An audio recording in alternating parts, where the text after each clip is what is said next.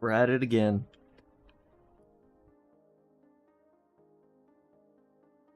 Man, I need to calculate how much time I've streamed in the last, I don't know how many days.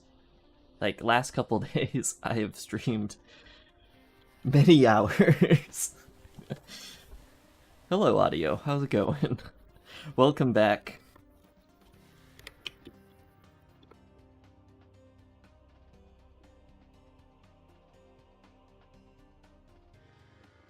Doing alright. I'm doing a lot better after the full nights of rest. I still can't talk, though. Apparently.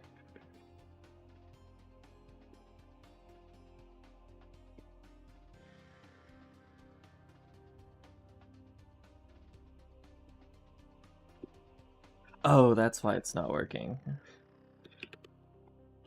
It is time to lock in. I was never not locked in, though. I was solving coding problems in my sleep. I didn't quite get the coding nightmares. Where, like, my brain... So I do have this thing where, like, if I get too deep into coding, my brain tries to apply coding logic to every facet of reality. And that can be an unpleasant experience, because it's, like, occasionally I'll go, like, this isn't code! But, luckily, I'm not quite there yet. Somehow. Maybe it's because I'm not writing a parser. It's whenever I'm writing a parser that I get into that state.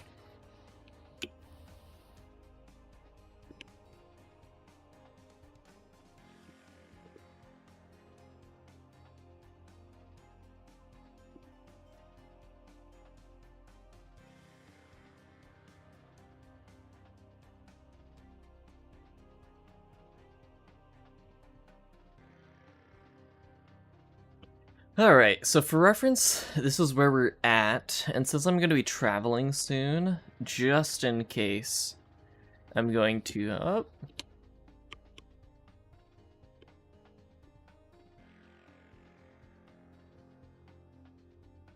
We're going to commit all of our changes to this.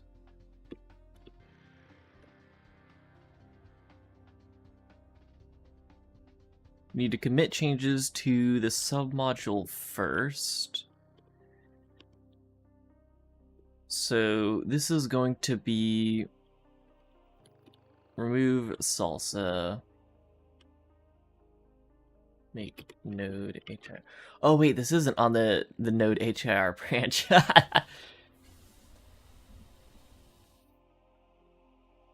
Or maybe it is? Can't tell. Because you're right, I would have done a submodule.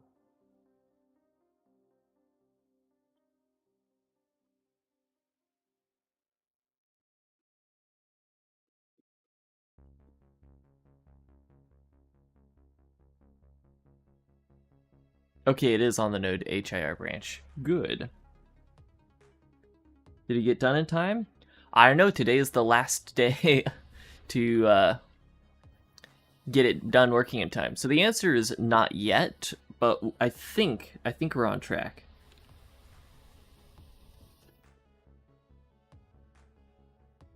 Your second time of doing... Oh, the wave. No, I think they've done the wave more. Little ASCII wave. Is it maybe the third time? Possibly fourth, but I think it's third time.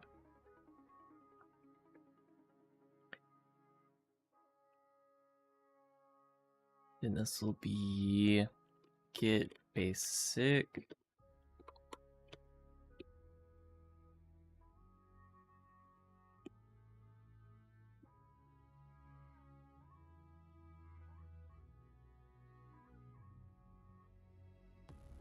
Oh, it's like a wave.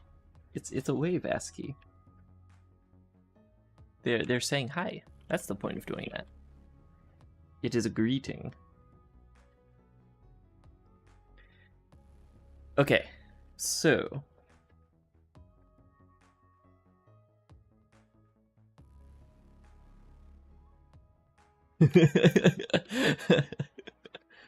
see, now you get it. Okay. Now we need to decide what do we focus on first? I think the thing that makes sense to focus on first immediately is we have nodes, but they're not a graph. Where are the connections? It's not a node graph if there are no connections. So we need connections.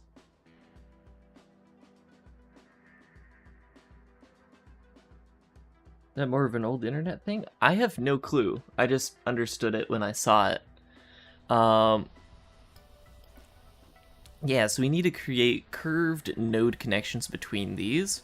We also need inputs and outputs on the actual larger node itself. And the question, I guess, is how do we... Why is there a giant pointer? Is that showing up on stream? No. Okay. It's like a VS Code thing, got it.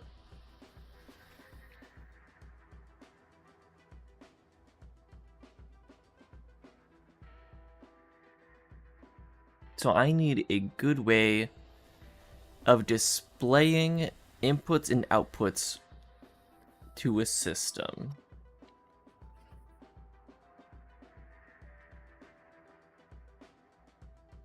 And the hard part is the current UI layout system doesn't support overlapping objects. It just straight up doesn't support it. So we need to figure out a way to do that, or a way to do something similar that looks good. Like, what is this visually going to look like?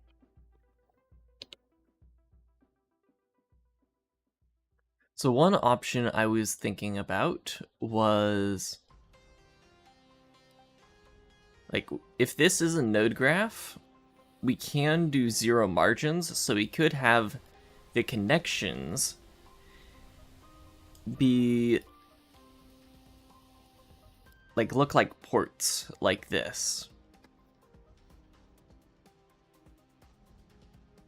Then of course the connections would come off like this.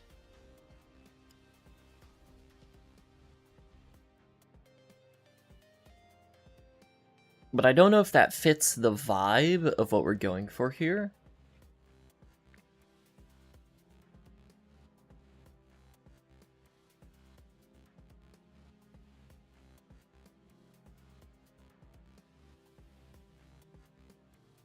Ideally, what I would be able to do is, if this is one of our circular nodes, we'd be able to have, like, overlapping circles. Let's do some looking up of references. So, of course, there's the good old Blender node graph.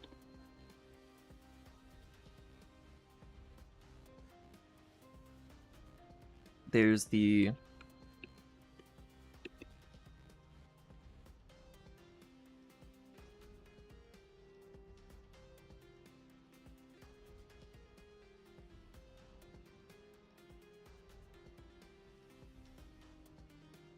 use the Godot. And then there's also Unreal Engine. So Unreal Engine... Oh! Unreal Engine has node connections within the actual graph node body. Not that, you know, I would take style advice from Unreal Engine node graph.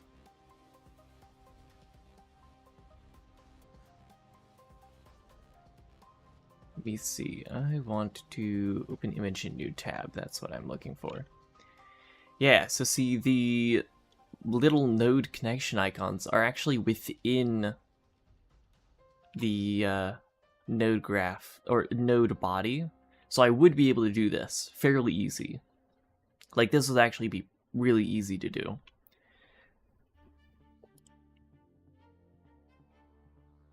But, like, I don't like it. I'd much prefer to...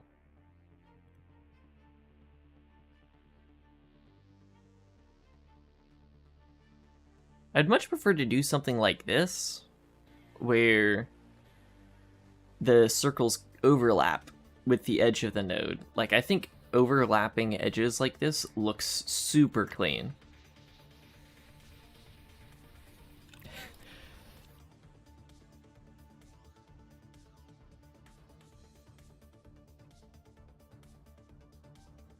And I'll show you what I don't want it to look like.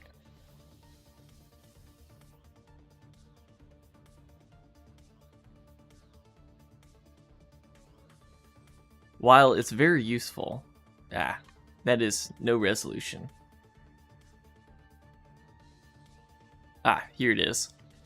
I don't want it looking like this. Actually, I could make it look like this now that I'm thinking about that. Wait.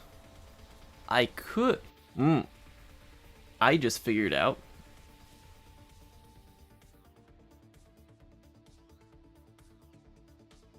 Okay. Yeah, I just figured out how we're going to do this. So,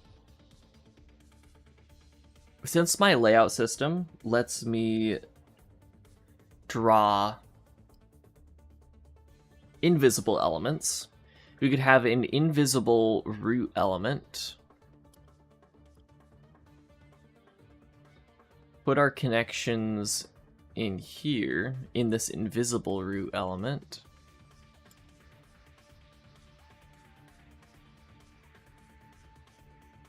And then our node goes in here.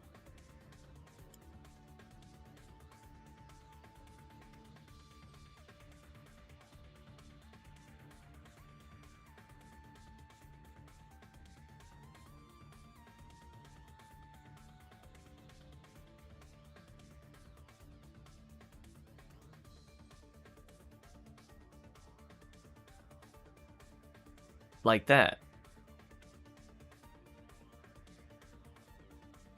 The question is, if I do have like a title bar like that, then how do I align these inputs and outputs? And I guess the solution could be to, because like you want the name of the thing on the node itself, and you want that to line up, right?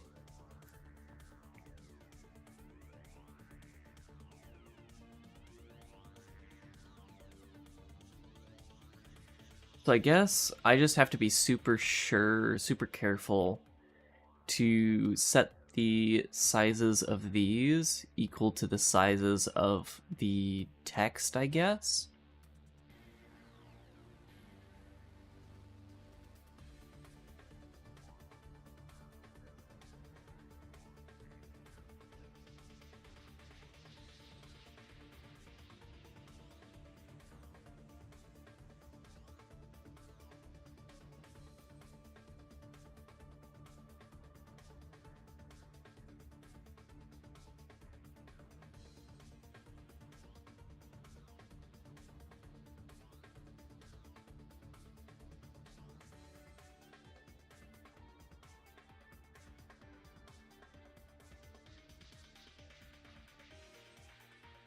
I wouldn't be able to do overlapping though, which is unfortunate.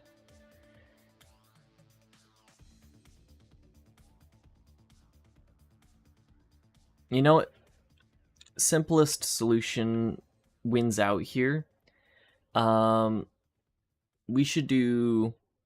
We'll just do circles inside of the node graph itself and then draw node lines over the nodes. Because that will definitely work and will definitely look mostly nice.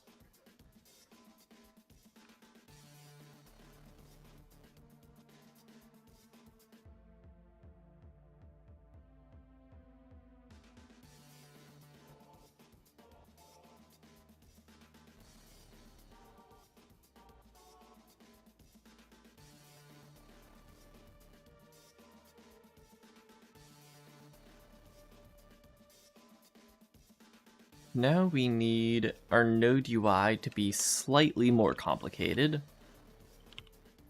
because now we need to store the inputs and output handles.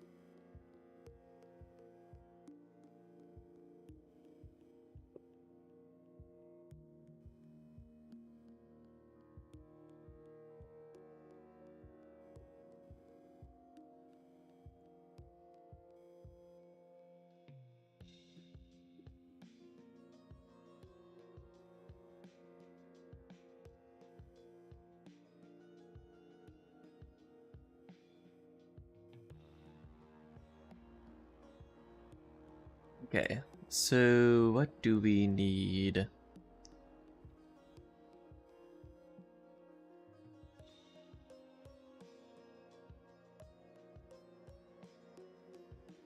And this is where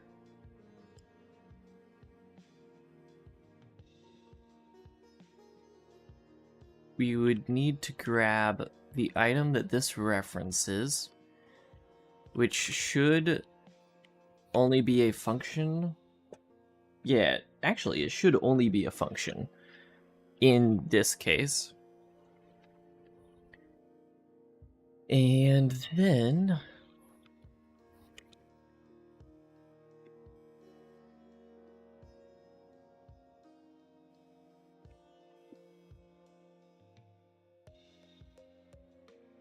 we need to reference the signature of this block for what inputs and outputs this node has.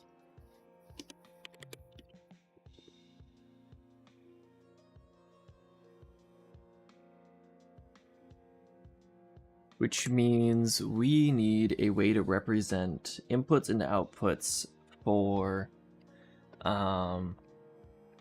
blocks.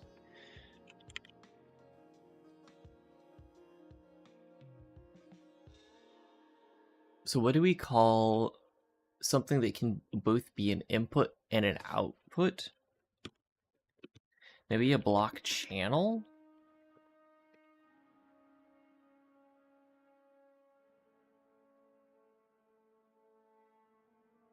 Maybe block edge?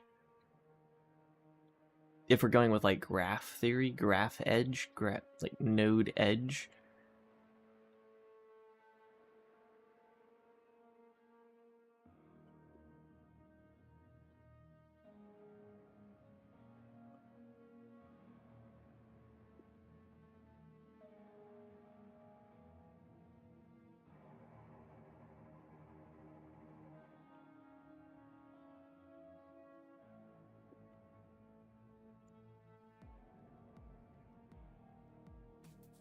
I'll go with block edge for now.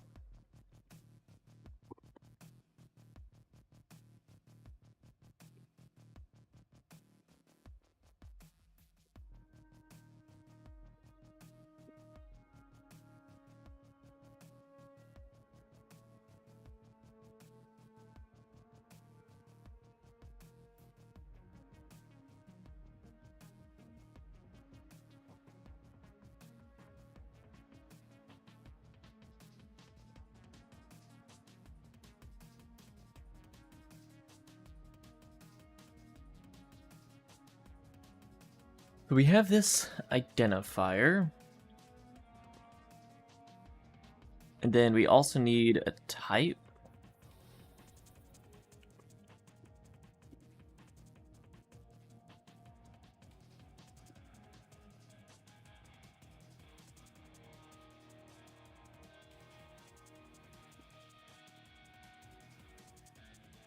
Which eventually we're going to have to add span information back into this for better error checking. But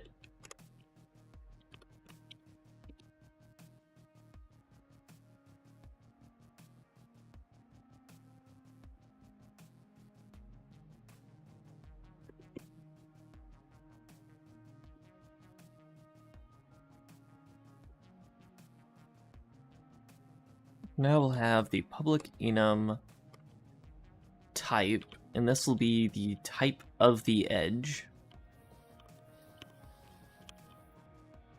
So now our block signatures will contain inputs and outputs.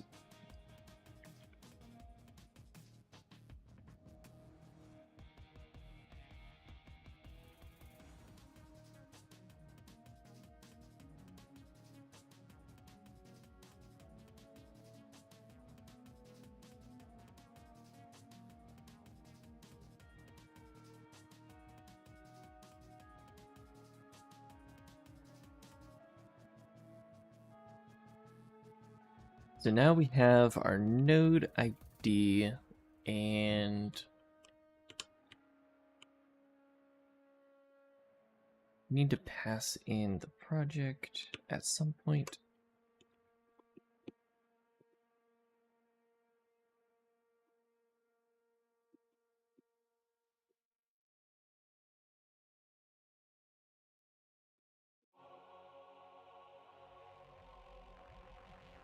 We're gonna do another hash map, and then actually not hash map. We'll just do vec.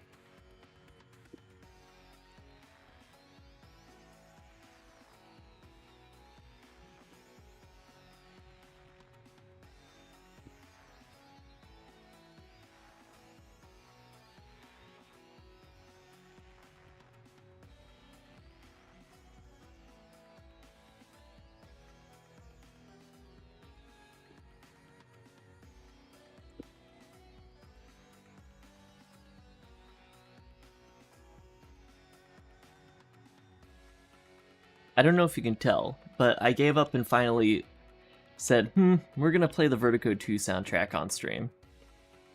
Because it's so good.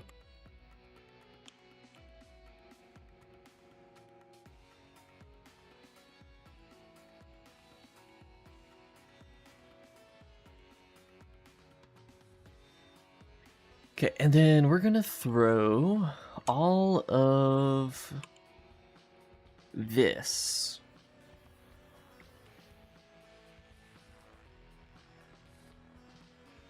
into here.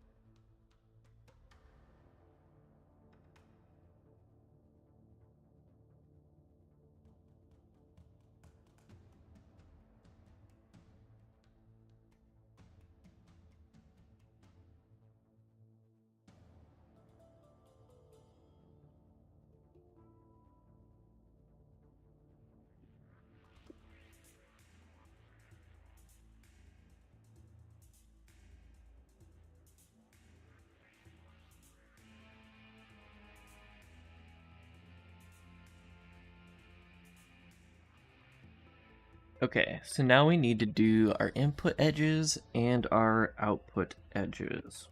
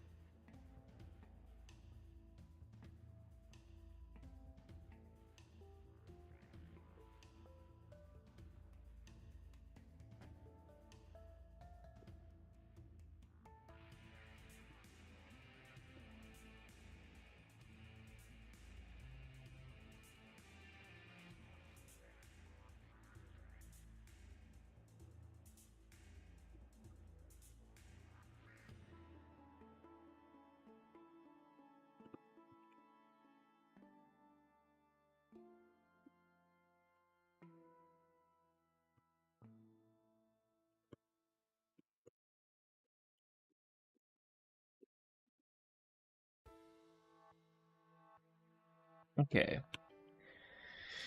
So we now have Node UI as its own separate objects that can have state. And we have our input edges and our output edges.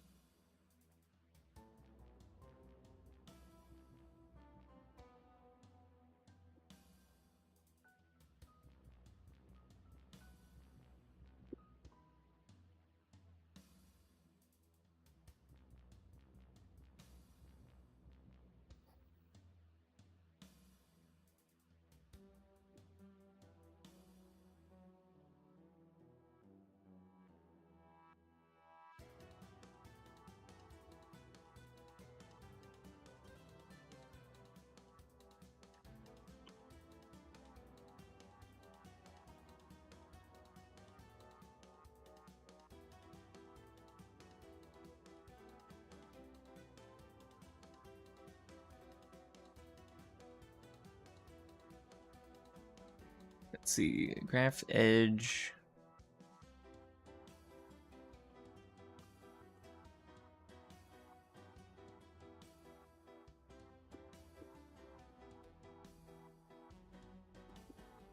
Graph edge handles.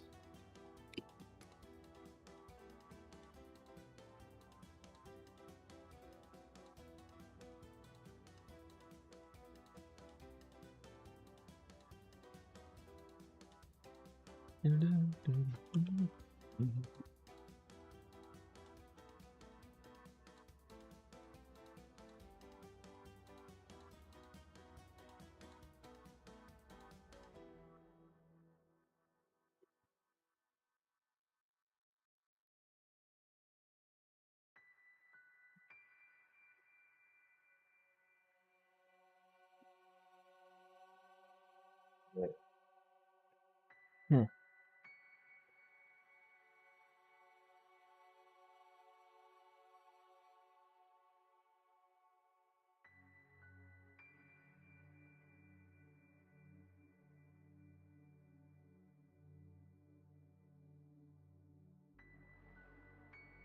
Yeah, I think I'll create the edges every frame for now.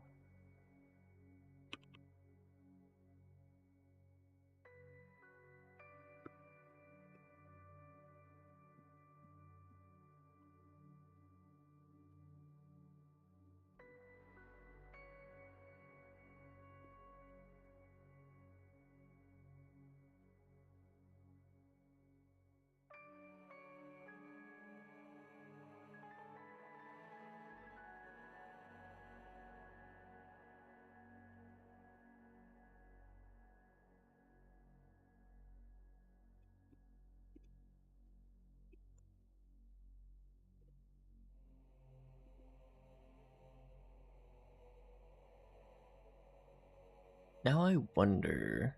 Okay, no. That function that I'm thinking of doesn't go here, it goes up here. So we update the data for this node. We need to pass in a reference to the current block.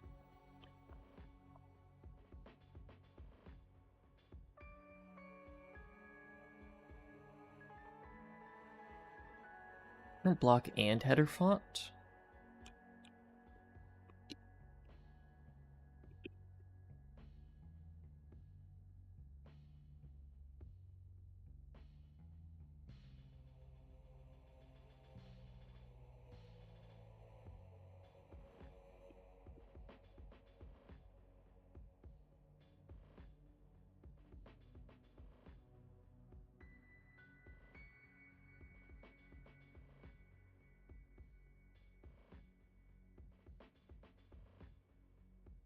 And now we need to decide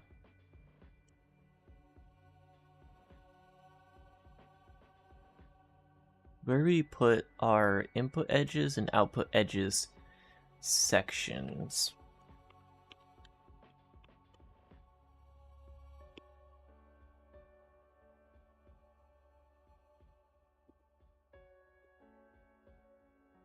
You'll create new inputs and outputs.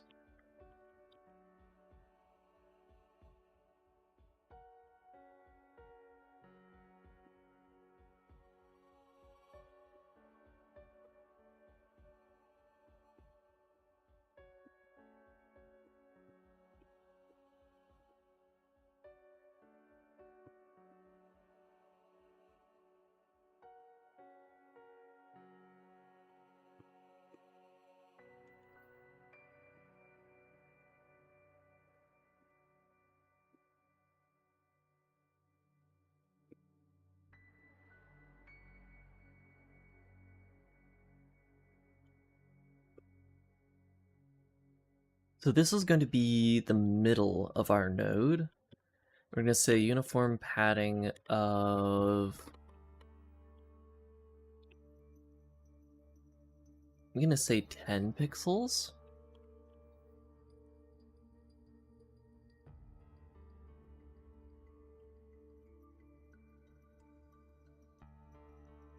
And aside from that...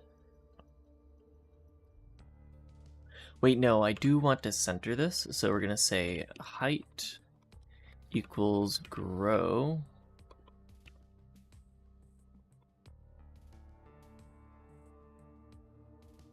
Sizing grow. And then align.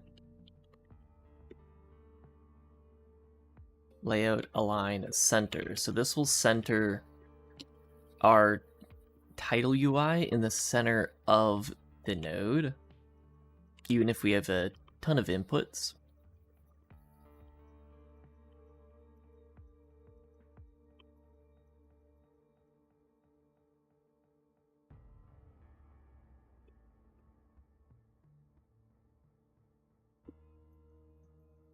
Actually, let's center at the top. So let's...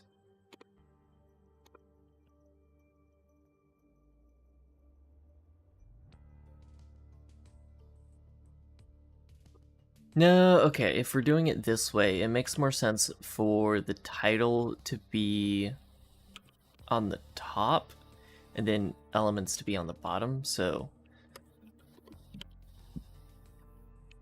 let's do direction,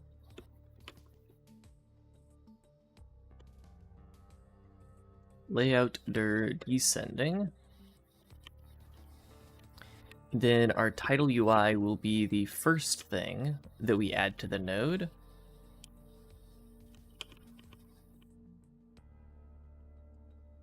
And then we want to add another element.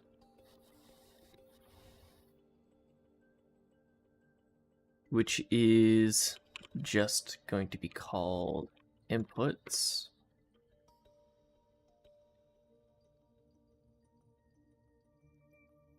Or rather,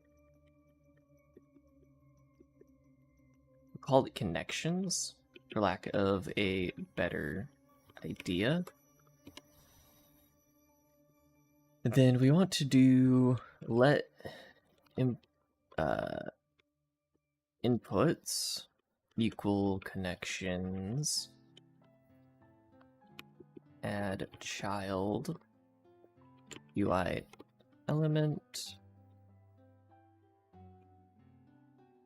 new UI element, oh, UI content none.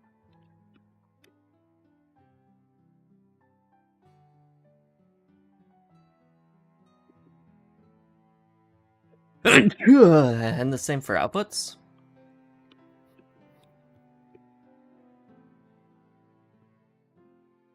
And then we also want to do connections, add child, sizing grow. Thank you.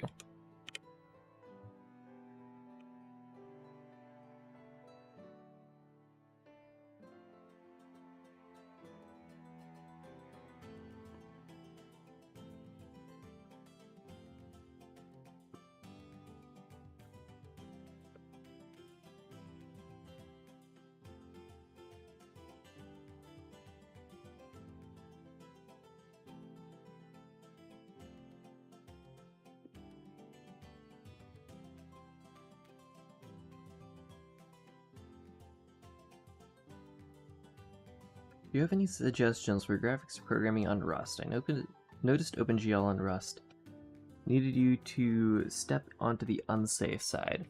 I would just say look for Rust safe bindings. I know there's some safe bindings for Vulkan.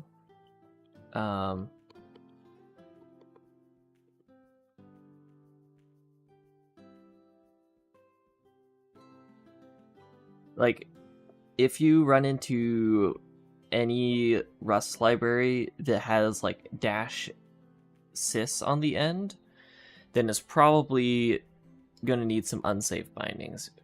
This is a set of safe bindings for Vulkan that I've been eyeing, and it looks like it actually has a comparison table. So let's look at this. So you might want to look at like Gillum, or let's see. Oh,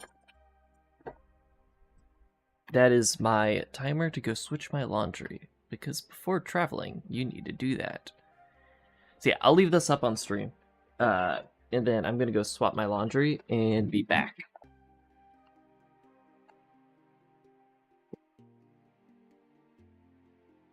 Oh, I forgot to bring my water bottle back upstairs. I'm gonna get that too.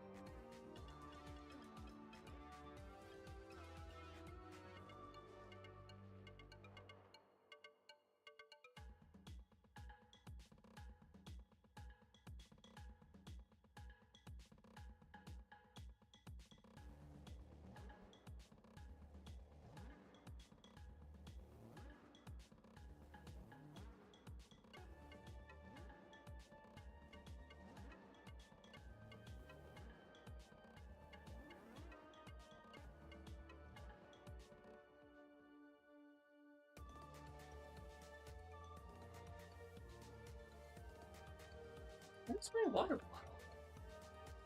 Oh, there it is. That's what fell on the floor. I thought my headphones were what fell on the floor.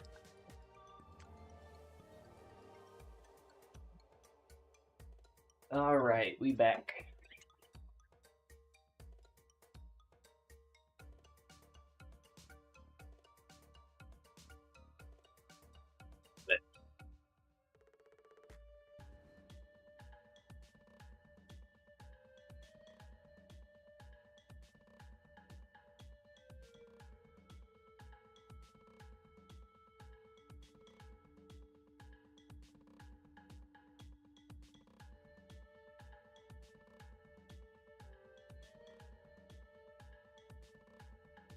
Okay.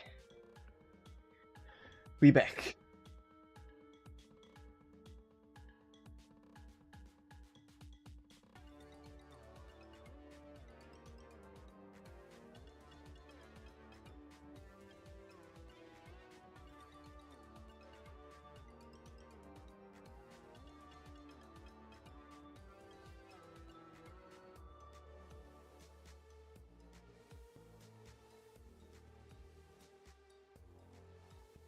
Okay.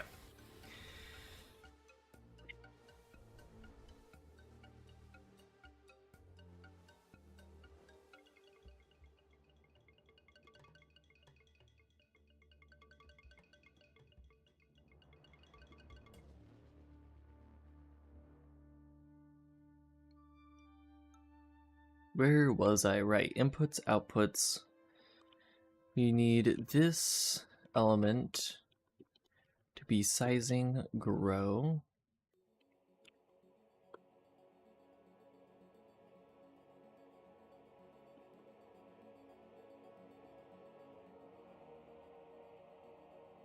That way it pushes the other elements to the sides.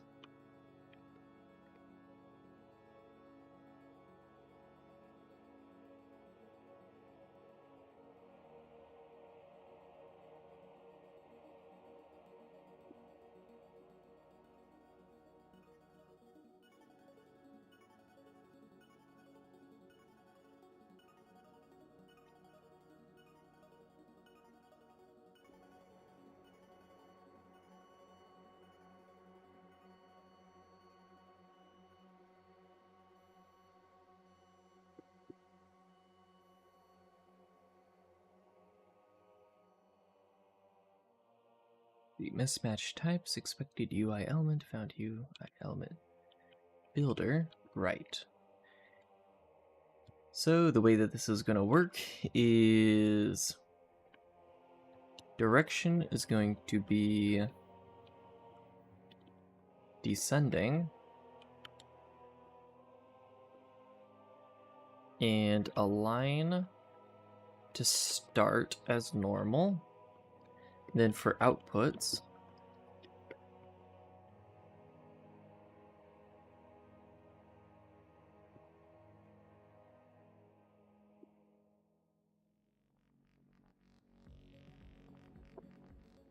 yes? 1 second.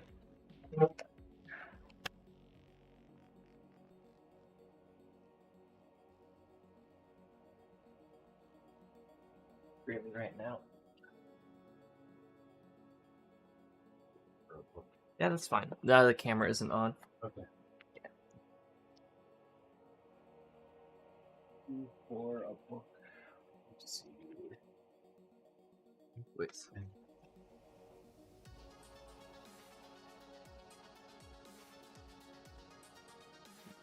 It's going to be alignment.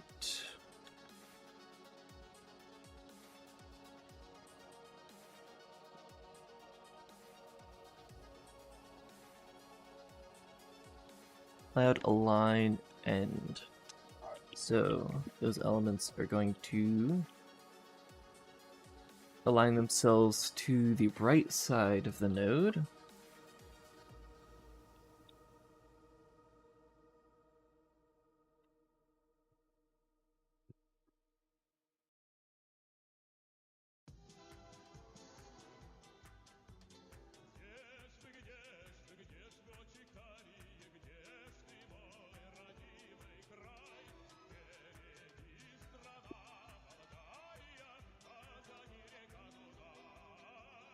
No, I'm not looking at my menu. Ah, why is it centering? I don't want to center there.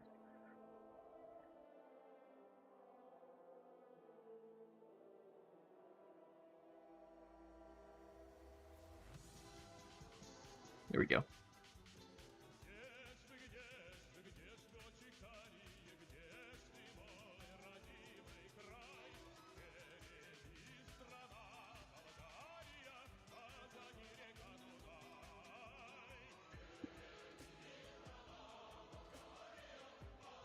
See, then we need this to be upgrade, unwrap.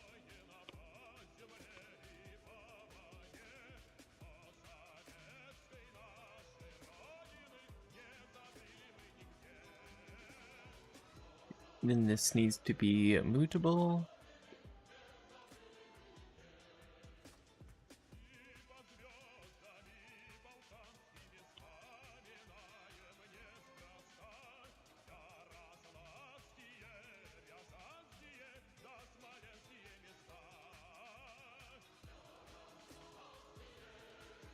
Then,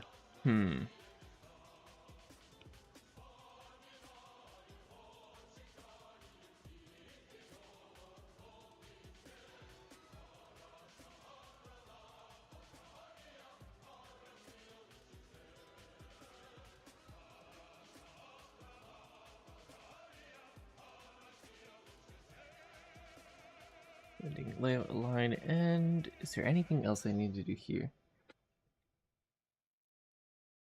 Is the Rio song? No, that was the Electric Proletariat from the Vertigo 2 soundtrack.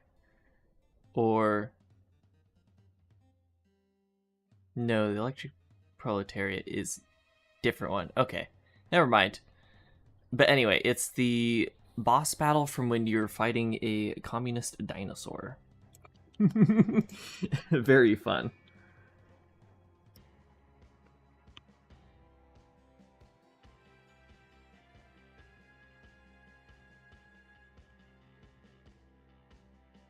It goes quite hard.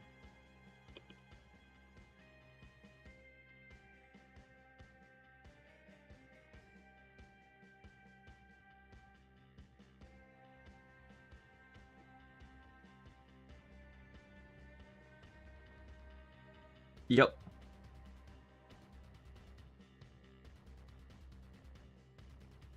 In fact,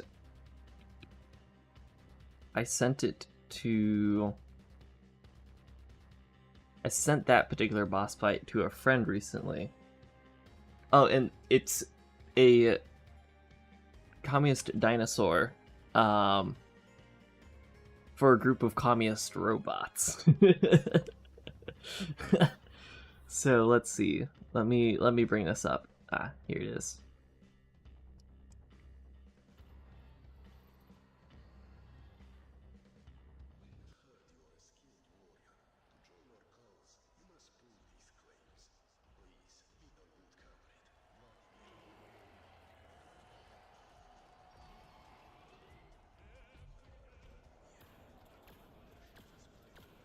So yeah, this it goes pretty hard.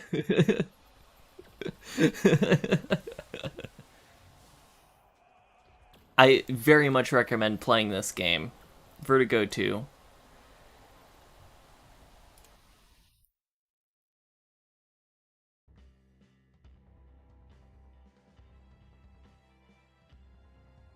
No. That is the people's dinosaur.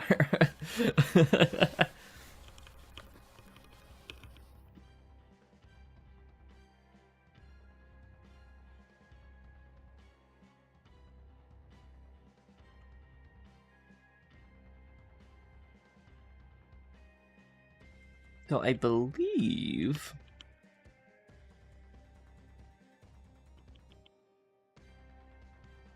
that's all the info we need.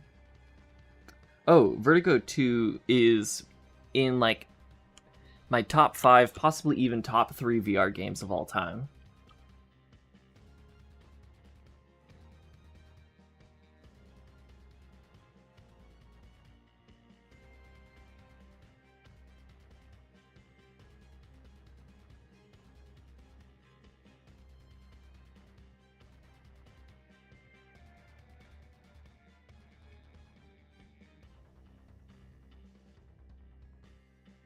Yeah, Bone Lab is really good. Vertigo 2 has some of the same vibes, I would say, of like the game gives off early VR industry vibes, as opposed to like the more modern Quest vibes of games. It definitely feels more like a Half-Life Alyx slash Boneworks than a Quest game. Well, because it is a PC VR first game. I don't think it actually is on Quest. There is a PSVR 2 port, but it is a PC VR game.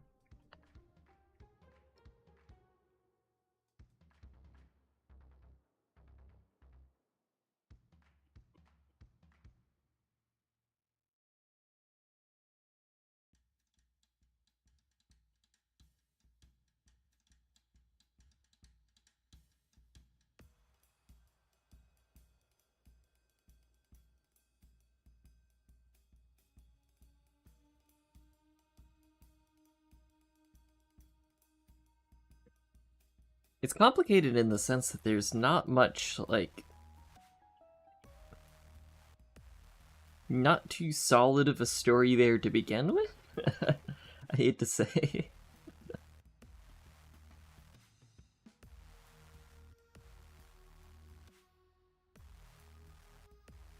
And yes, I know if you dig, there is lore, but it's kind of like a, we'll leave a ton of gaps in there so you create your own lore sort of lore, rather than something that I don't really sense much of an actual, like, design document behind the lore, if that makes sense.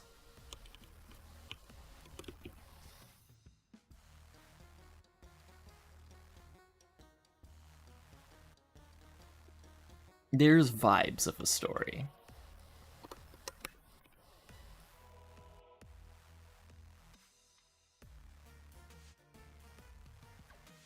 I just play it for the tech demo.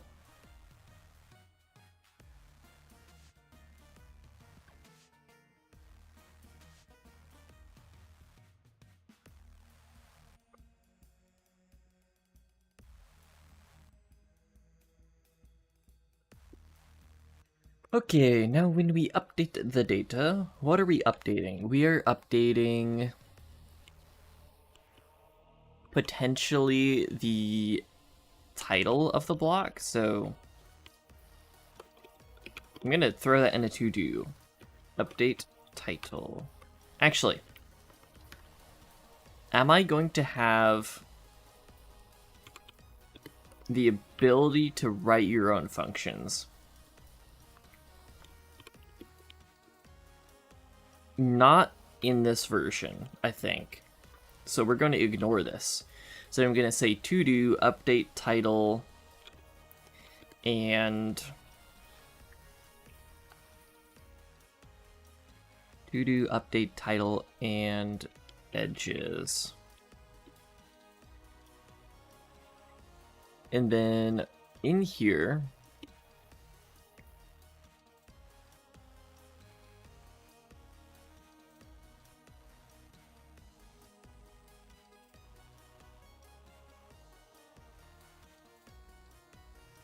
I guess what we need to do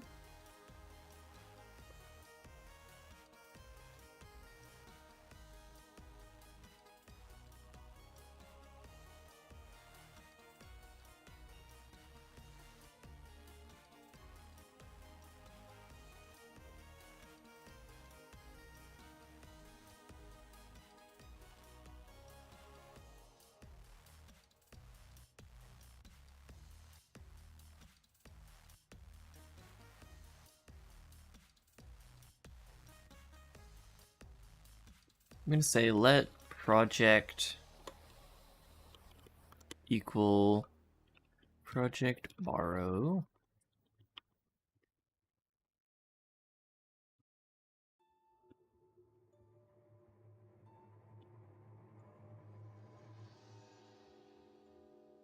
Then we'll even borrow item. We're going to say let called equal, well, not even that. We need to do the ident and signature.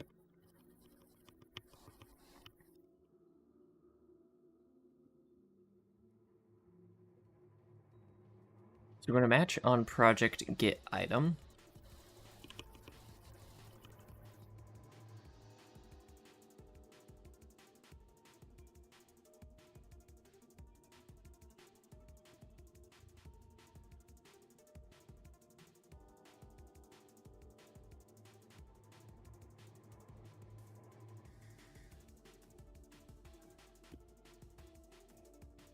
In here, we're going to say sum, reference to function, signature,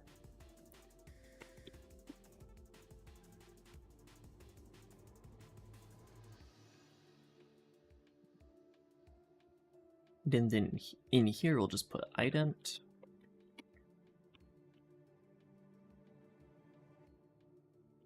And in here,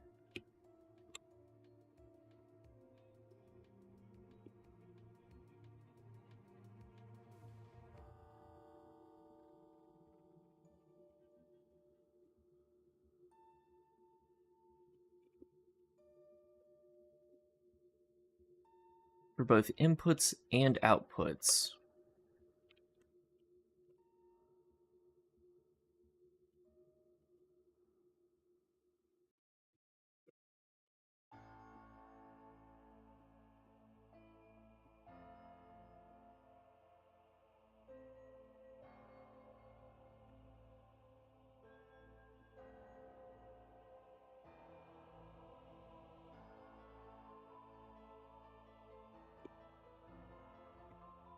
we're going to say for input in signature,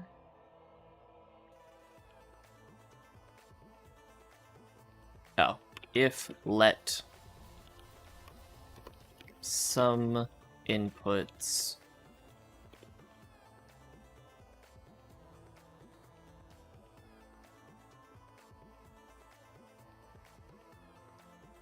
I'm actually going to do both of these together.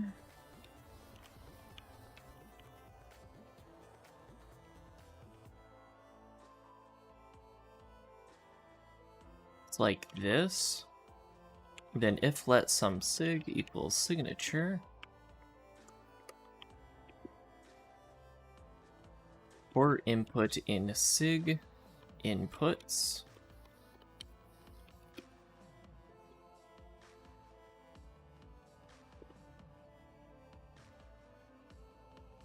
or output in sig outputs,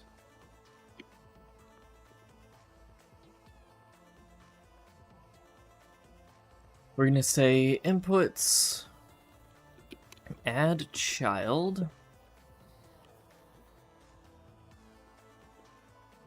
self not self inputs,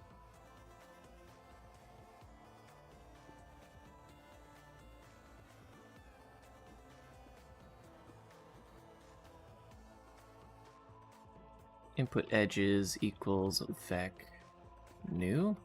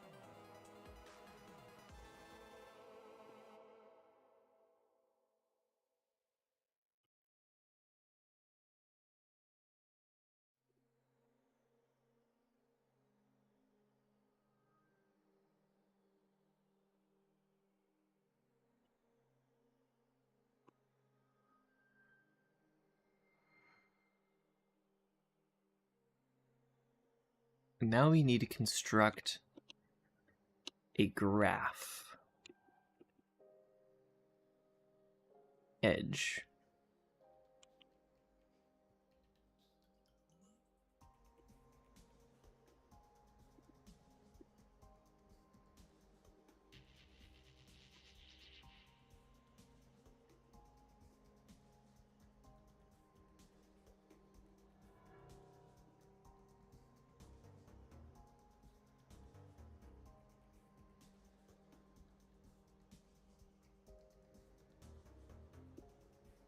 And I don't want to write this twice, so we're going to put it into a function. Returns a graph edge handle, meaning we need a root.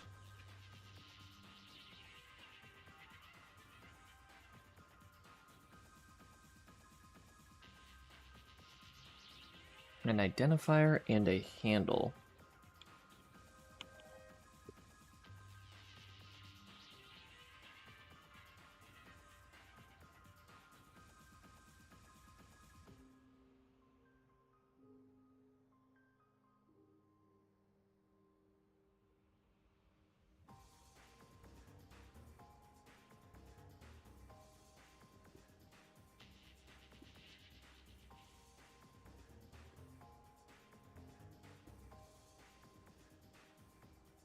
New is going to be a UI content none. The direction of the UI content is actually going to be this passed in direction. That way we can flip the direction that we organize these in. Spacing, I'm going to put in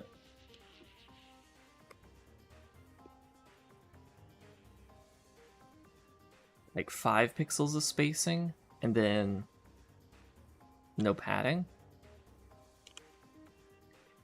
And then let root equal root build RC new ref cell new.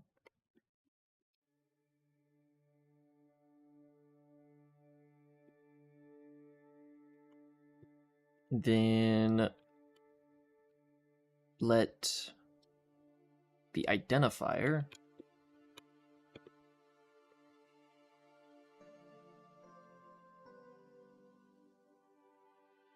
ident is going to be a string.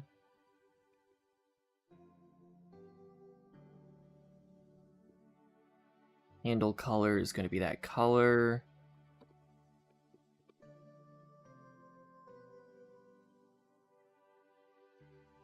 And then we need a font to put in the actual font.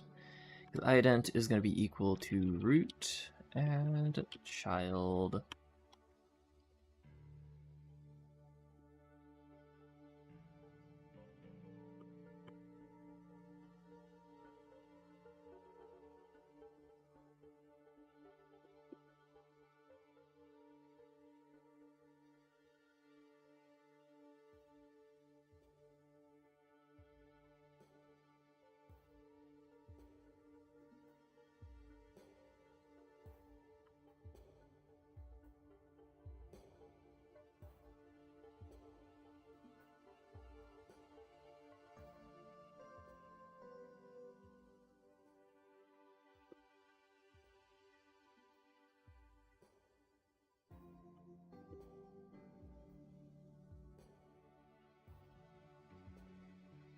UI element, new UI, oh wait, new text, font, ident, font size, let's set this to like 15 or something, not too big. Wrap false, color is handle color. Actually, no.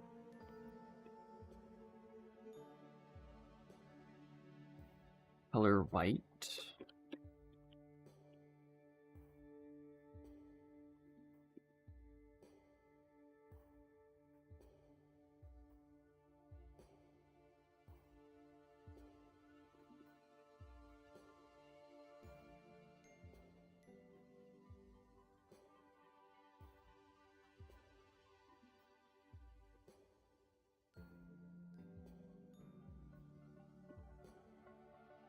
Gonna upgrade, unwrap that.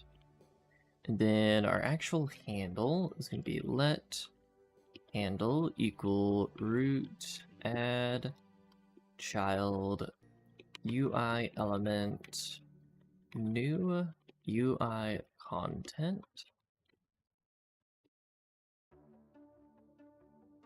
Then I want to make a circle. But we have no circle drawing component, and I am too lazy to make one. So what we're going to do instead is use a rounded rectangle.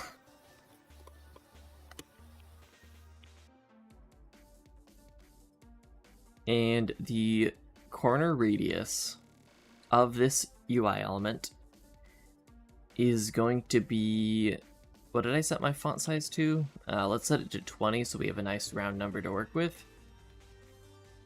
Otherwise I have to do 7.5 F32. So our corner radius on this is going to be 10 F32. Sizing fixed.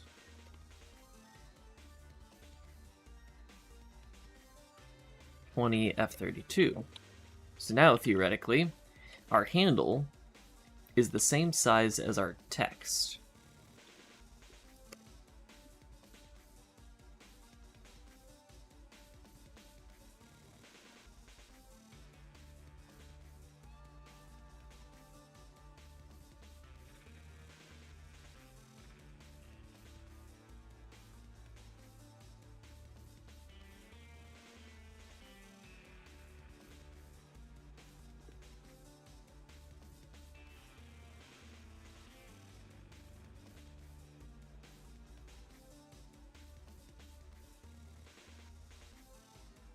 And now that creates our graph handles. And now we have a graph edge handle.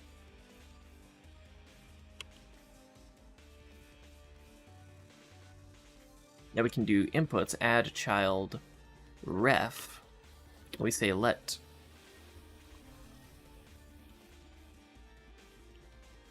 handle equal make self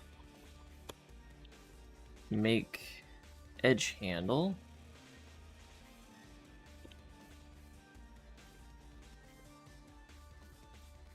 Then we need, for inputs, we're going to do layout dir left to right.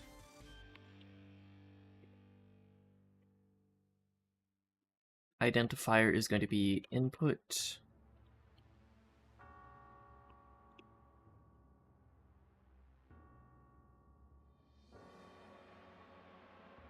Block edge ident string.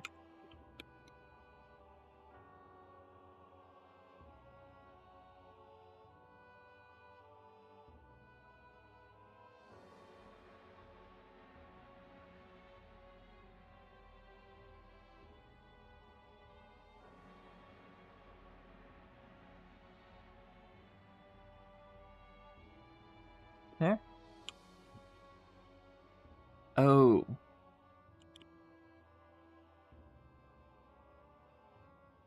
I guess we don't need a self-reference for make edge handle.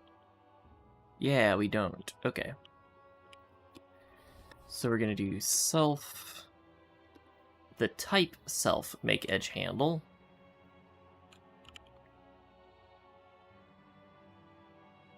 Then the handle color, we're just gonna do color. Since our nodes are blue at the moment, let's do button.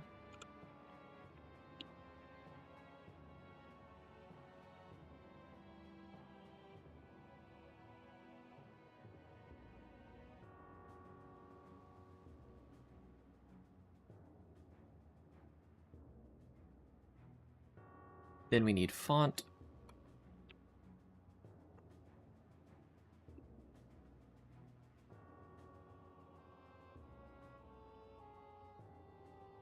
header font. Clone, add child ref.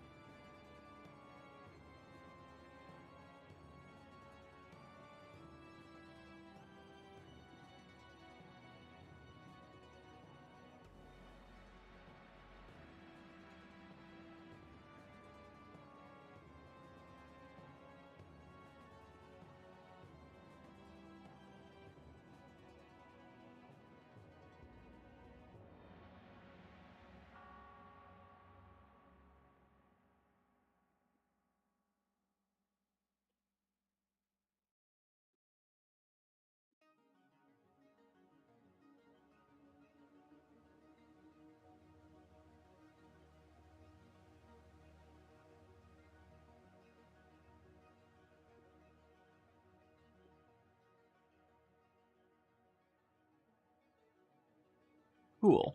And I think that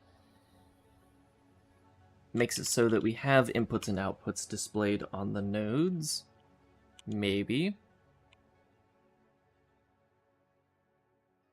Just double checking that all that is parented correctly. Yep.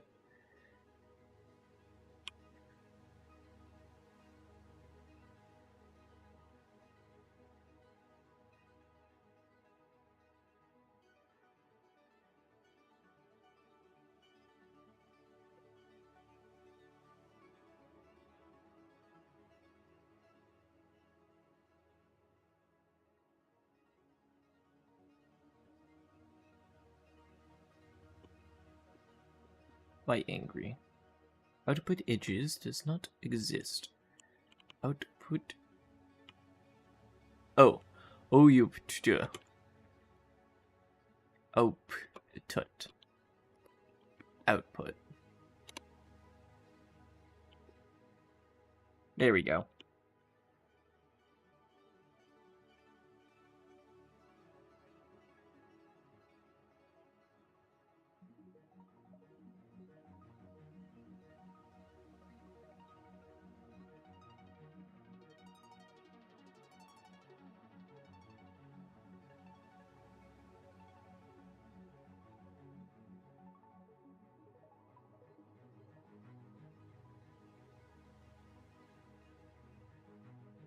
Yeah, theoretically, this will work.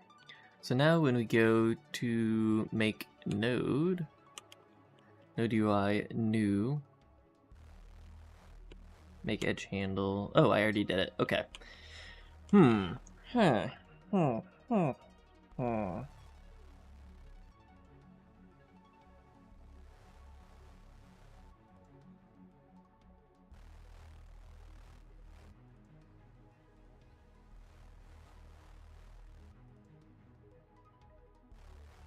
Oh, main function. Or we already have main on screen. And what was the type of this? Block edge.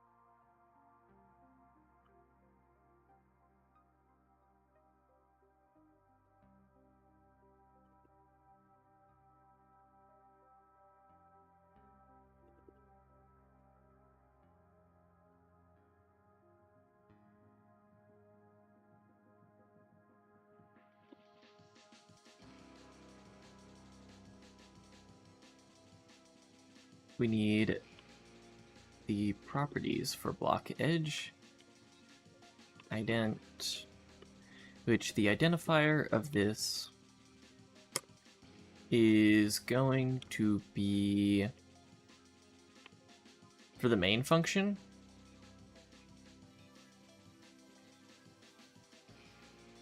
I'm just going to call it A and B.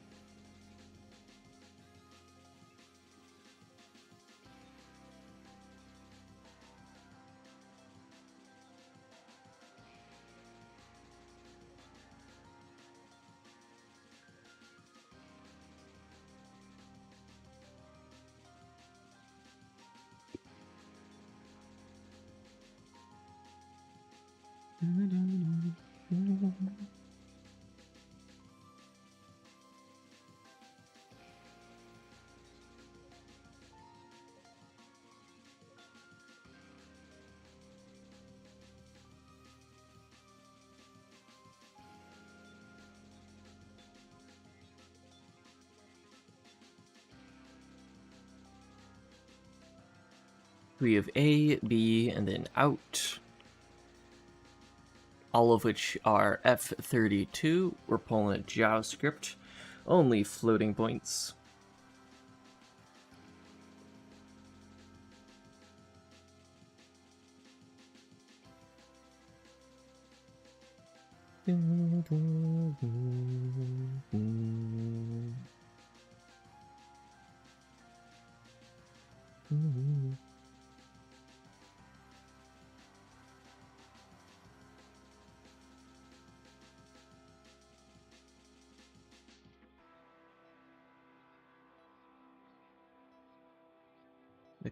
I think maybe.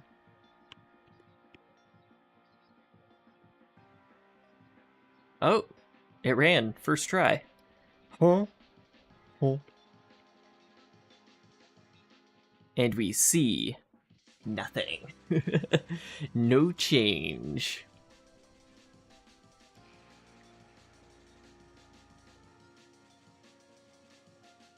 Because we forgot UI add child outputs build.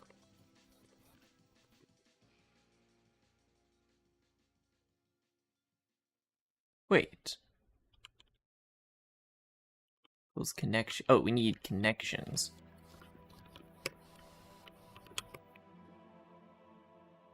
There we go. All right. Let's see the panic. Oh. Okay, okay. I am going to check to see if I can.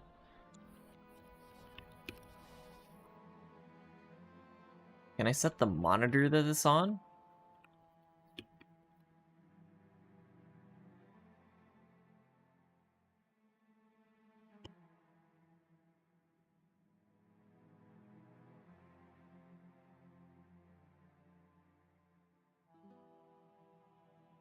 Yeah, so if I set this to monitor 1, it should appear on this second screen, right?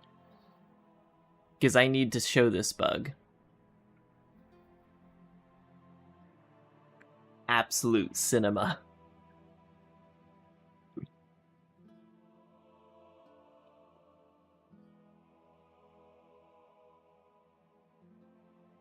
No.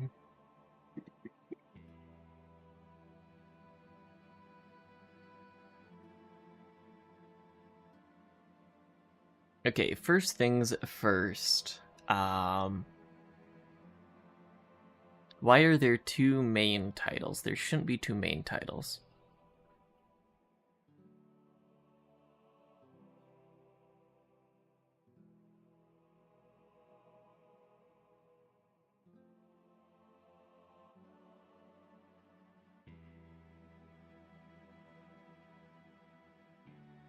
Okay, it's because I copied this.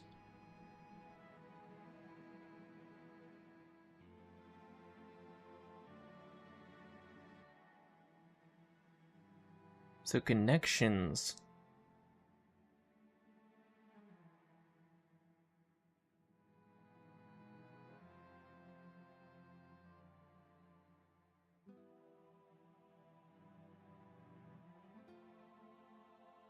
Why is connections a font?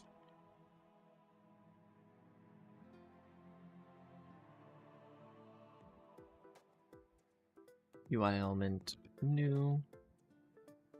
What we should do is drop this down here, say title UI, add a child, and then instead of doing this match, we do ident clone. And then this here equals UI element new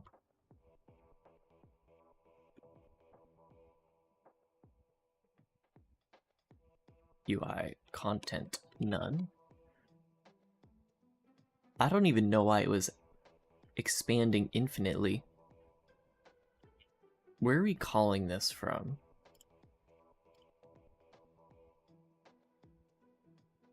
And my guess is because it was a text element, and text elements aren't supposed to be able to have children. Like, I didn't code them to be able to. Yeah! There we go. Our connections are definitely on the wrong side and a little bit too big. So let's fix both of those.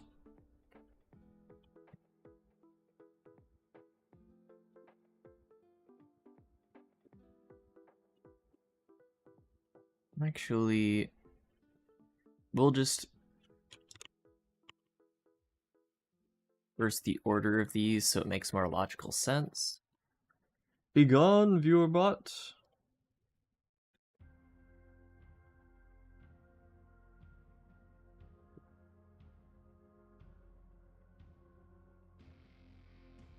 Then let's set the sizing of handle to 10. Just half the size. 10 pixels might even be too big, to be honest.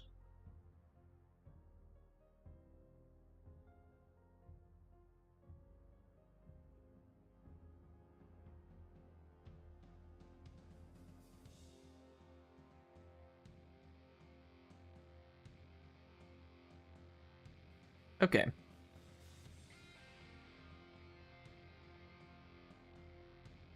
Now,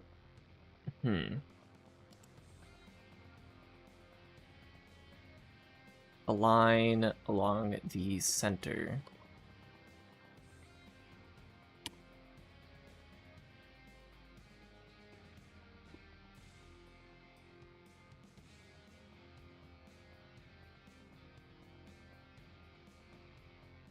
There we go.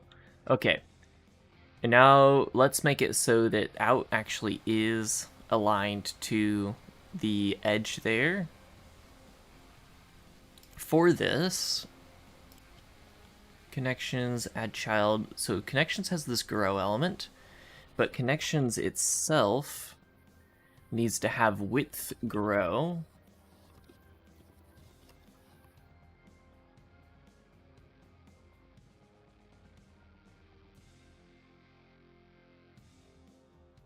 Actually, no. It does need to have sizing fit.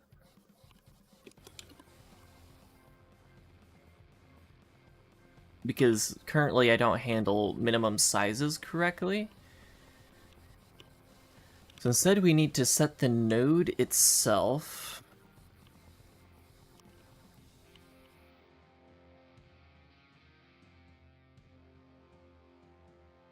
Wherever it is.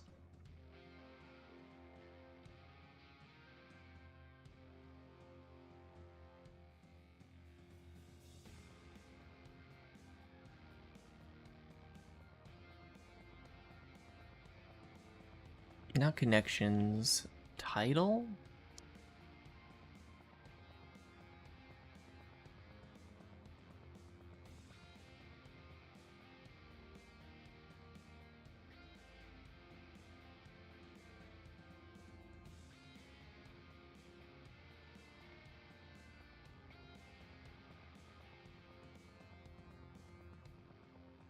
I just thought of a simple solution that would handle minimum sizing correctly, but I'm scared to try that out.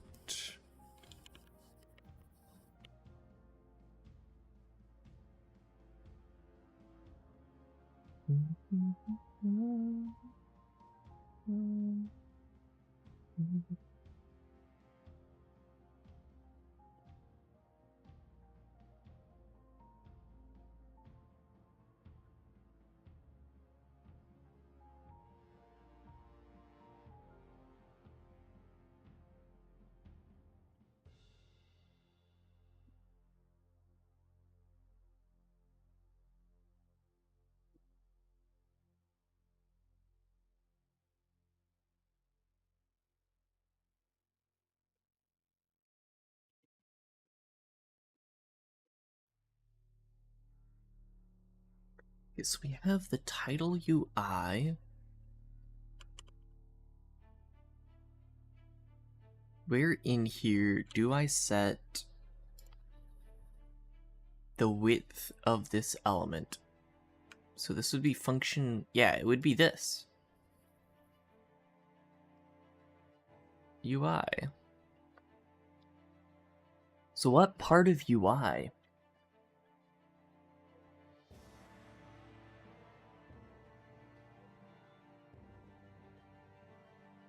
What part of UI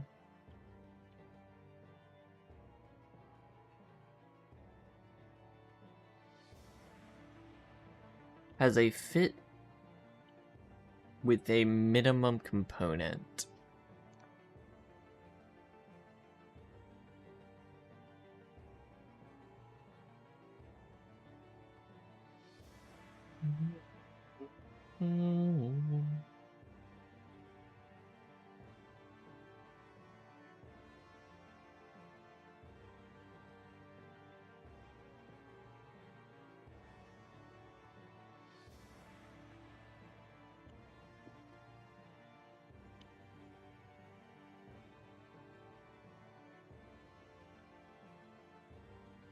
Oh!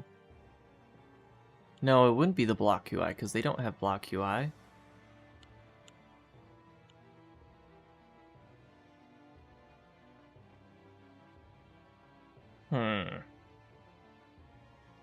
The connections graph, maybe?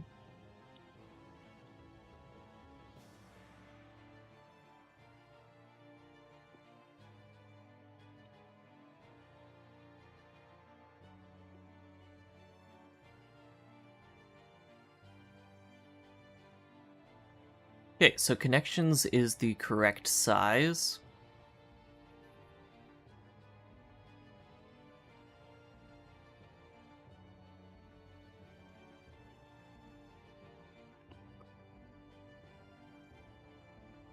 Inputs, outputs.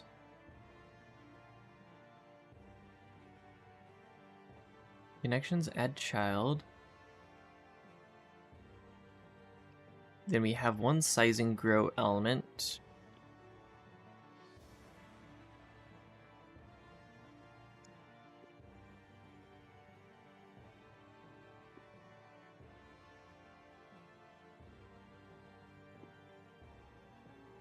Is the grow element not working?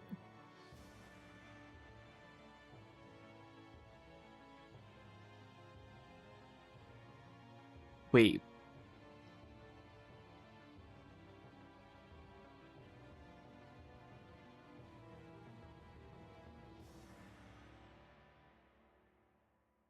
That's weird. So what's causing the extra width? Yeah, and since it's a fit container, this actually won't do anything since the parent of connections, which is UI, is fit.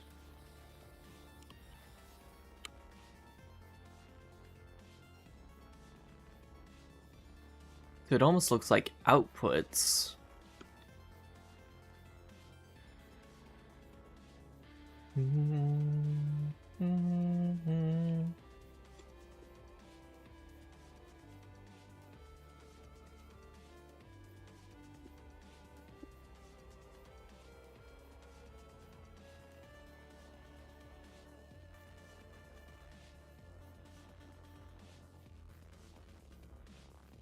Okay, yeah. This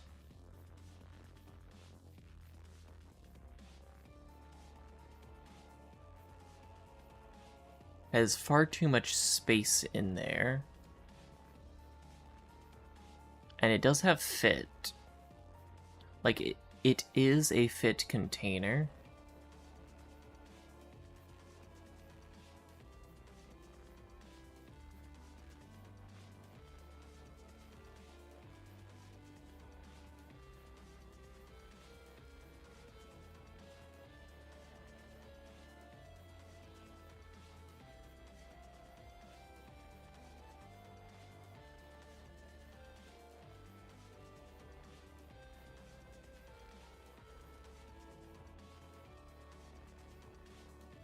Then when we do make edge handle,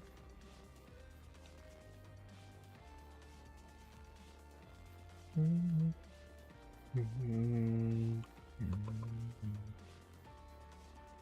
make this one rect red.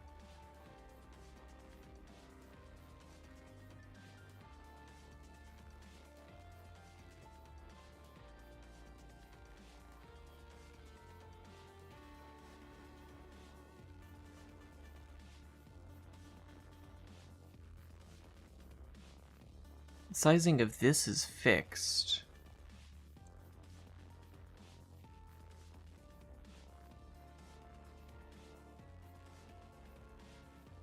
Is direction right to left bugged?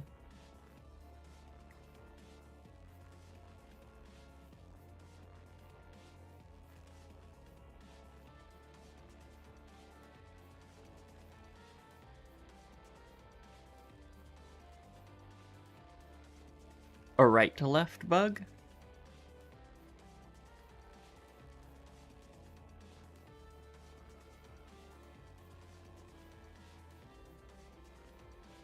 That's really the only thing I could think of that would be doing this.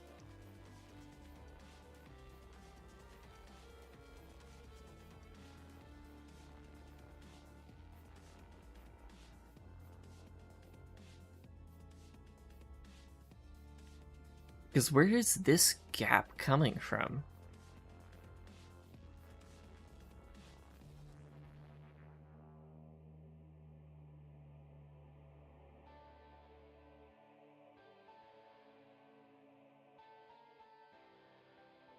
It is part of the size of the thing. It's not a problem with like child spacing or whatever.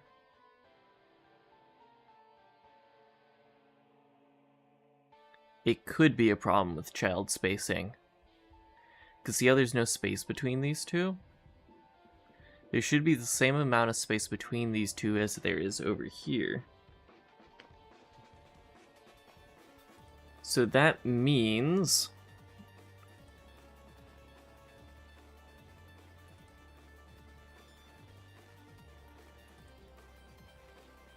we put that over there for reference. If we go to compute positions,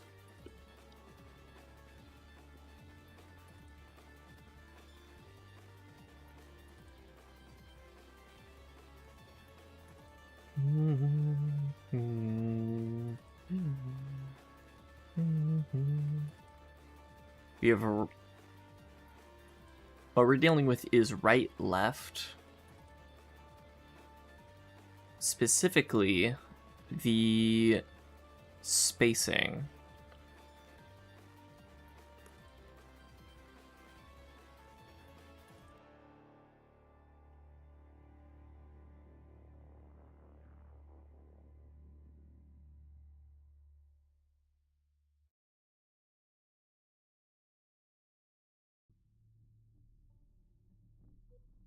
There's just something about this entire system here. But like, it's also the width. Because the width is off.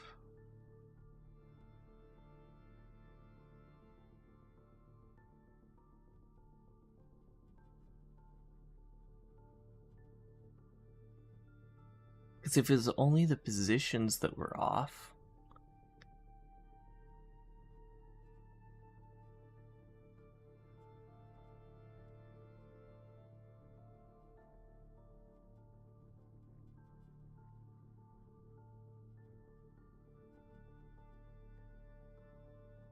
Yeah, I don't really... I don't have time to fix this right now. My custom layout system is supposed to make me move faster, but I really should have just used eGUI and then built a node graph on top of that. Instead, what we're going to do is pass in a boolean that is swap.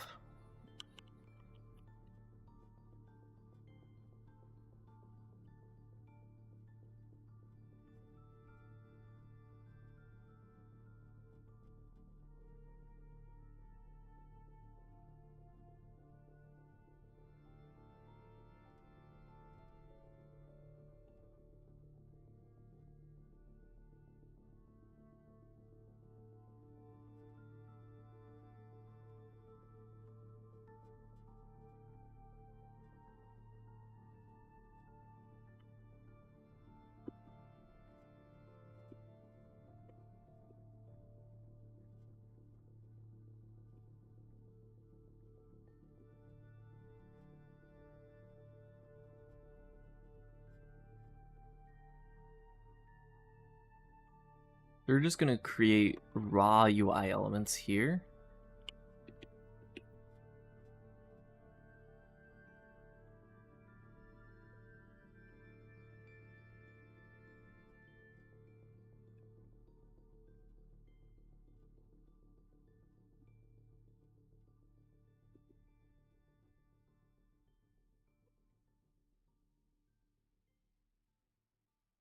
And then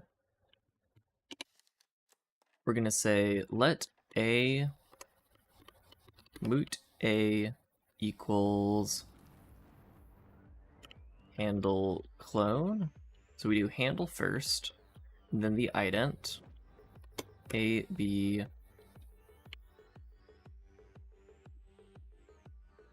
and then if swap,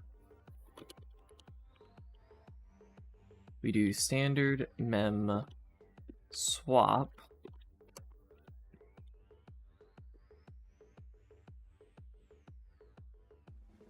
on A and B, and then we do root add child ref A, and then B. Now the direction will always be left, right, the standard one.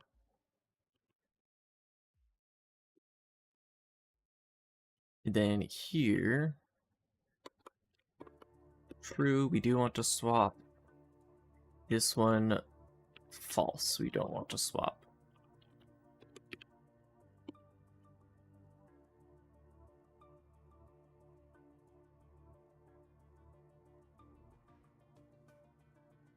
That is the same exact bug.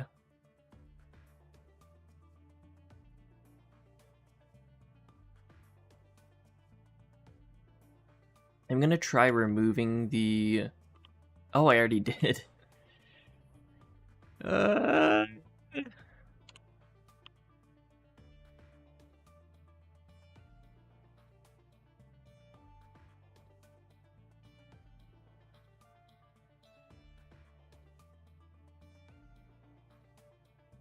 Wait. Okay, no.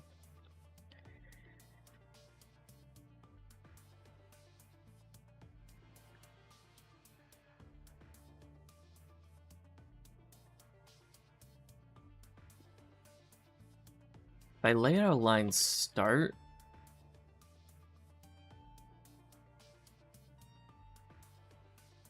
no change.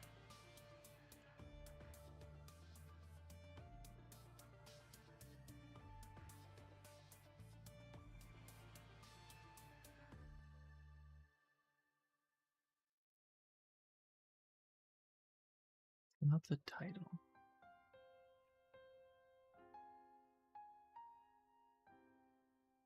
So we have a descending container.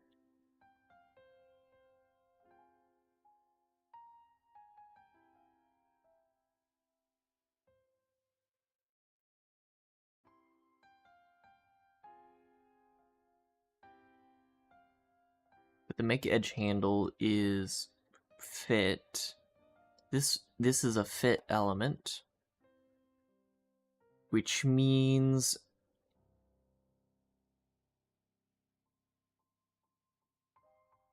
that the bug is with this element still. Regardless,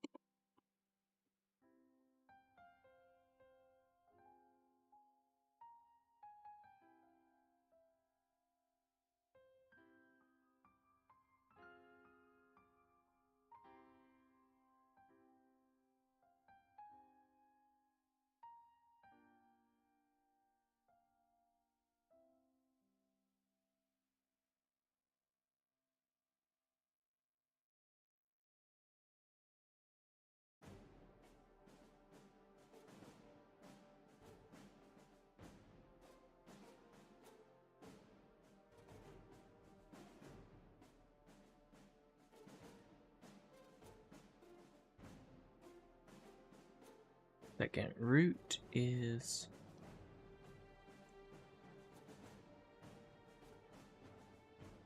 doesn't matter because sizing is fit.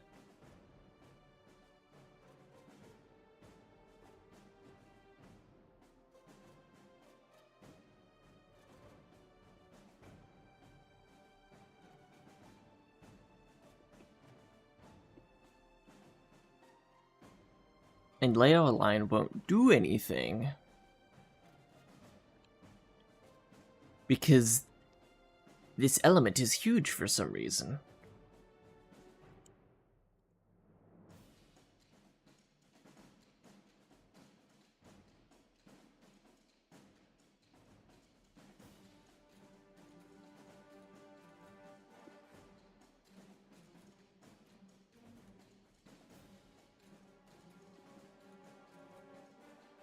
I'm going to say sizing fixed.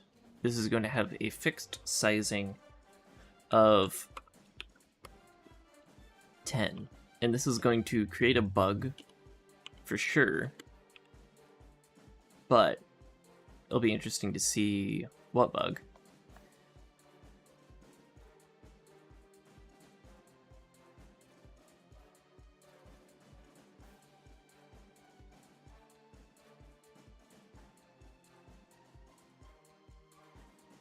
Interesting thing to note,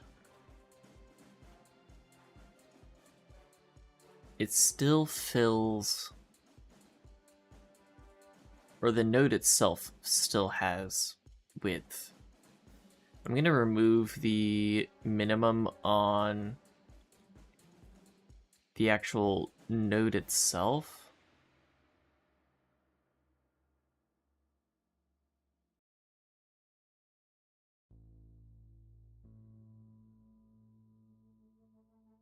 Because one of these node elements has to have a minimum. I remember setting a minimum somewhere.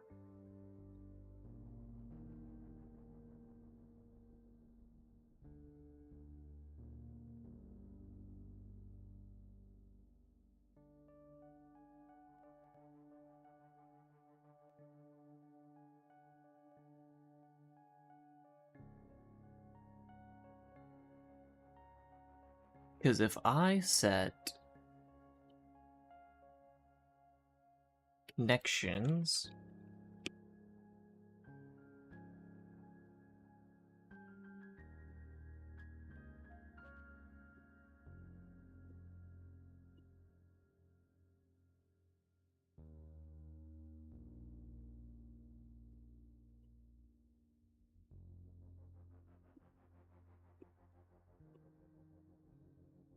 is connections the other bugging thing?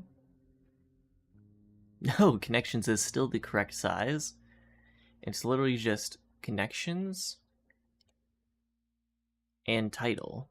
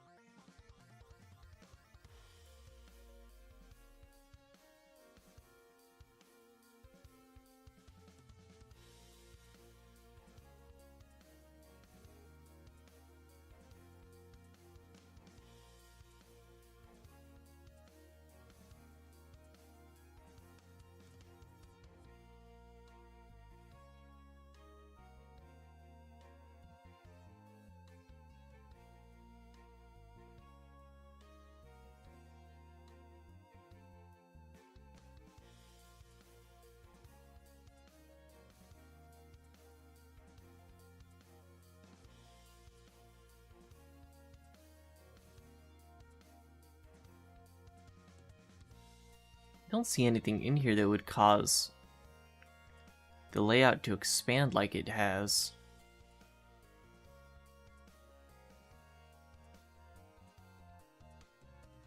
That is a problem for me of a different time when I rework the minimum size system, though.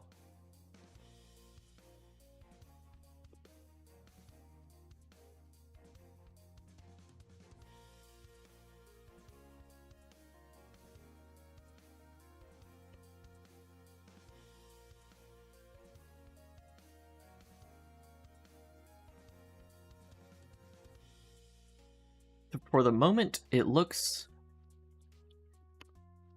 good enough. It doesn't look good enough, but it looks in the realm of intentional.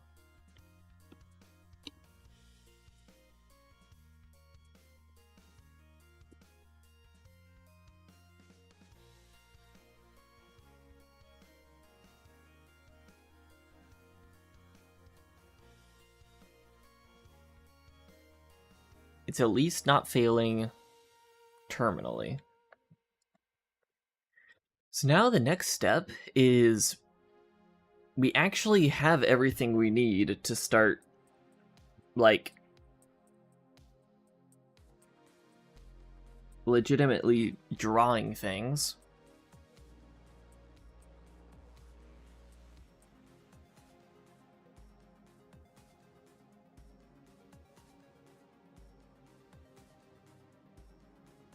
Well, what I'm gonna do first is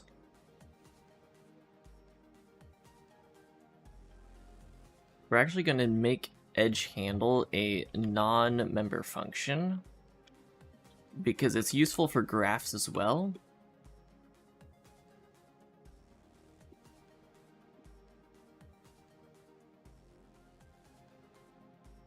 And then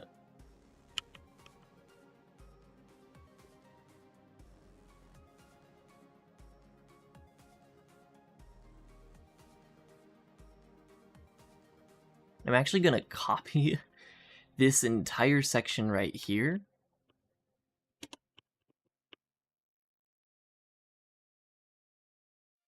And we're throwing this into block UI.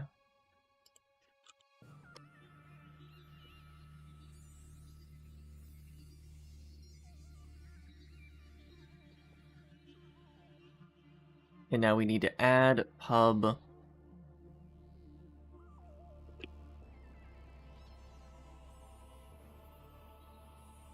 content.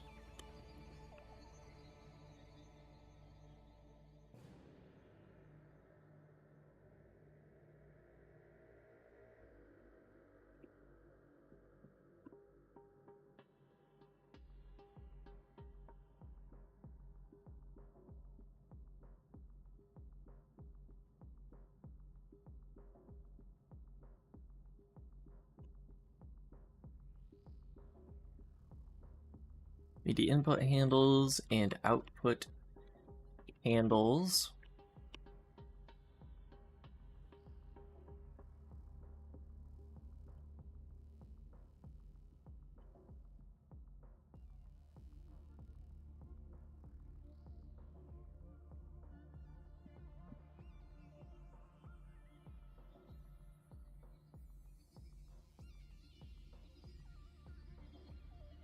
And that's all we need for the moment, since we're not going to live update this.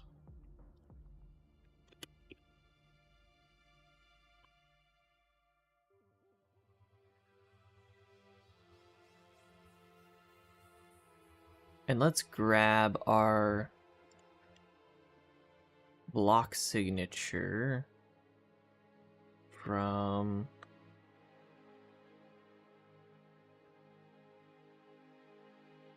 Do I get my block sig here when we create it?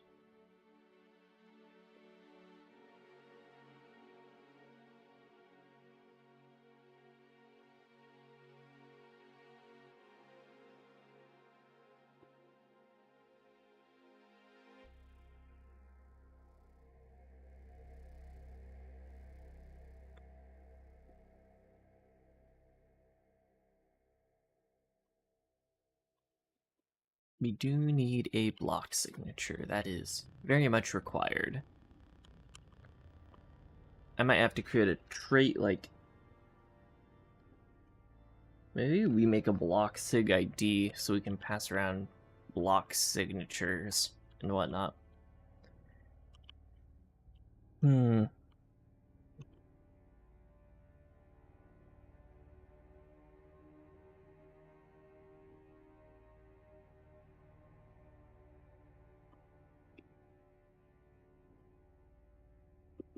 So we must have a block signature.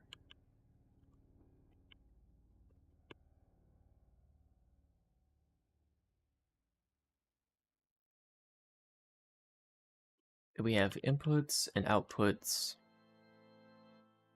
Those are correct. And then the way this is going to work is root is going to be a new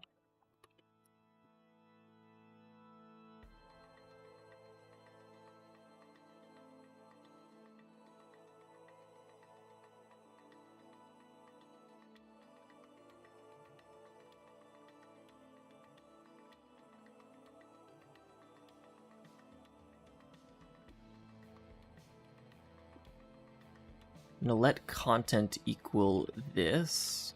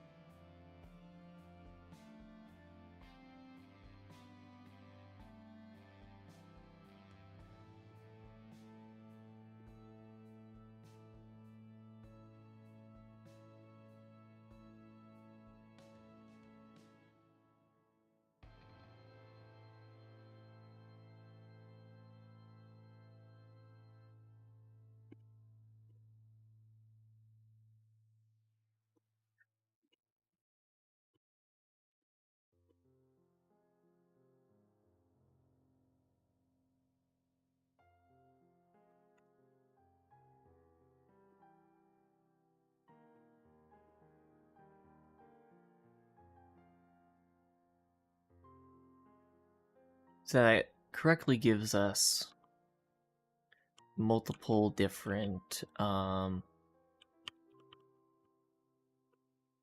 containers to work with. So now down here, after we have our inputs and outputs,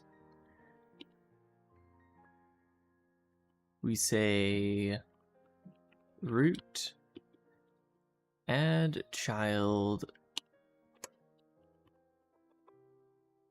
outputs, not outputs. Outputs goes down here, but inputs goes up here. So we add our inputs, then our content, then our outputs. And for our root,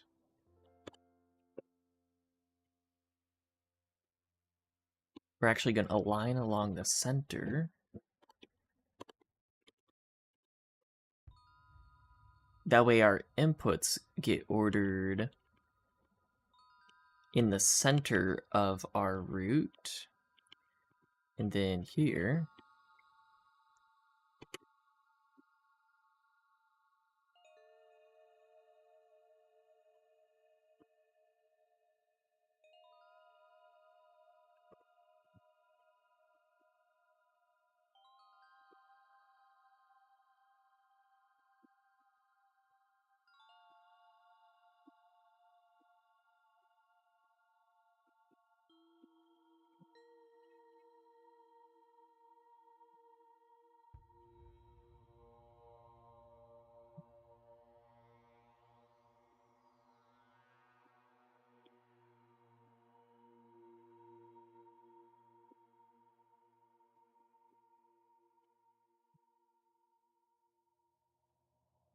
and now we should also display the input and the inputs and outputs to this graph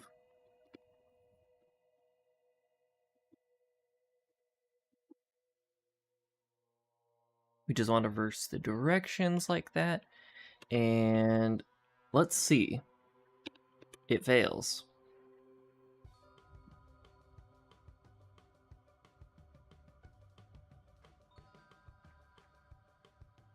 Oh, okay. This is because when we're creating this block,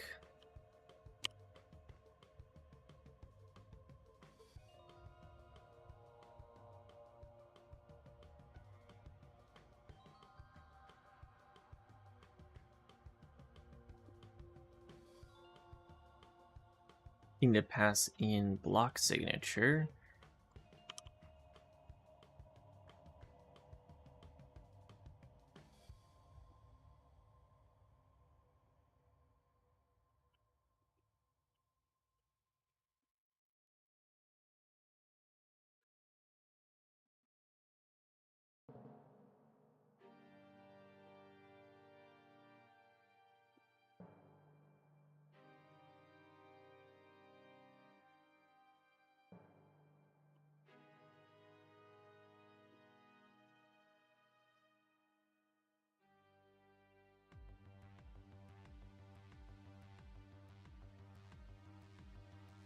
Well, that's not what this was supposed to end up looking like.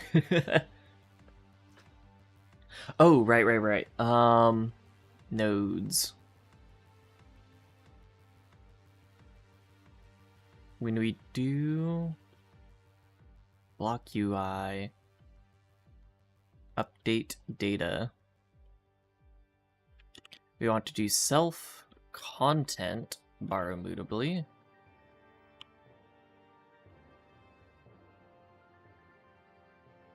And we want to do self content borrow mutably, and then self content children push.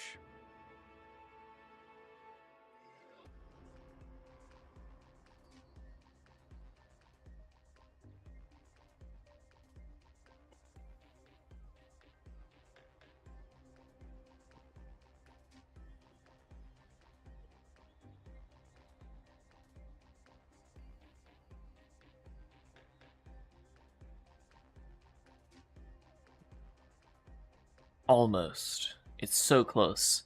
I just need these inputs and outputs to be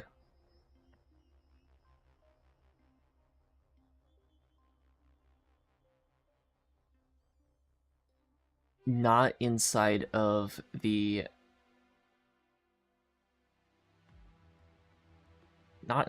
thing.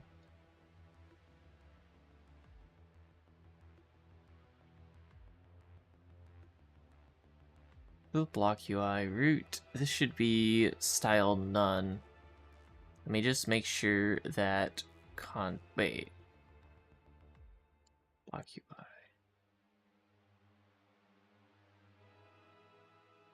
And this is what I just... Ah, here it is. Content equals that. Okay, good. Then root here is going to be a UI element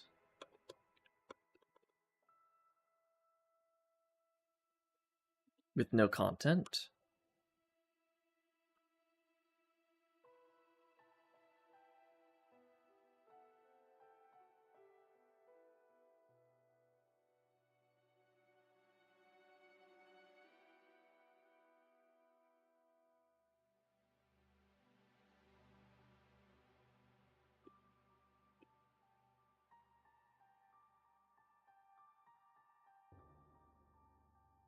Yeah.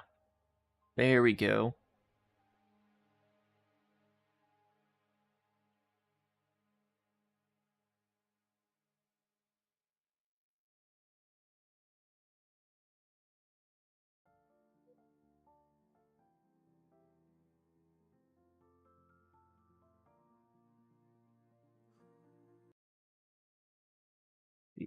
Let's switch back to The music I was playing before, since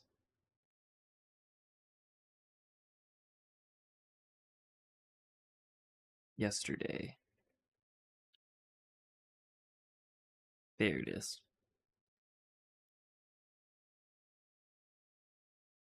Because that music went pretty hard.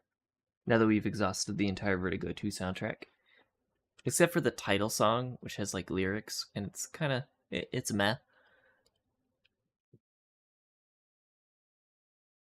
Come on. No, don't tell me my internet has been out. Okay, good. OBS says we're still uploading. But there we go. Now, last step. We need to make a curved line between all of these connections.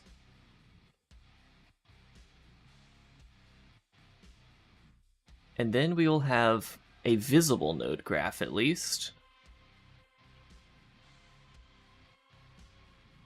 So we need, on block UI,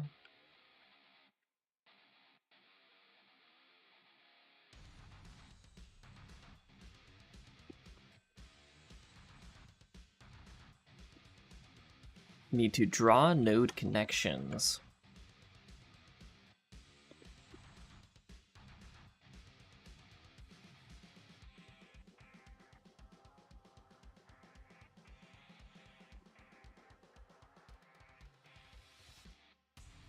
We also need a reference to an IMGUI draw handle.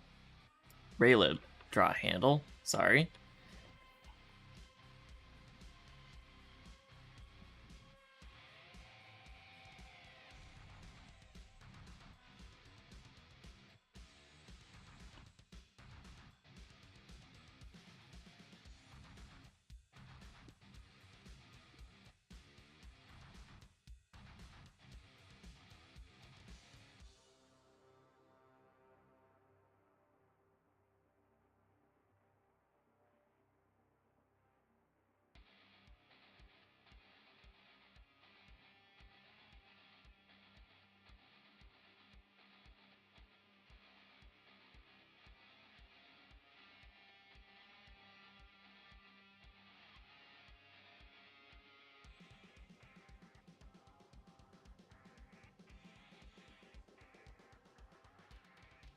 And all we need to do is for output in self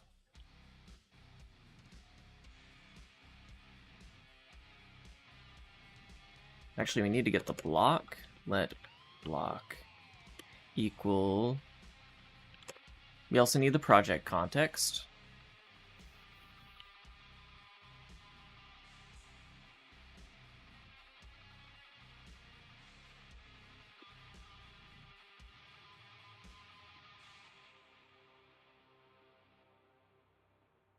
We need a for output in project borrow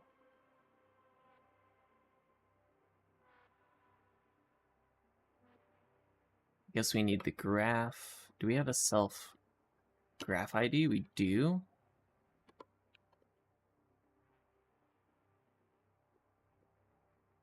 And we need to like stack these one by one. We need the project graph.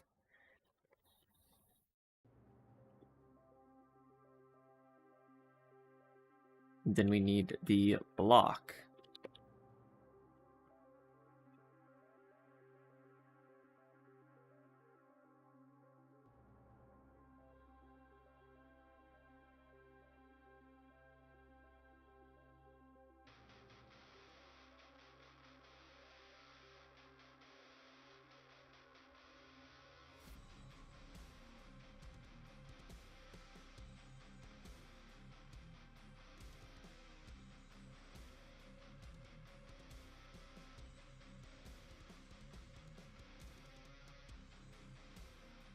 And then we need outputs.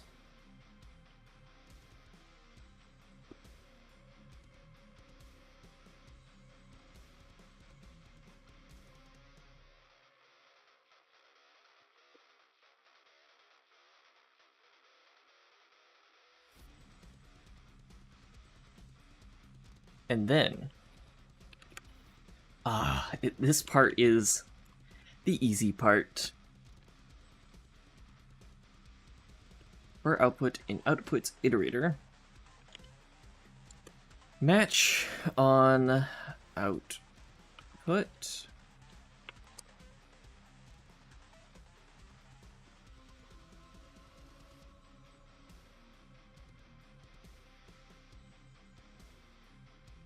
if this is a broken ref, we do nothing. If this is a block input, we do self input edges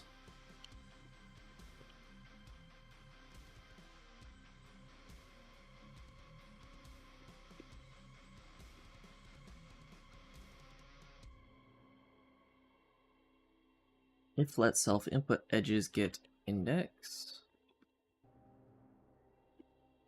And of course it needs a reference. There you go, you happy? Oh wait, it needs to be dereferenced. Never mind. Okay. So if we do have a valid edge,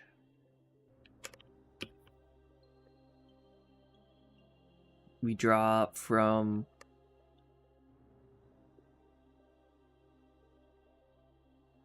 we have start and this is self input edges.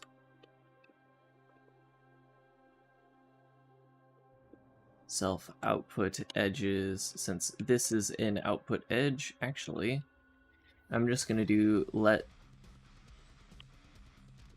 end equal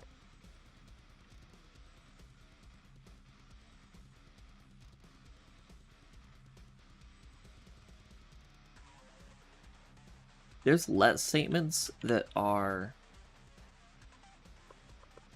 pattern matching, so I'm gonna say let sum end equal self output edges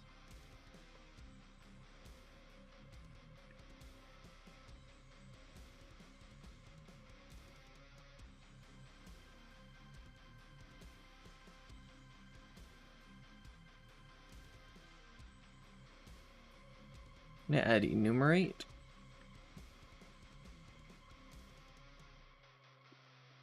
Output index output. That way we actually have a way to grab which output edge corresponds to this one.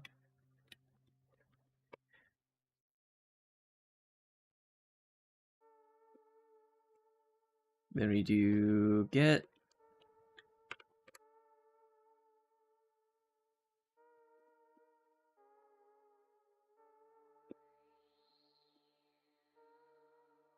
okay, that is valid grammar. I've been trying to figure out how to do that for a bit.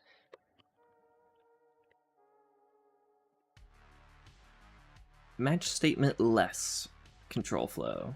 Let's go. So instead of pattern matching end there, we can just say if let sum start here.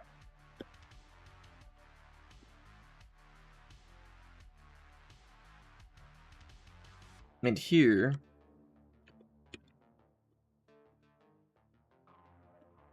we need to draw a line.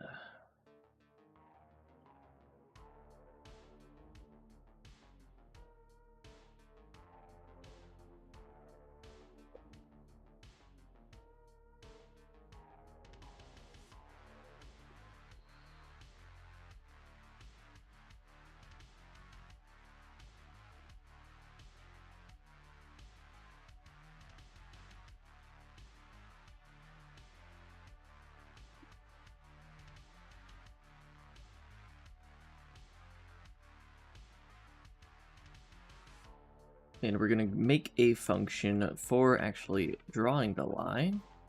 And let's see, draw So there is line.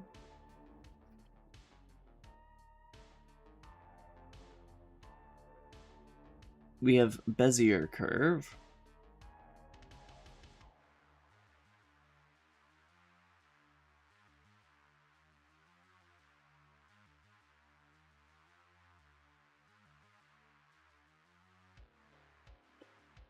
Let's figure out how this works. Start pose, end pose.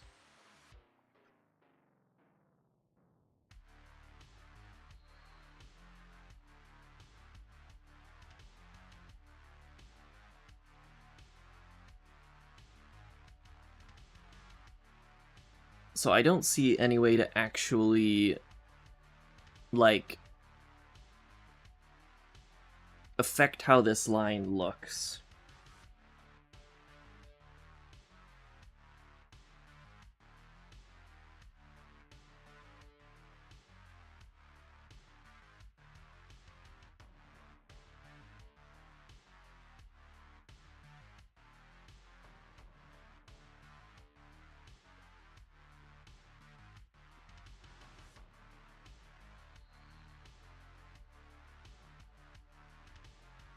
Here it is, cubic Bezier lines.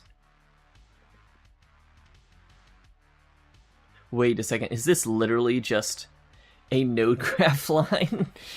Is this literally a function for making node graph lines? Because if so, that is amazing.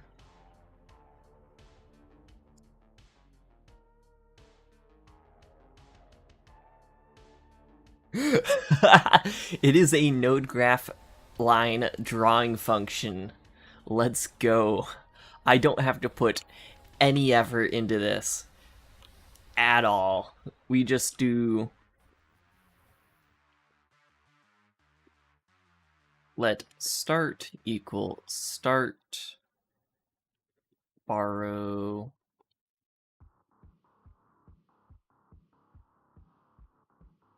and then UI ref rect.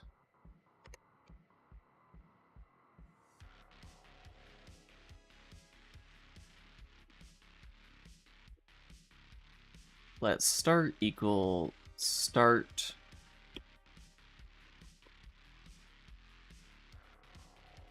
vector to new start x plus start width divided by 2 start y plus start width or height divided by 2.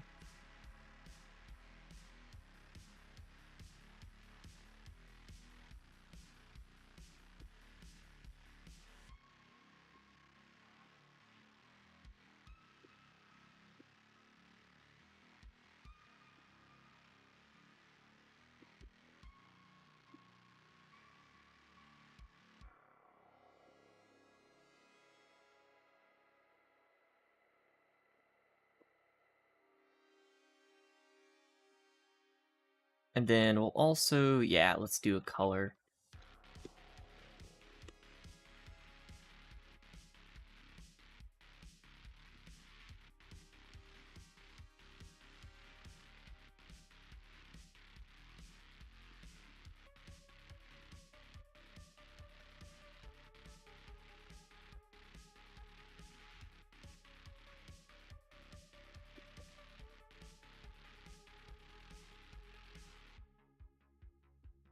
So in here where we draw the line, we just do self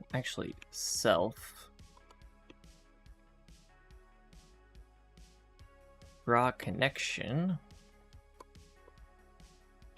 B, and then we want start dot handle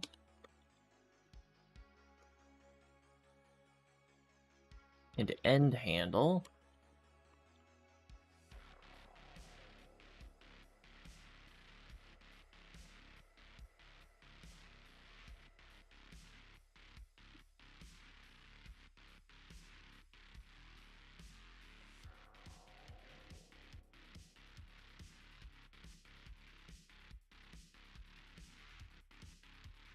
And then here, we need to get a node, so we just do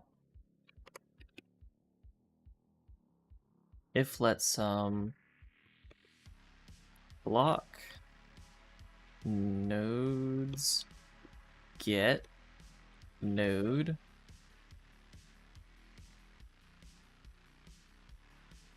map node inputs.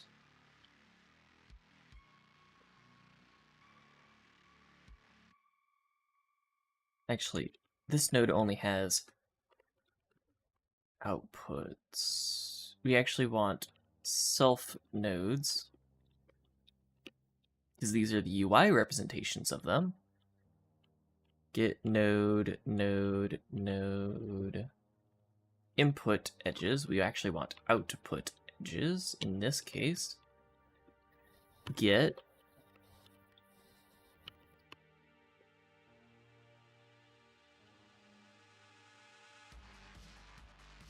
and then we can flatten that to get a start value, and it's the same draw. And now we can do for node in nodes.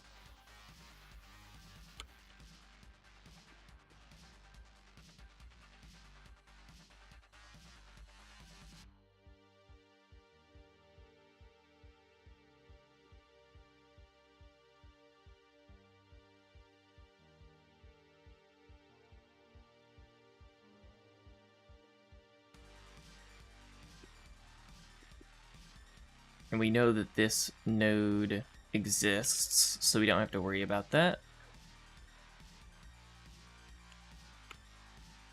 And then actually, we need to do for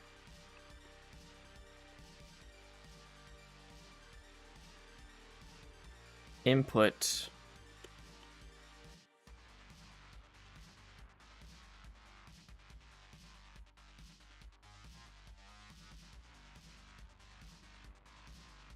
or input in node inputs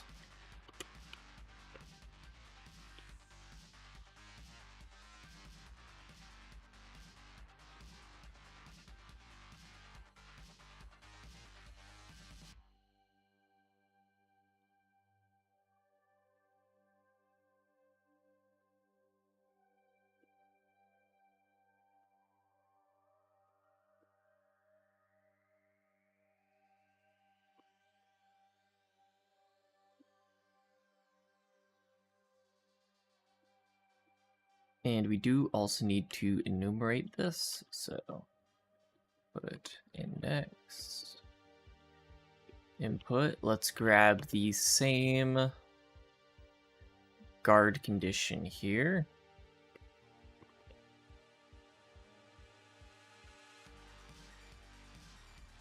Sum n equals node output edges or input edges input index. Then we match on this node input.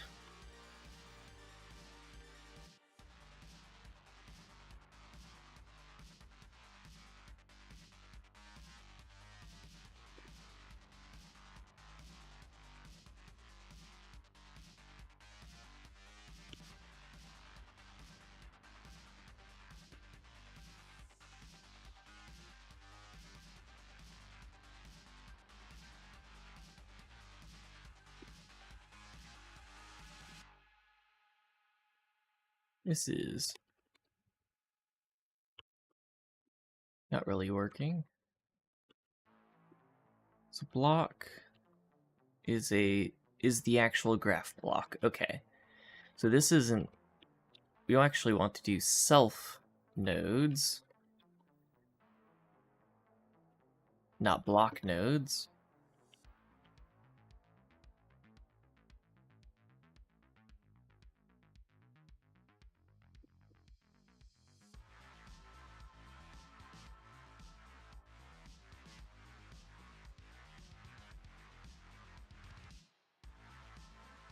Then for each one of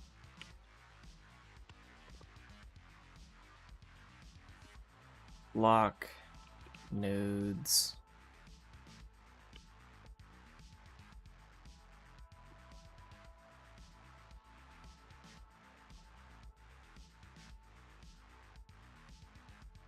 we're going to call this node data.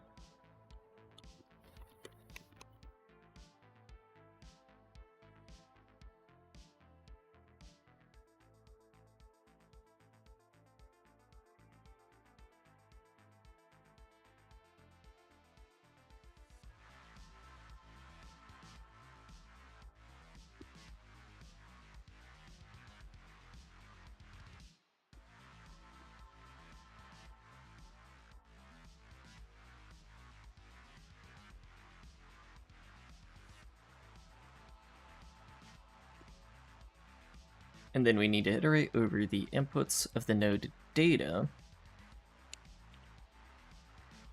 And the end equals node input edges, get the current input edge, and then we, same way as before, get okay.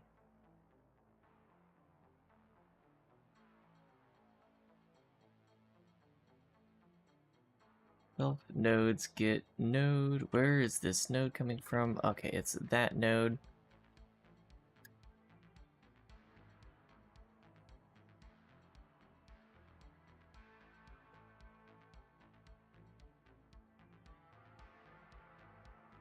Oh, if we go to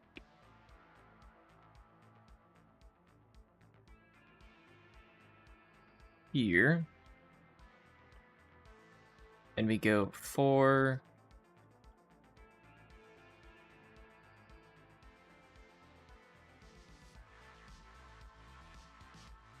block, actually this thing here.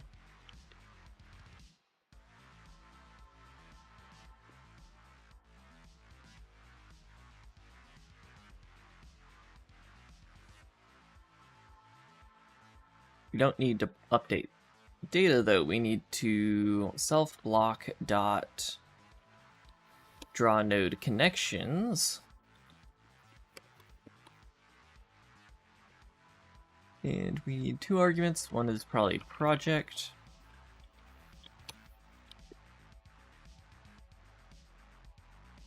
Yes.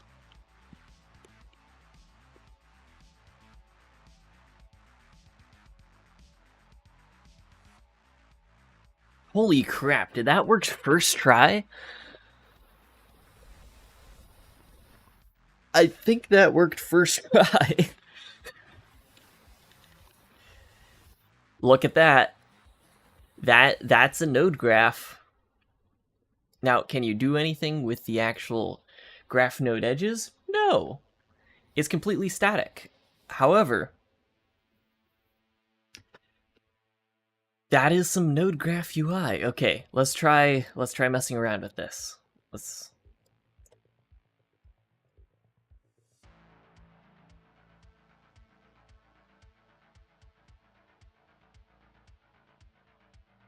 We have a node graph.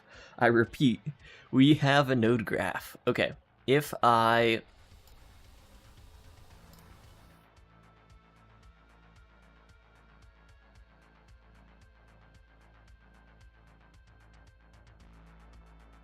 go here and on this node, add in another input.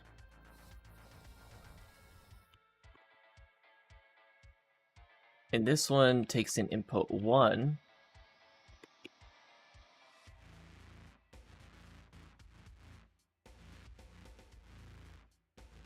Holy crap, it just works. It just works, guys. It just works.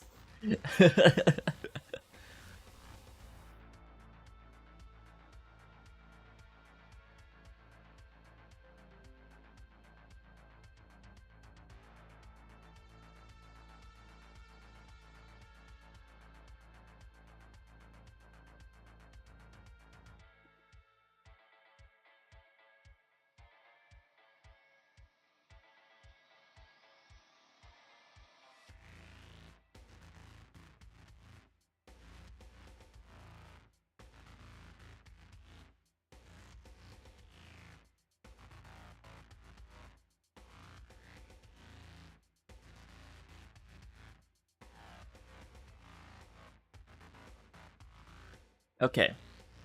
The obvious next step is to be able to drag these node graph connections around and connect them to things.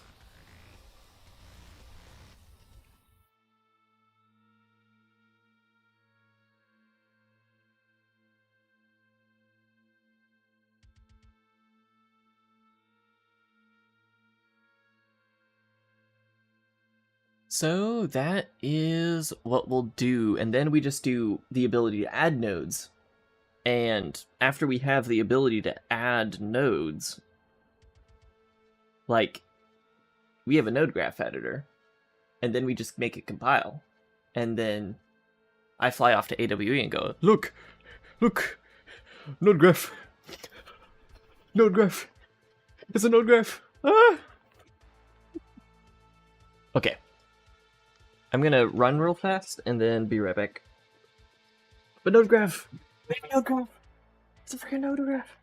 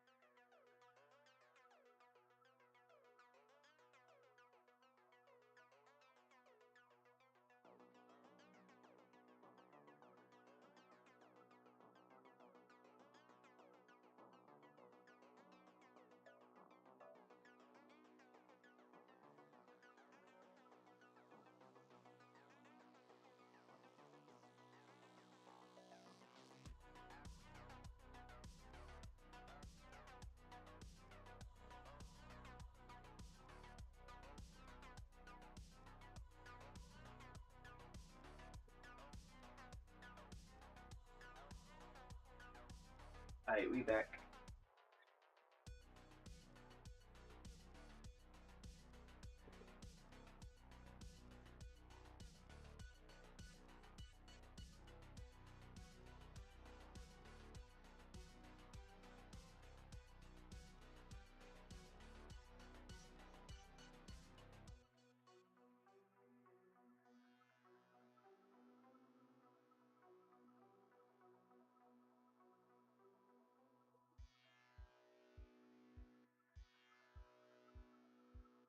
Okay, it's gonna recenter in a couple seconds here. Probably. Maybe. Okay, or not. It'll lure me into a sense of security before actually pulling off the recenter.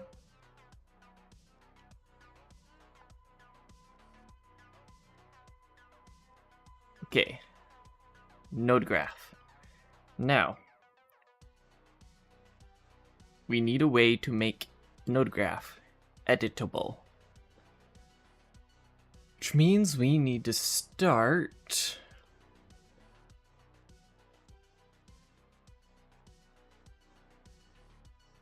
subscribing events.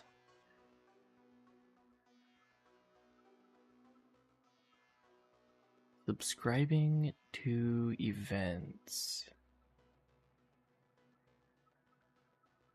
See, here's the hard problem.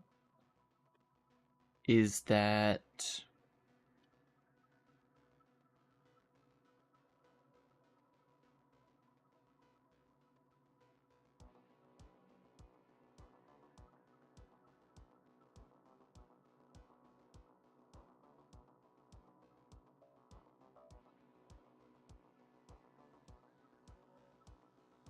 To make this work,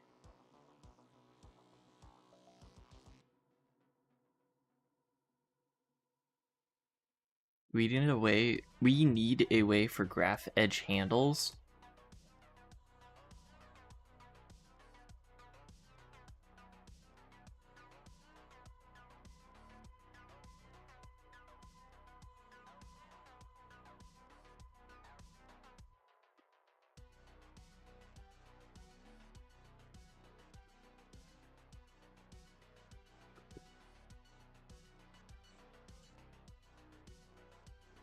I am going to do this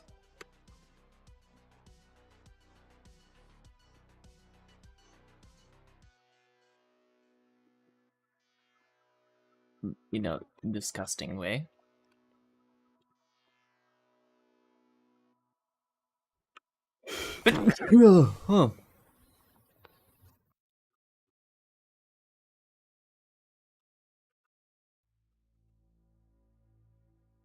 Which is to create a preview end element here.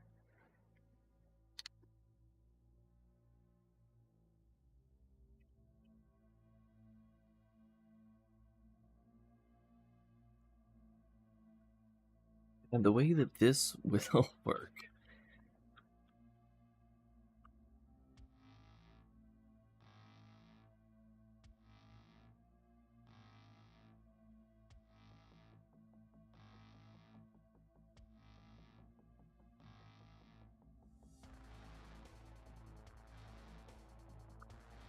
is when we make a graph edge handle,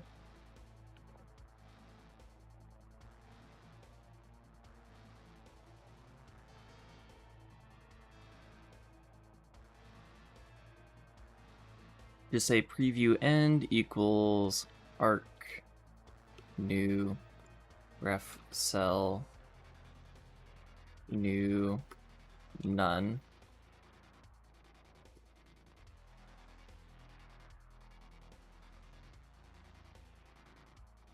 We're gonna say let preview end equal this, and then on our handle on event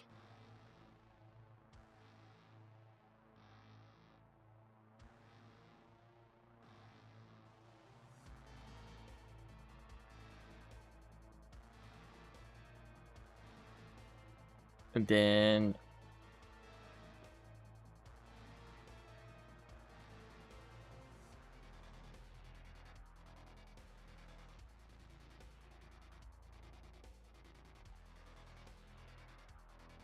somewhere in here I have, here it is, the event handler for the border drag.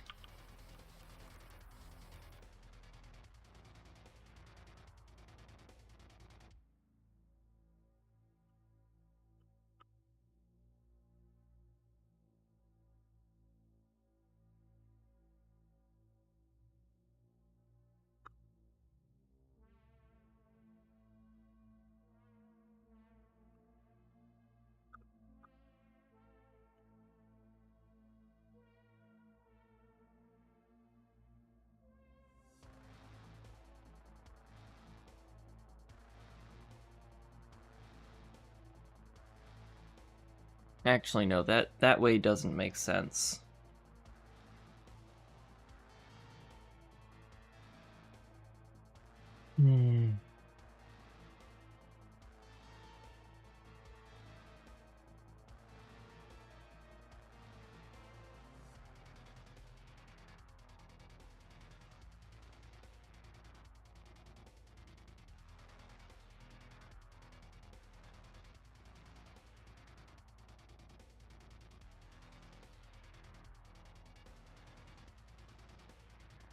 The way this needs to work is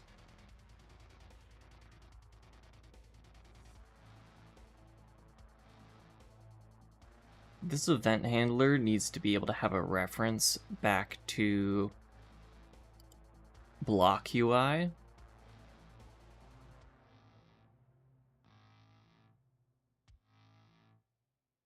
So block UI.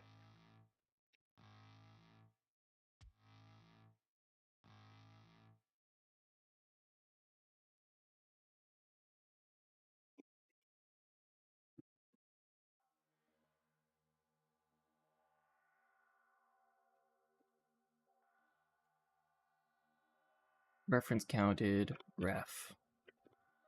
So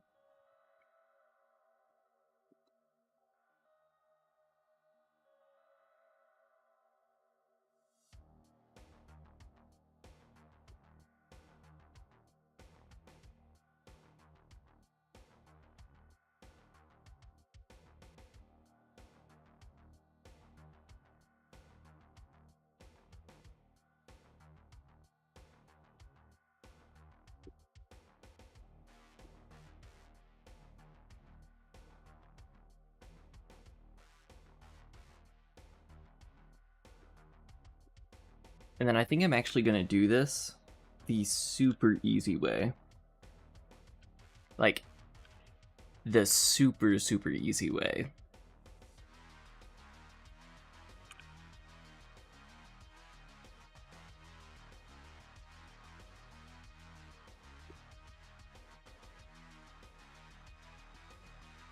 You're gonna say preview handle is equal to option UI ref here.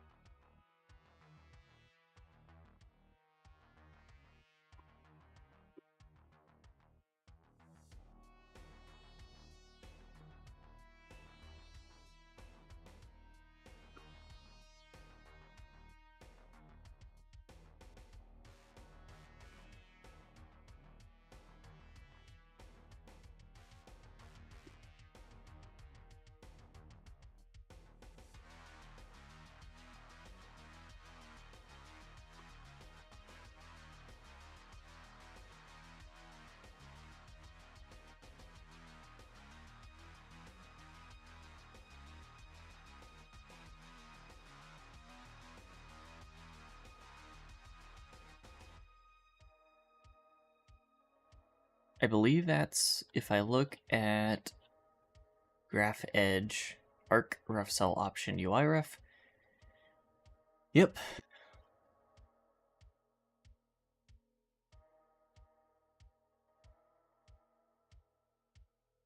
So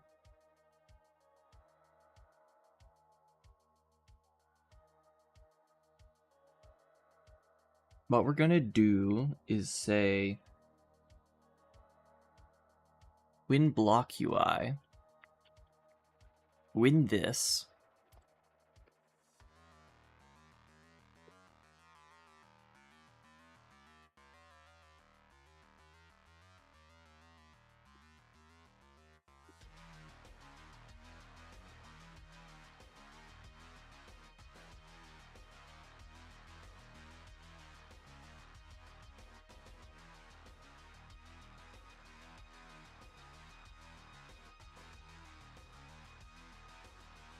lock, borrow mutably,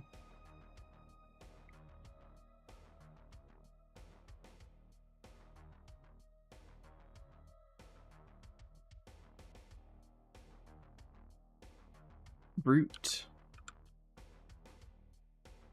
borrow mutably, on event.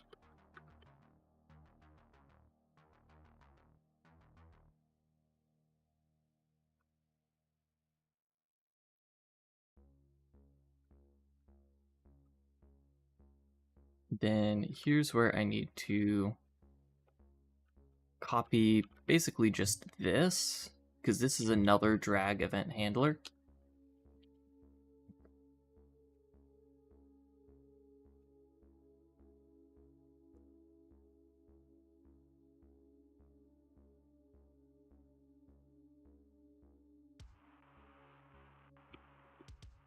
And then we want to capture block equals RC weak, or rather arc.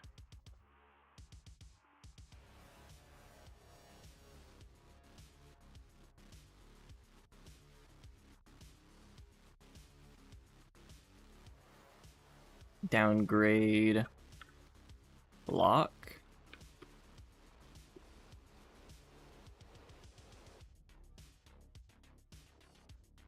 And we're gonna let project equal RC downgrade project. Arc.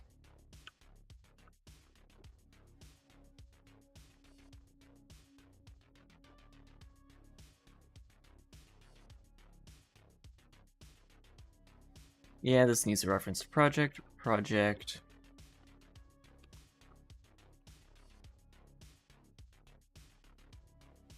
Now we have a reference to project as well when we need it. And now, on mouse down, we're going to say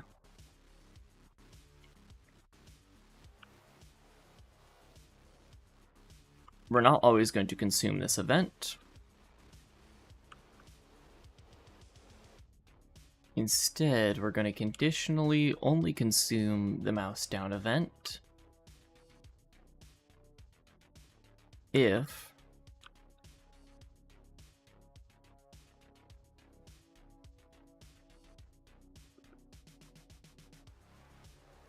on a mouse down event, we're going to say let block equals block upgrade,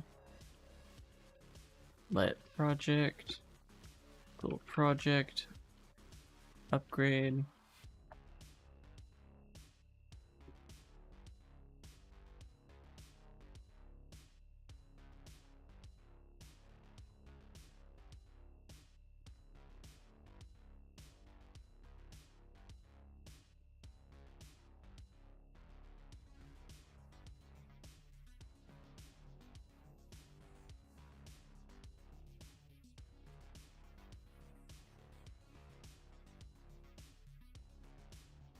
Okay, and then on mouse down,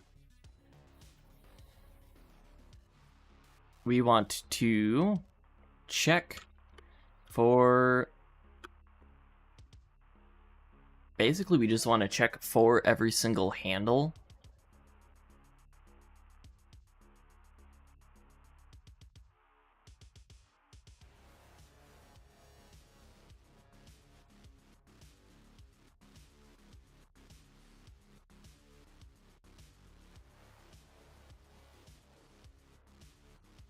Dang, I need a way to reference a particular output.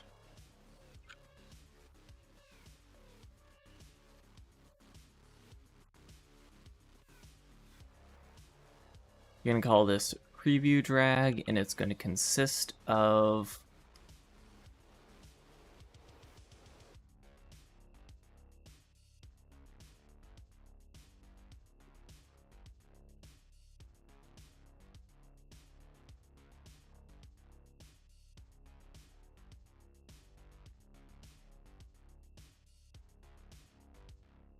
this will either be a preview drag for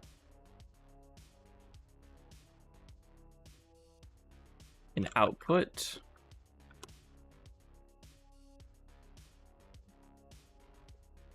a block output,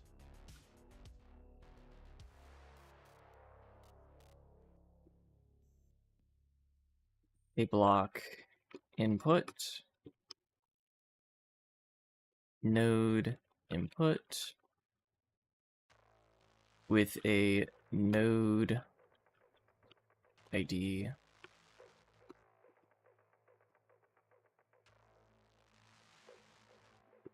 or node output.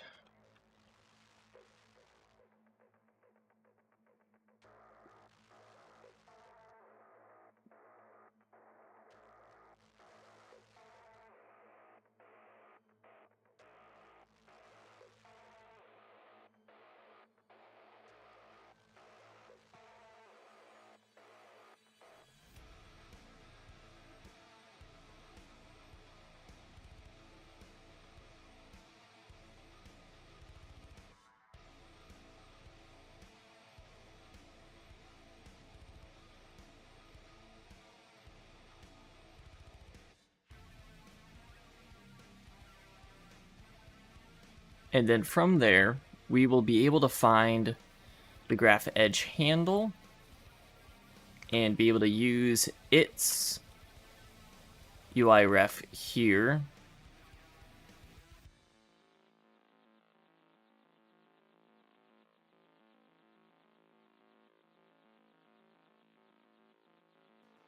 So honestly, we don't need to be able to share this if we're referring to this by description rather than by direct reference. That makes it easier to deal with.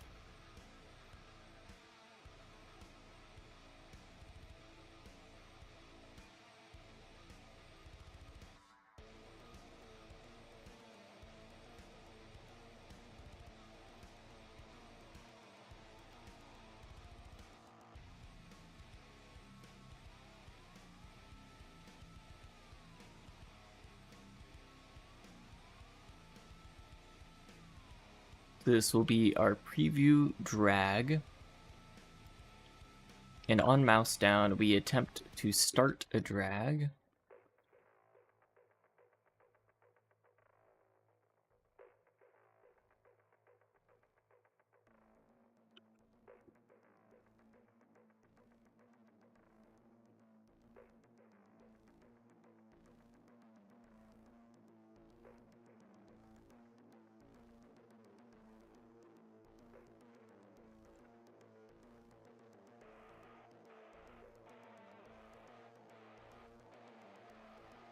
And I'm going to separate this out into its own function, lest this become massive. So when we try starting a drag, we need mouse pose, vector 2, and that's basically it. And what we'll do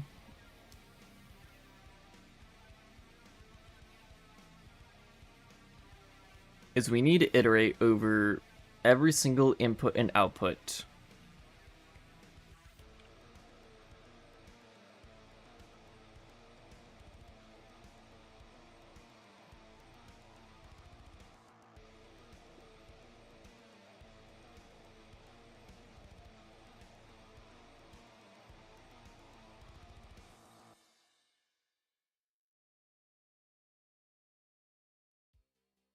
So we do self, input, edges,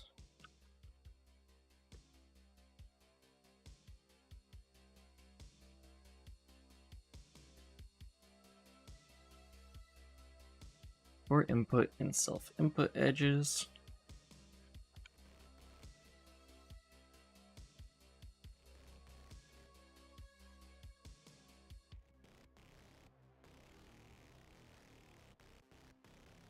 If input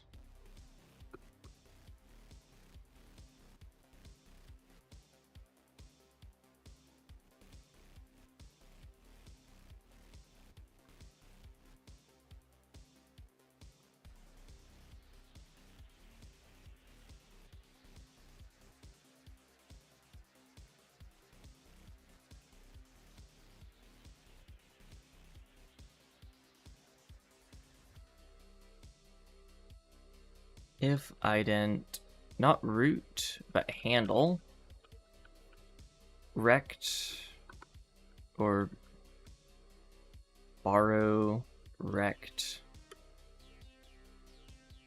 check collision on point.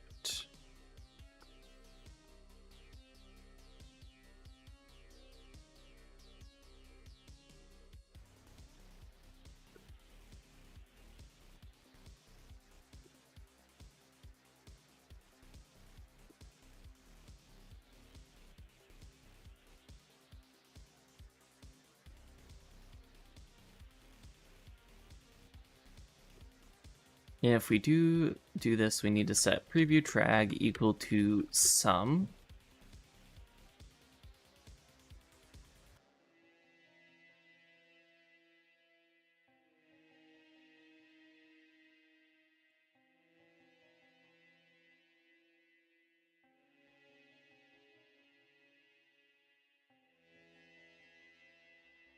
You need to set self preview drag equal to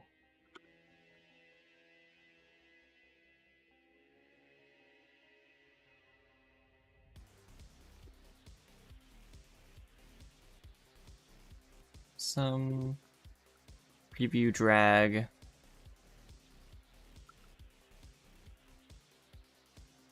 block input, and then the index is going to be I. Then we also need to set input preview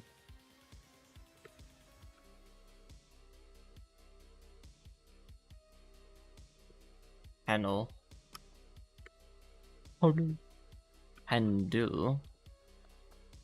preview handle equal to sum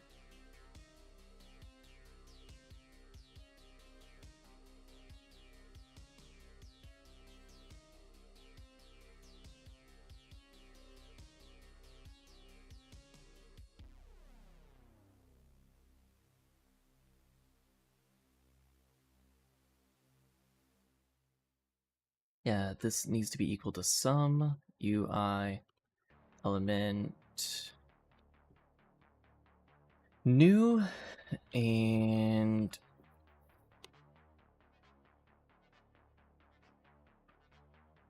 honestly, this doesn't need to be a UI ref. It could just be a UI element.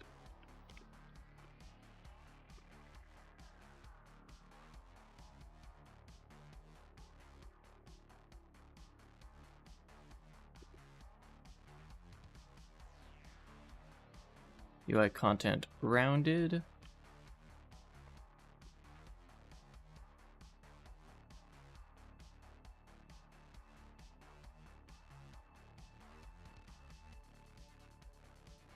We'll do color red, and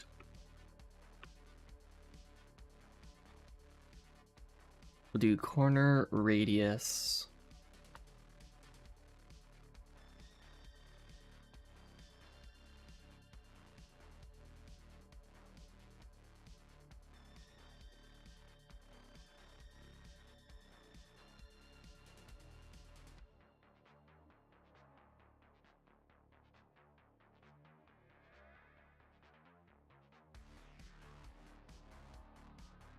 fixed 10F32. So this is our preview element, UI element.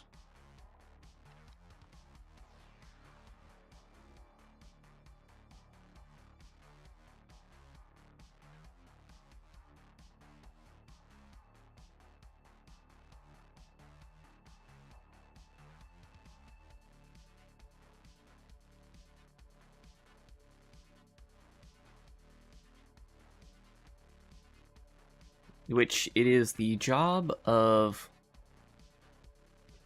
someone else to handle this.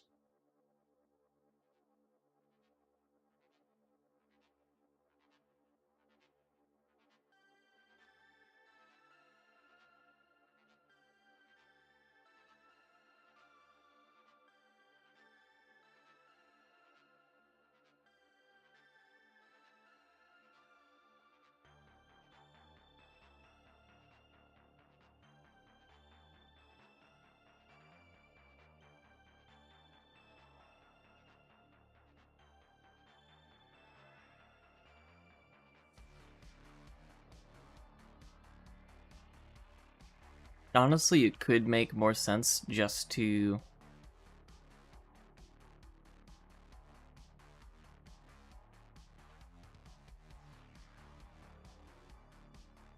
since we're not having a UI element here at all, let's just make this a vec2.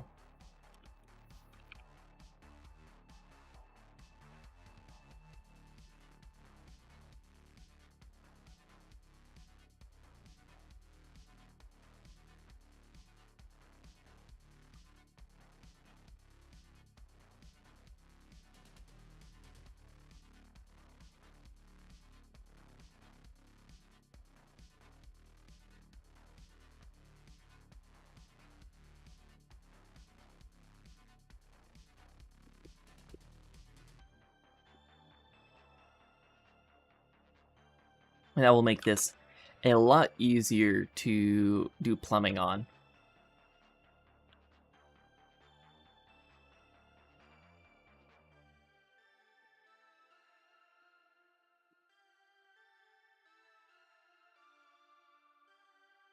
Nice. Okay, and then we just do this 3 more times.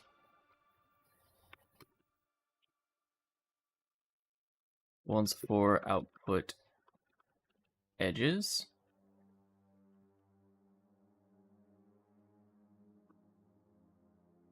Output. And then this is going to be a block output.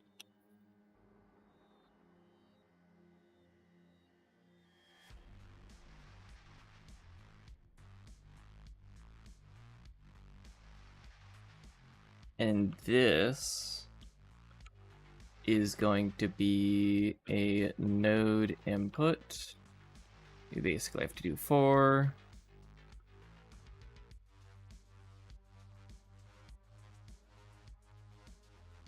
id node in self nodes.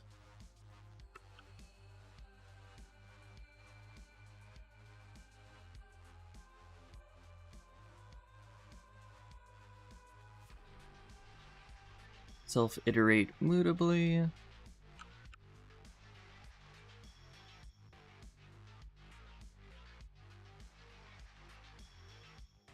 And we want to do node input edges.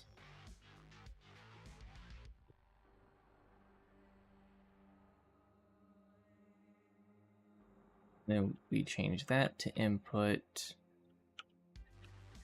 set preview drag equal to node input ID and then index.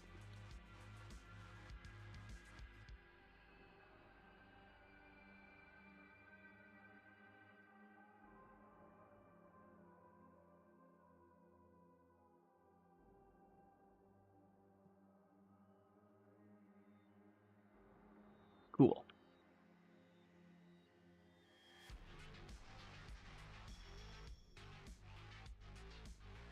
One last time for... Oh, wait. We can iterate all nodes at once. One loop.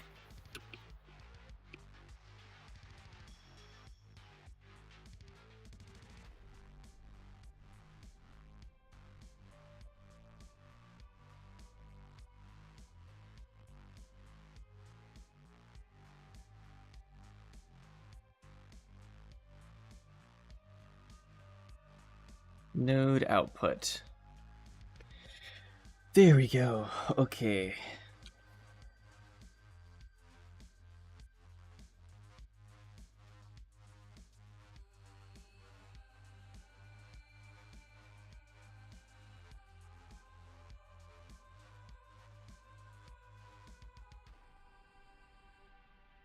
Instead of preview drag, I'm gonna say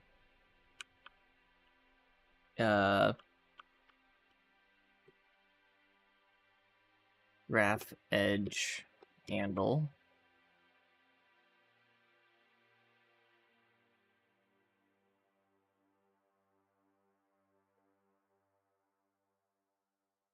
Or just graph handle ID to make this easy.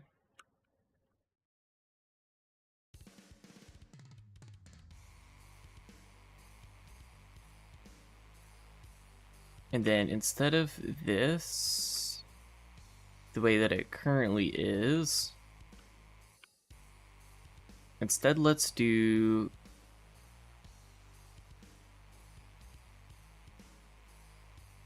try get handle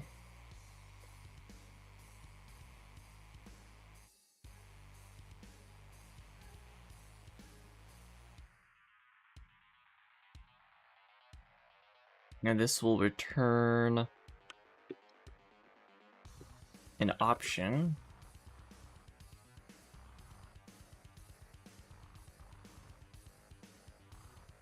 of type graph handle ID.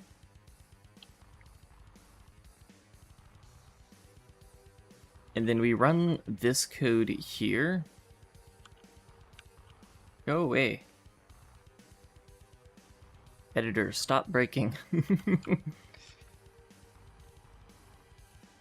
And then instead of doing mutable self things, we actually want to do self not mutably.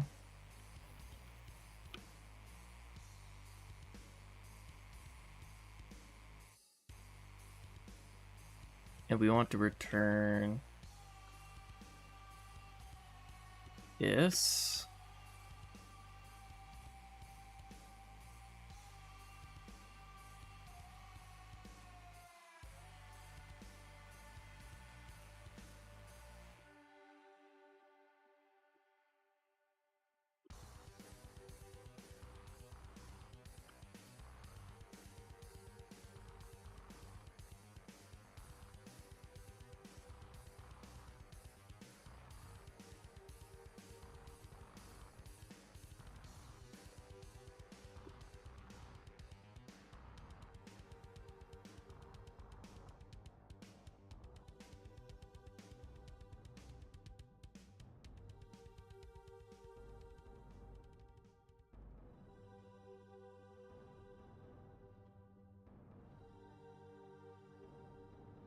Oh, wait a second. I'm forgetting to... Wait.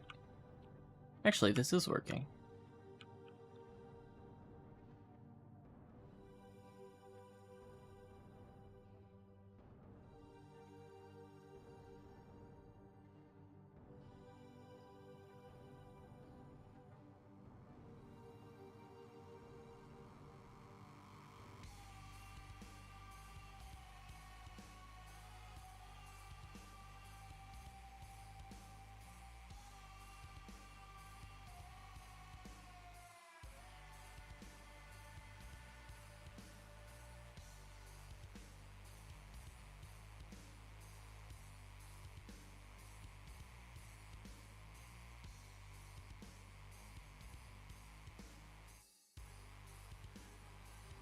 So now when we do try get handle, which tries to get a handle,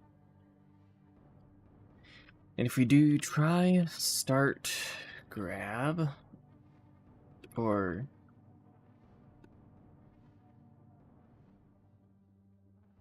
try start drag, this one requires a mutable self. It returns a boolean, and instead of all of this,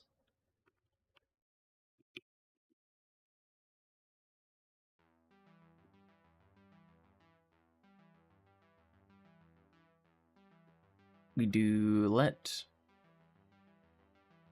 handle ID equal let some handle ID equal self try get handle.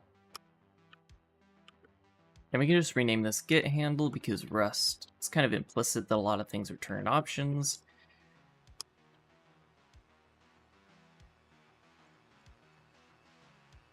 Else return false.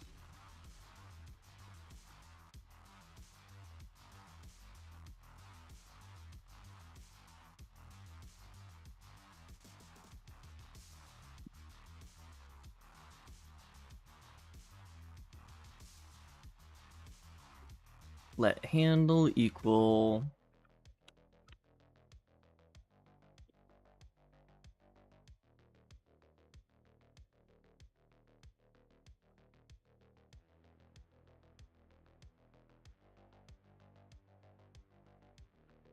get handle at is what I'll call this. We need a new function called just get handle. We'll do just the mutable version for now.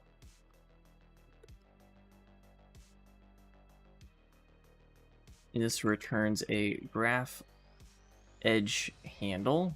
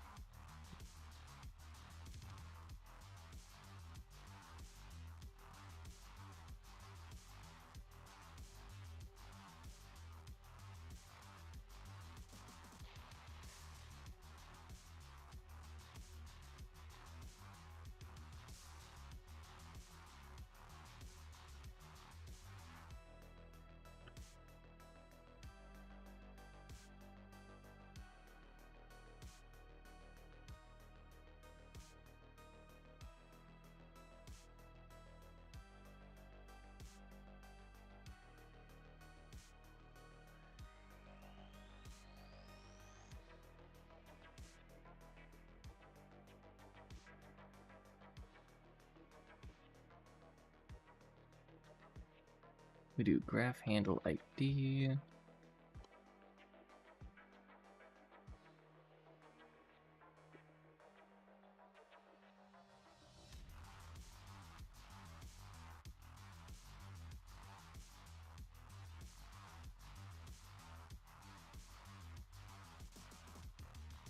And I'm just wondering if we can even grab this mutably or not. I think we might be able to. If we just do match on the actual ID, so we know what route we're taking here.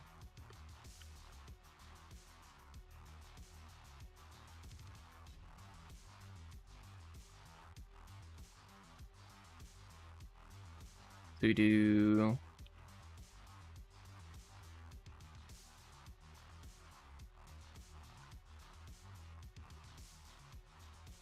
self input edges get I.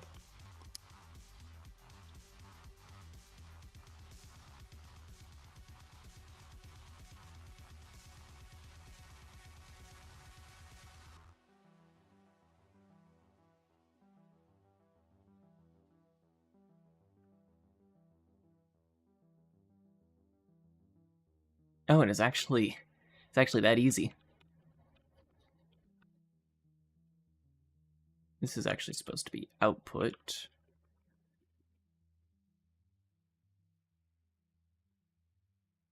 Output edges, and then node input, node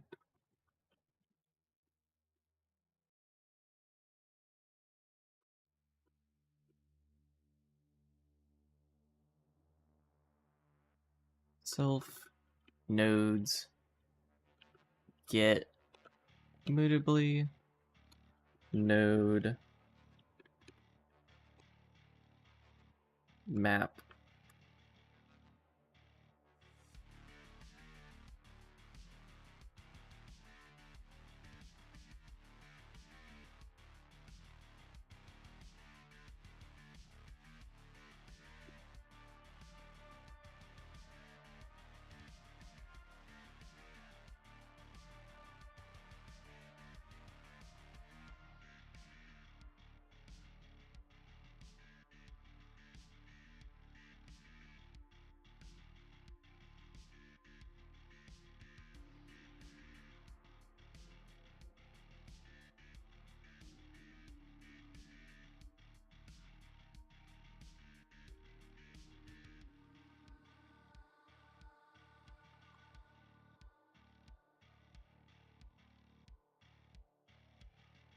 Man, it was that easy. Okay, yeah, I will make an immutable version of this. That is a 7-line of code function.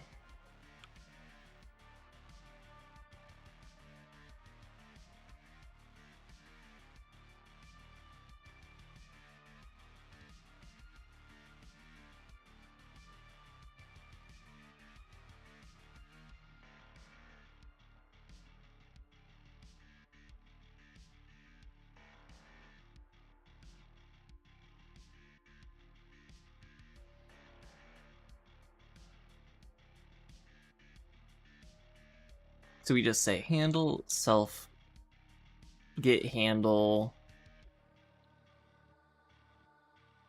mutably.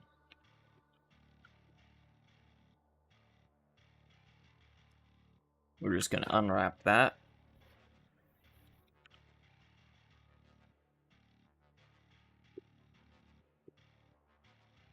Handle ID.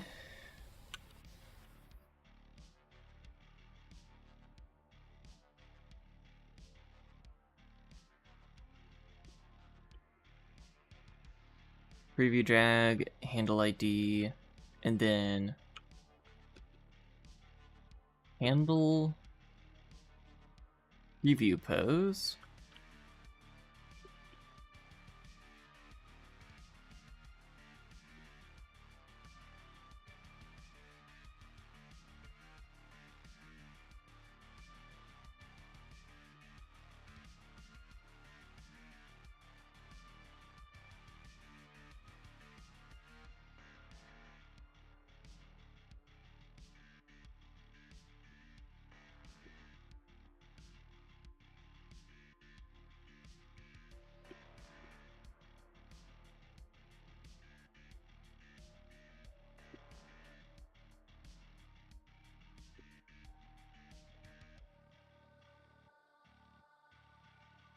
Nice.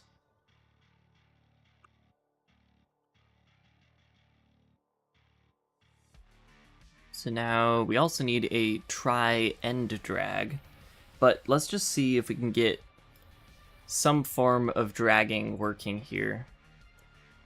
You know?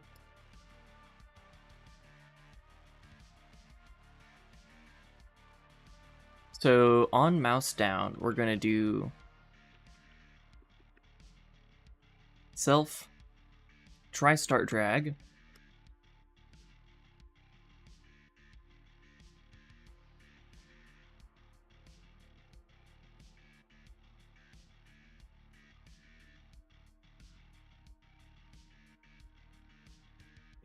and there's no way to get the current mouse position.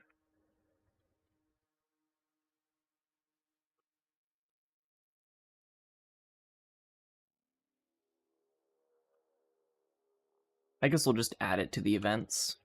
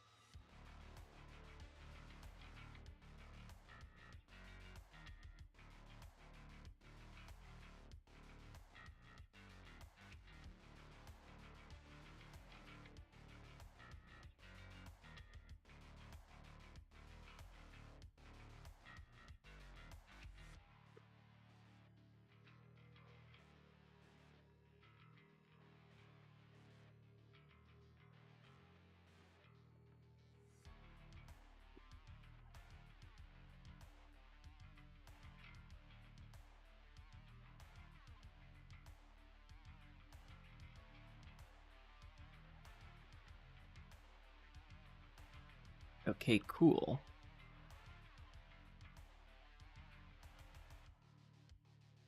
If block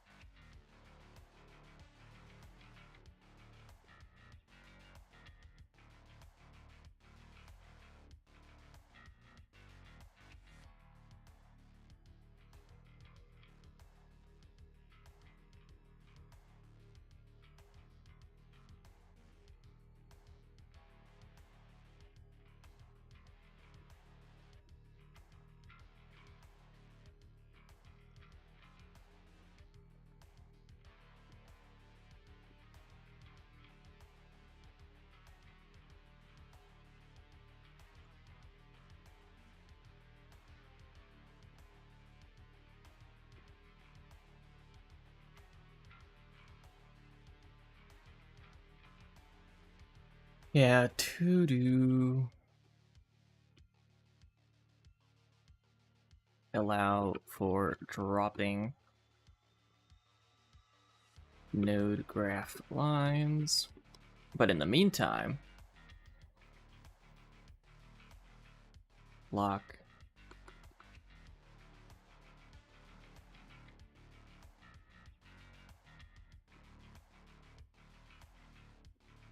and I'm actually going to take that.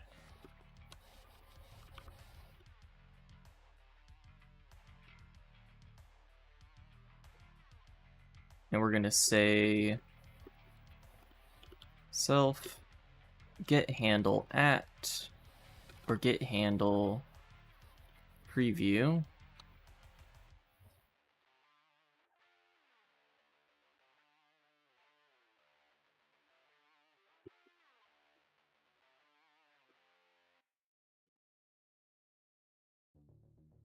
Get handle not. We need to basically just end the drag there.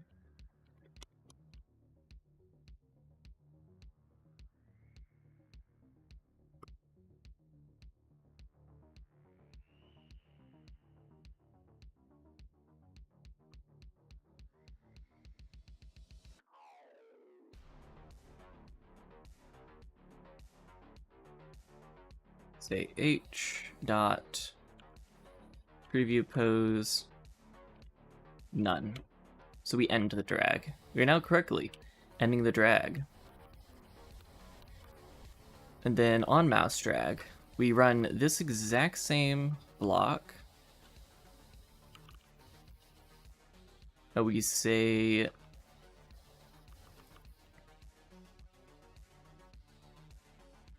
if we do have a preview drag, then we want to get the handle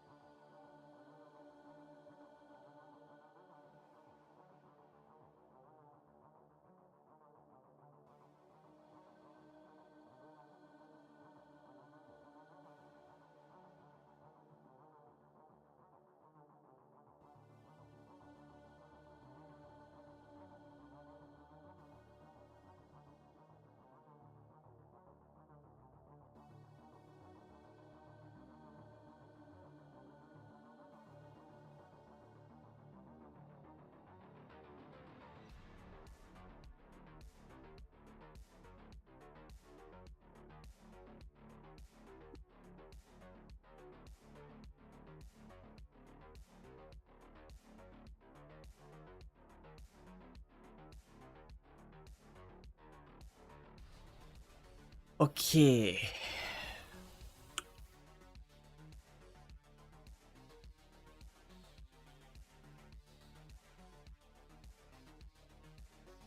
Seeing all these messages, all my friends are getting to the conference, and I'm flying there tomorrow. I would be excited if I hadn't just nuked myself by crunching on this. I'll be excited when I get there. Now I'm just like, I need to get this working.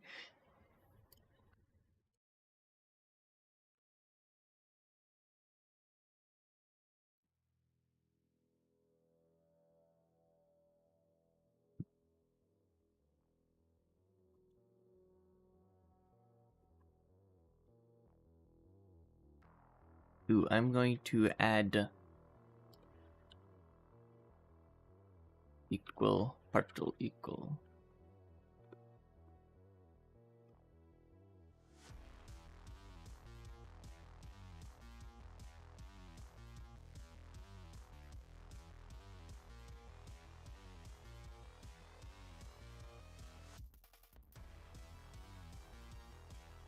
Okay, and this should allow for the dragging of things. I just need to update the actual UI.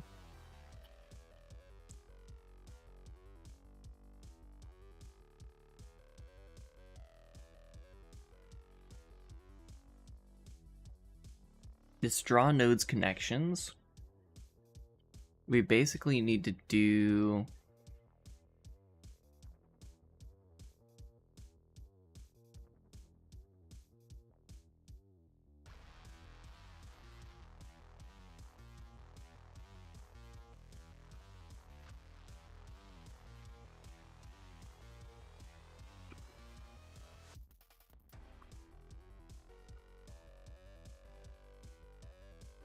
say if end preview pose is sum.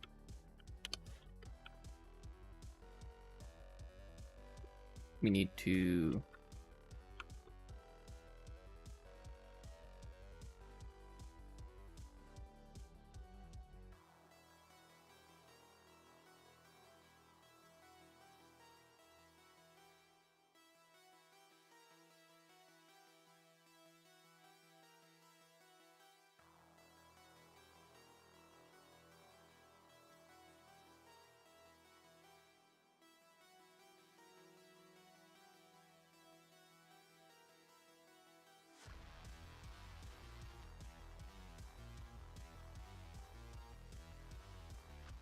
I could refactor this to be better.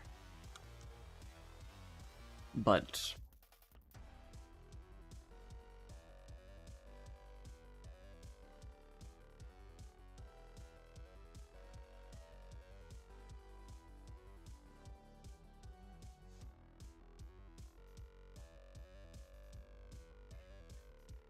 you know what, actually, no, we're gonna keep this as a separate thing.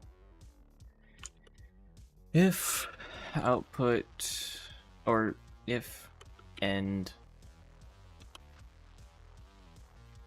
is sum, continue.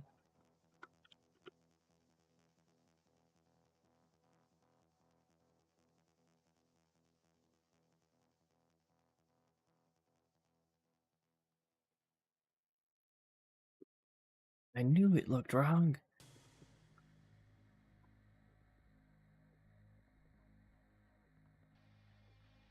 Basically, we stop attempting to draw these.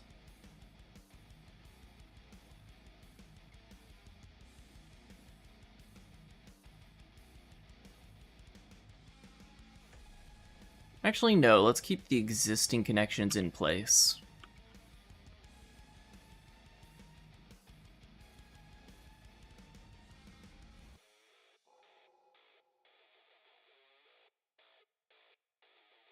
We don't need to aggressively delete them.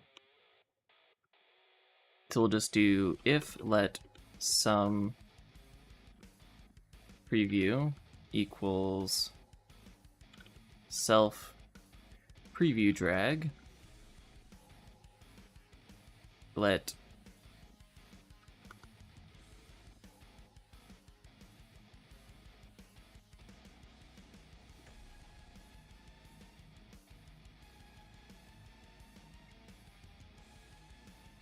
Let start equals self preview drag.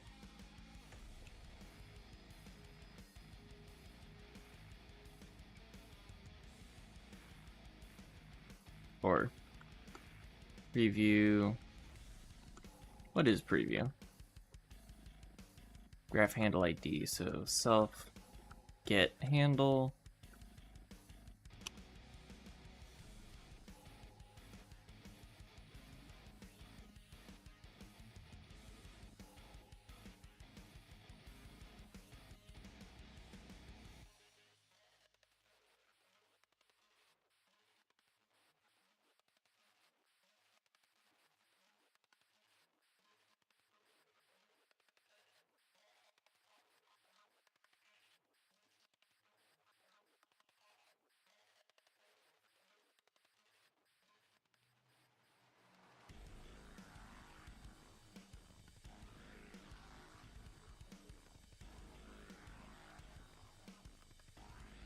Start equals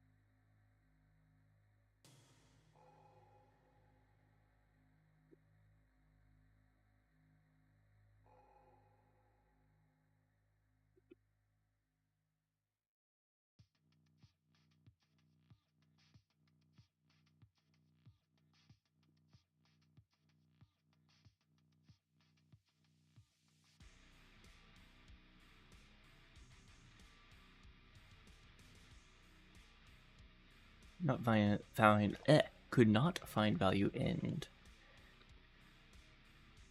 End equals self.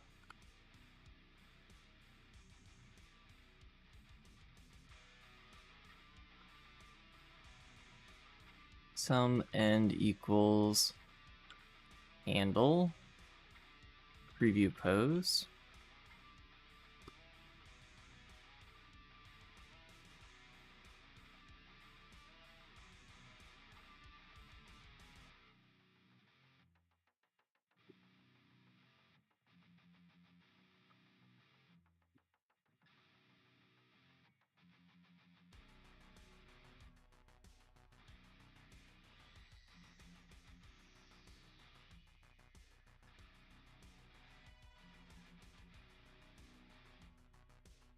Okay, we may have draggable node handles now.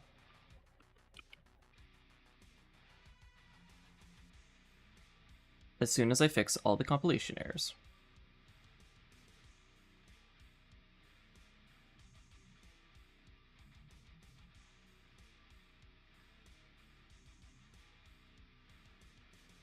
Our UI script has reached 2,000 lines of code long.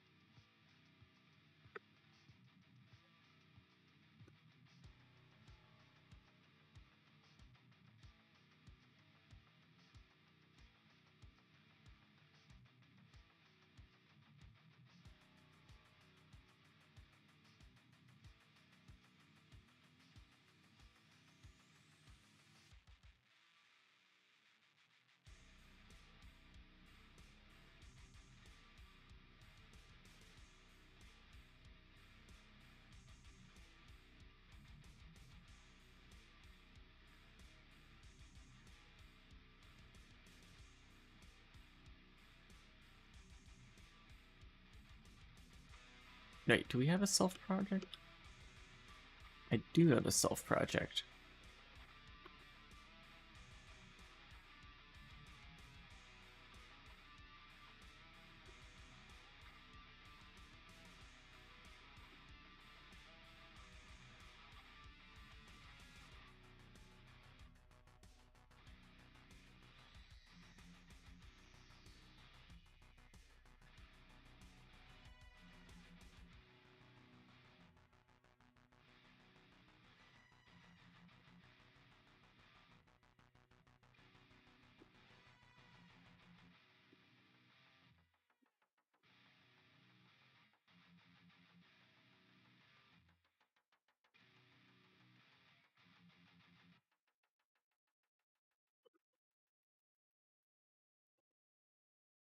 Okay, we're getting very close to this compiling.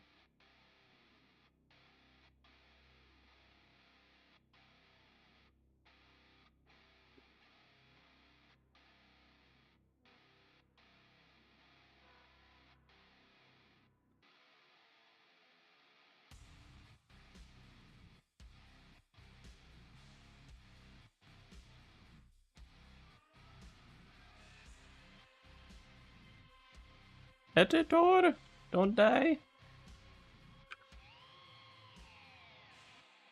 Editor dead when I thought I made the last change I needed to.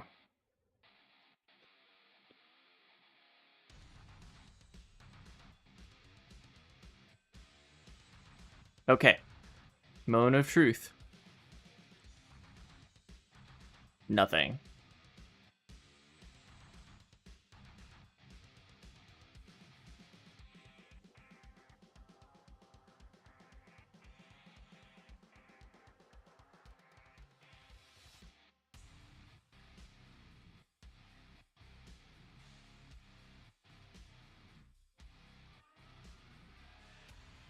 So we basically need to clean out our current print statements and then do a fair amount of print statement debugging. Time to nuke NVim.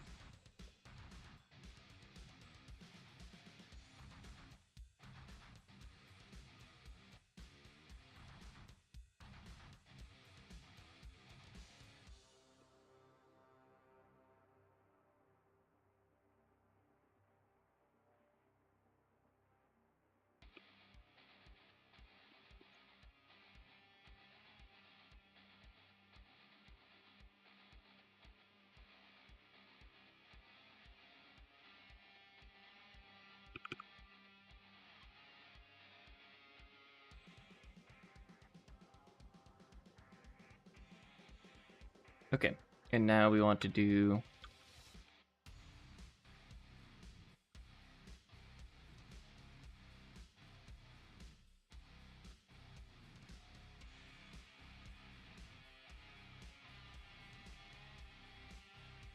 here. And I want to check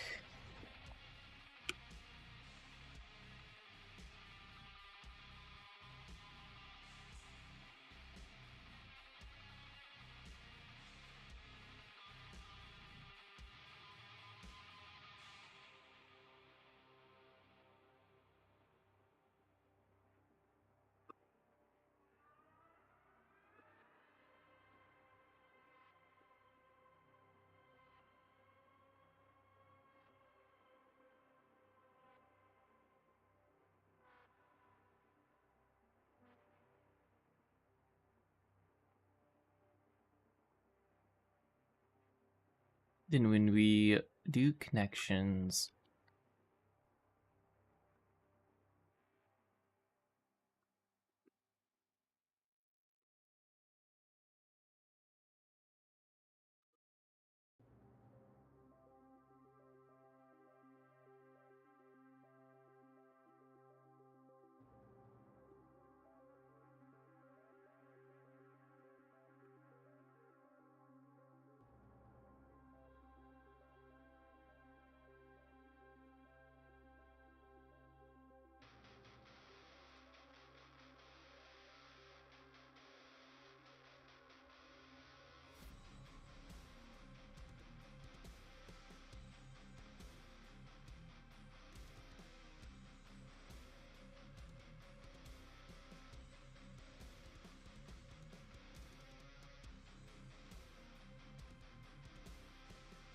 and I think that should be enough debugging for now.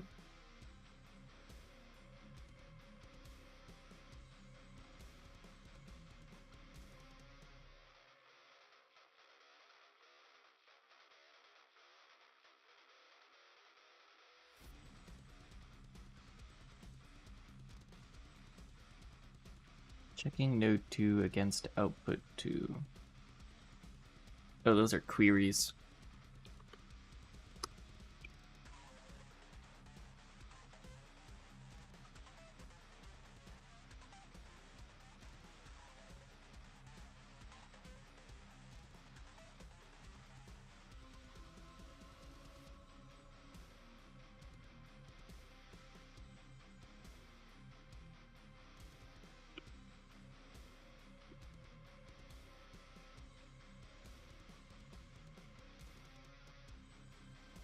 Oh, wait. Okay, yeah.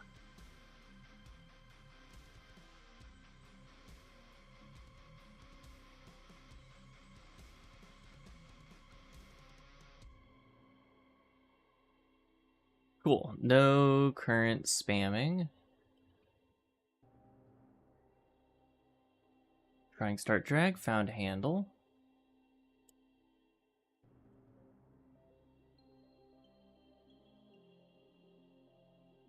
Okay, so we are getting to the point of finding handles.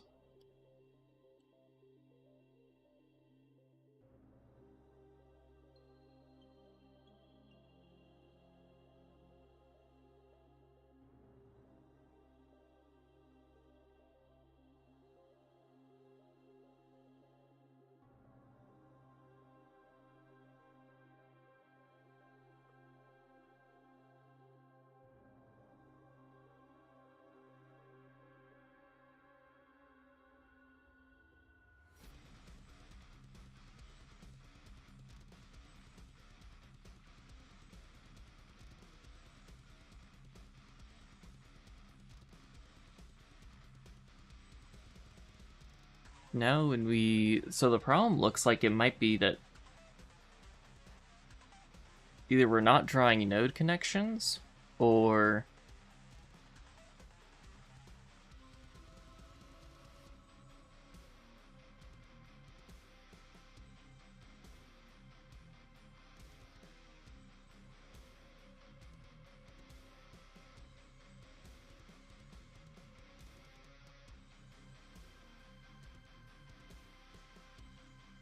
I'm worried about this one because that is a spam debug. Actually, instead of doing that, let's try making sure that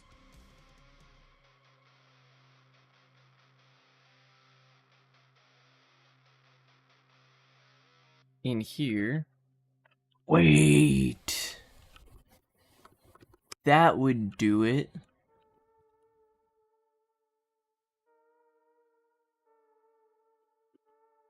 We were still calling take on the optional, so it was running mouse drag once and immediately resetting the dragging state. So now, oh, look at that! Ah! Oh! Oh! That looks like a node. That looks like a node graph. It's a node graph, guys. Guys, it's a node graph.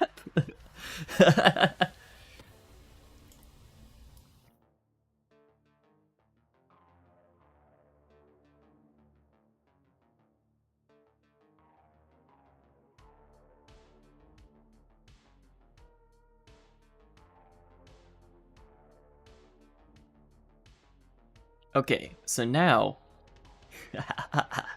now comes the fun part. We get to make this do things.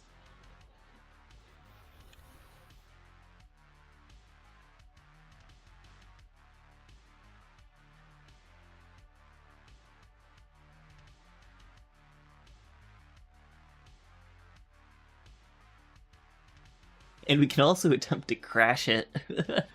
That is another thing we could do.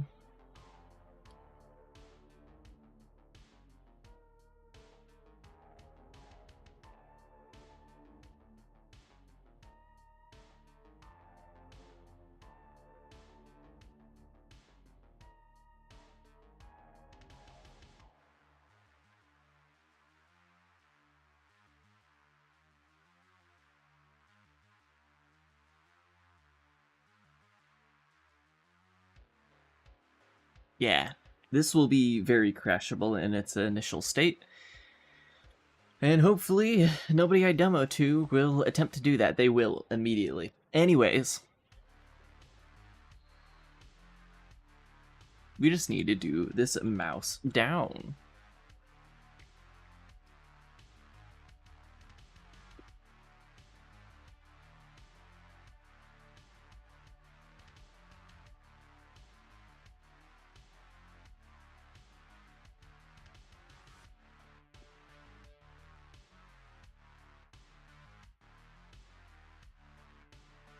So this is the potential handle that we dropped it on. And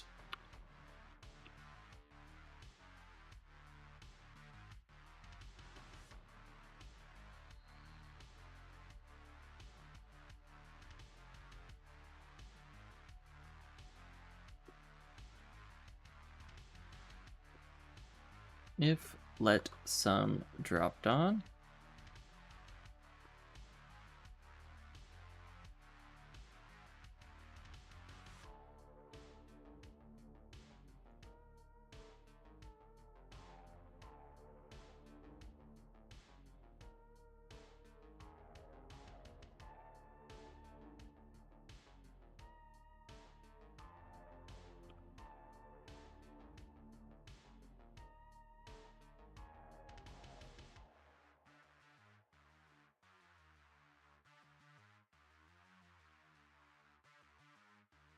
so if we did drop this on a particular handle, then we want to set that input or Yeah.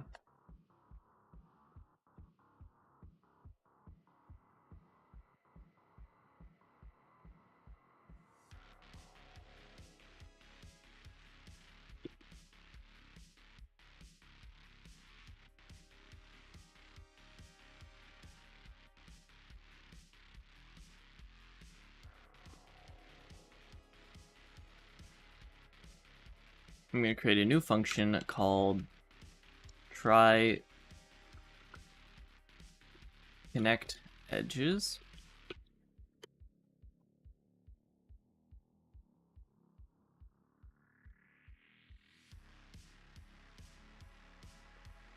A equals graph handle ID, B equals another graph handle ID.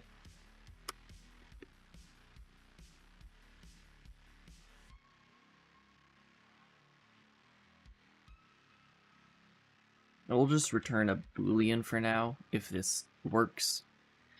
I'm too lazy to actually create a result.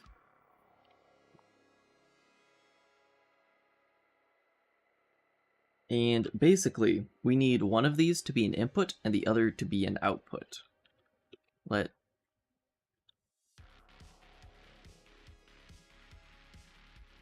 A equal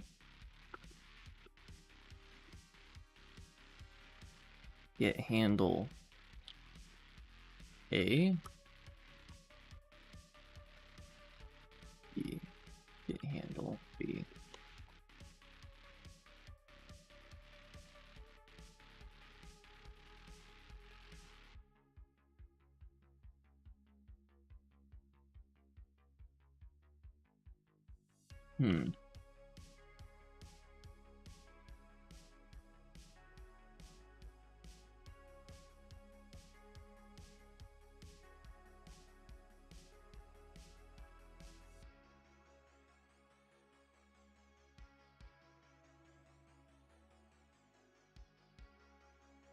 Let's see. We're gonna say as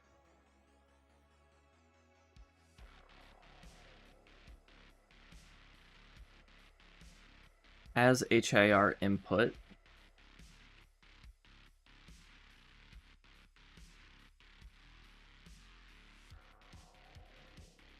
For these two, and do we have a reference to project in self?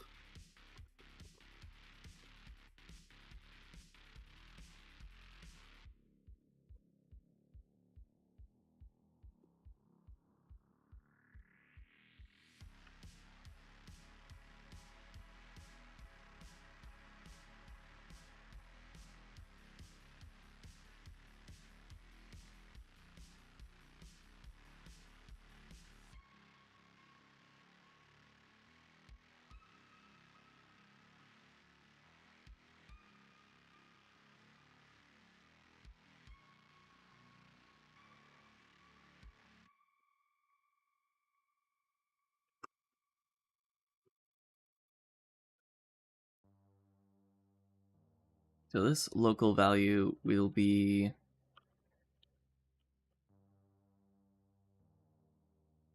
broken ref, block input, or node output.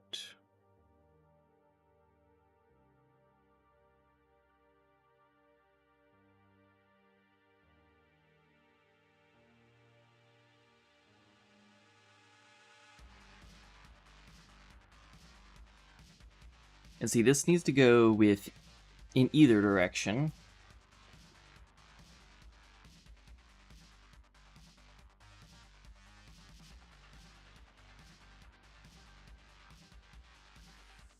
We need to do some implementations on this.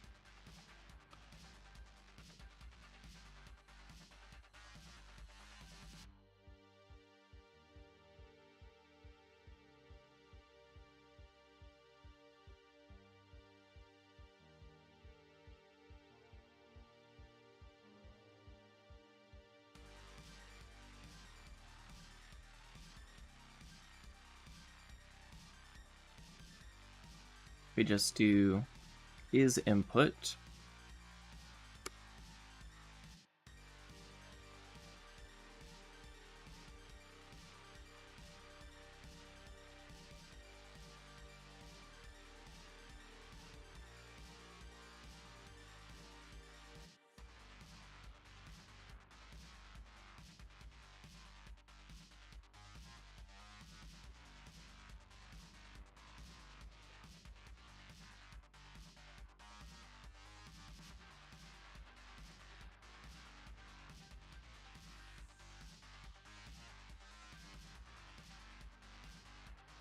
if this is an input, input, input.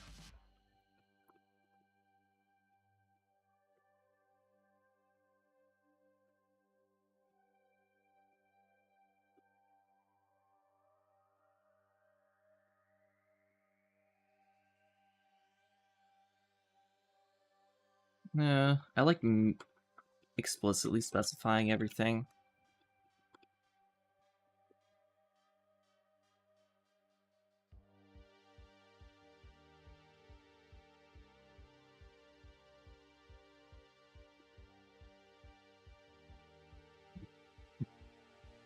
Complete cheap out there. Hello, how goes it?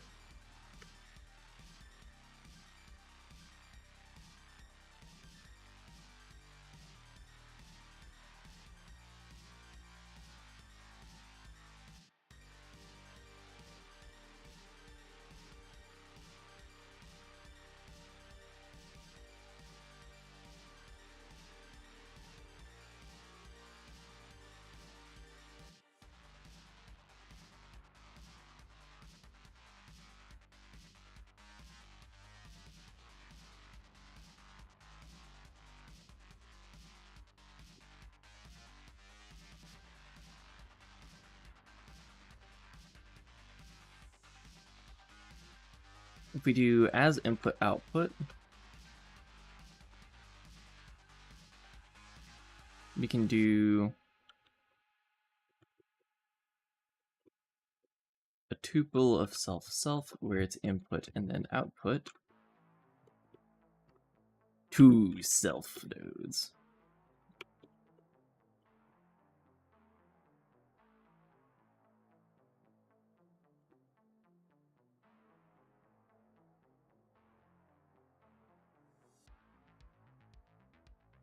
We need to do a match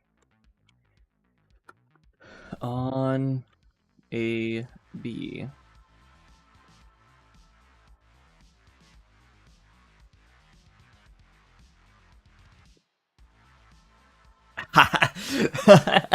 Apparently you can just do that. So let's delete any of the ones that have output.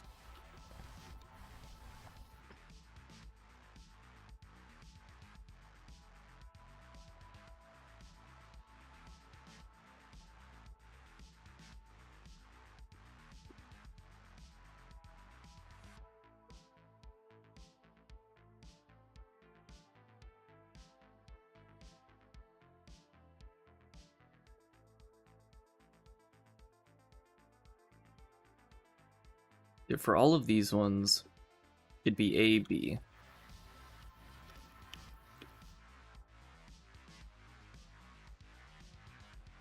Input, input.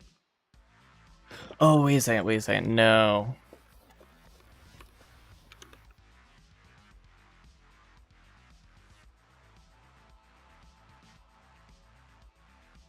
Can I do ORD on this?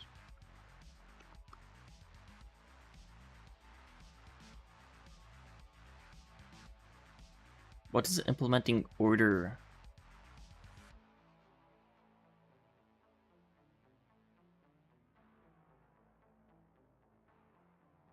Good, we're gonna do partial order on this.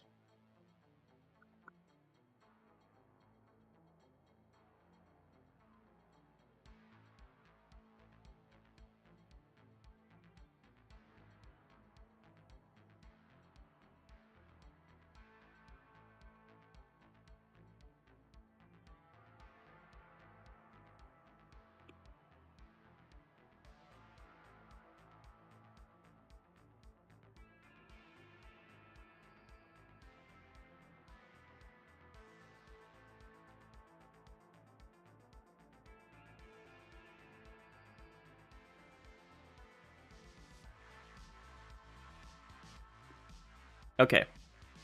That one checks if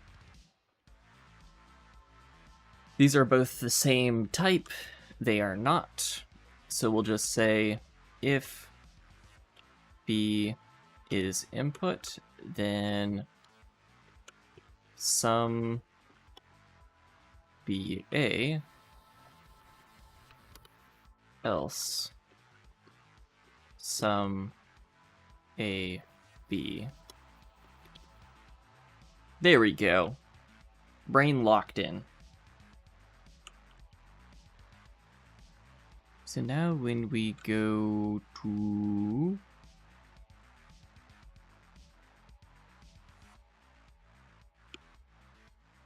here,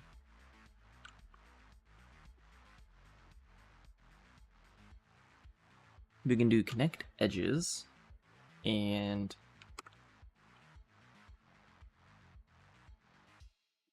graph handle ID as input output AB.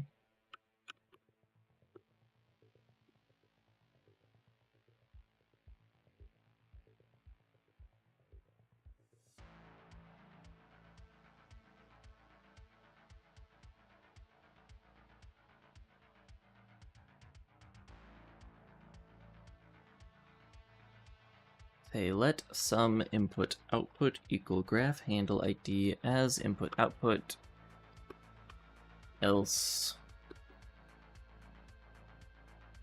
return none.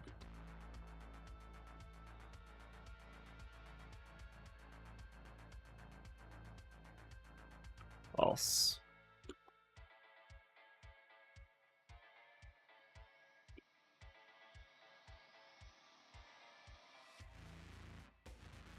And then we need to get the actual value referenced by this. So let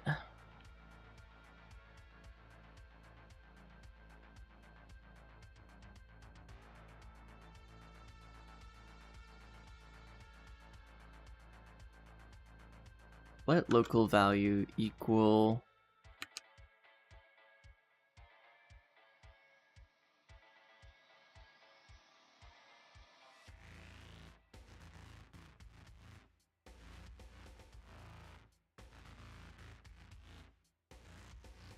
as local value HIR local value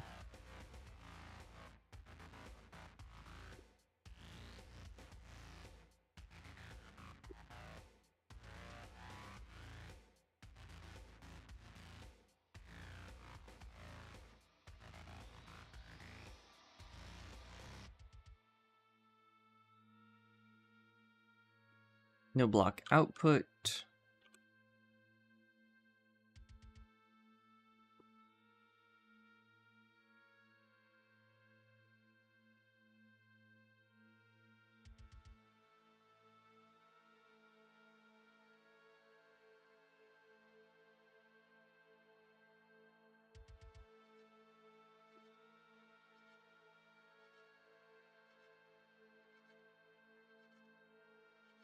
block input can be a local value.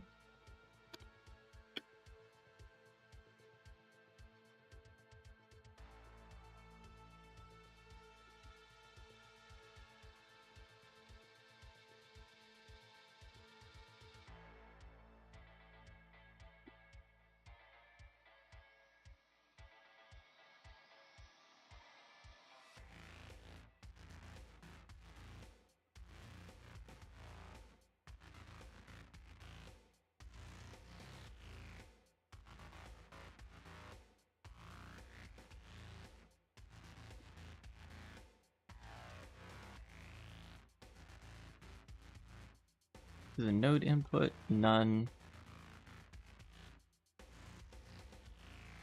Node index some HIR local value block input, or not block input, node output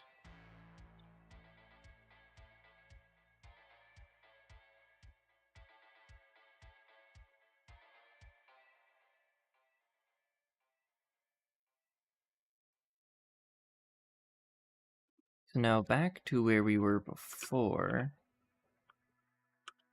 we can do local value equals input as local value.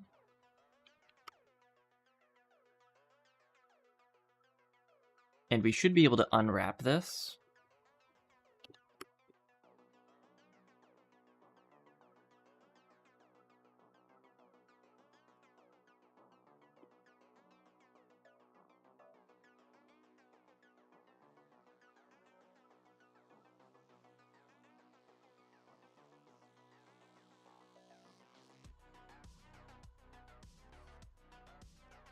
Formatting on this feels slightly off. Yeah, it's like one space off.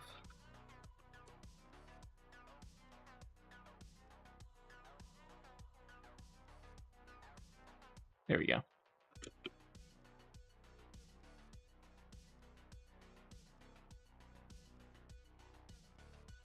This is our local value, and now we need to match on output.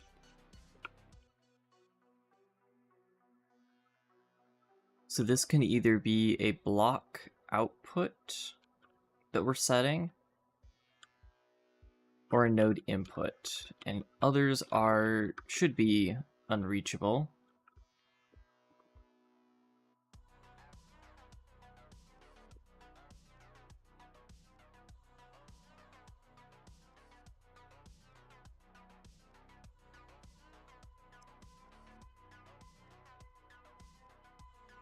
In here, I'll do self.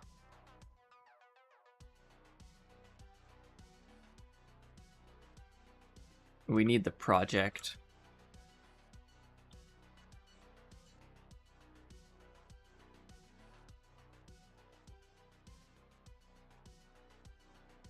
We need a mutable reference to the project.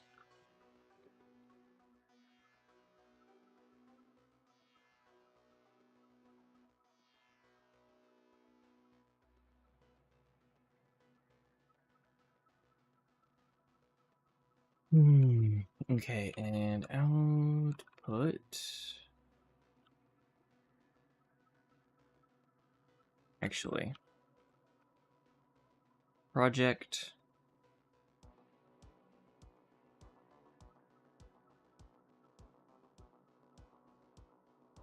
Self graph.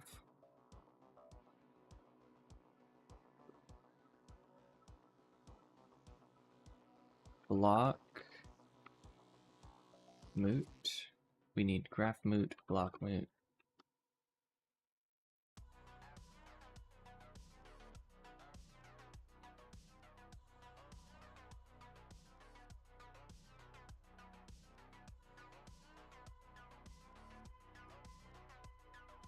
Self block, and then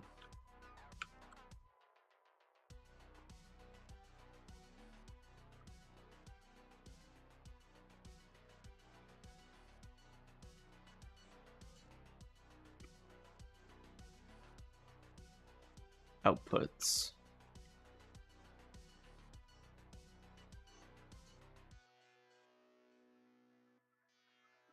Oh. Unwrap. Outputs. And I know that's a lot of unwraps, but I'm just kind of like, I just want it to work. It might crash, but it will work with crashing. And then we'll say outputs, output equals local value.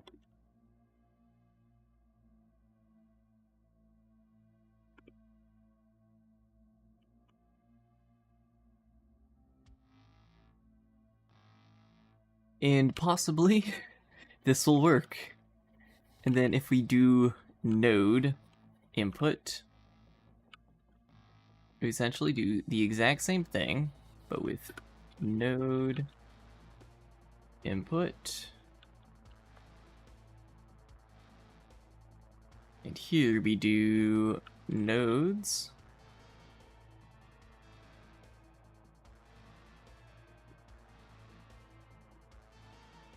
node.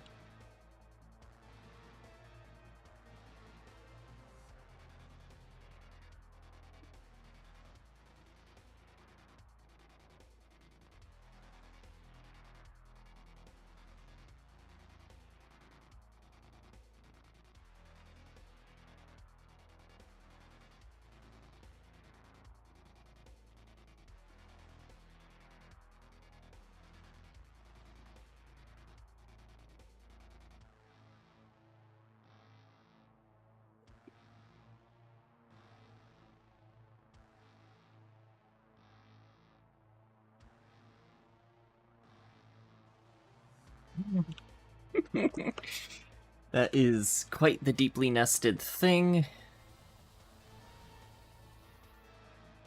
But it potentially works. Okay, let's go up to here. And we'll say if dropped on, if dropped on not equal to preview,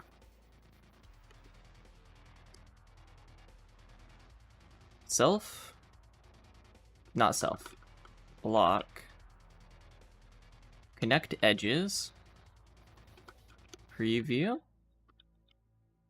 dropped on.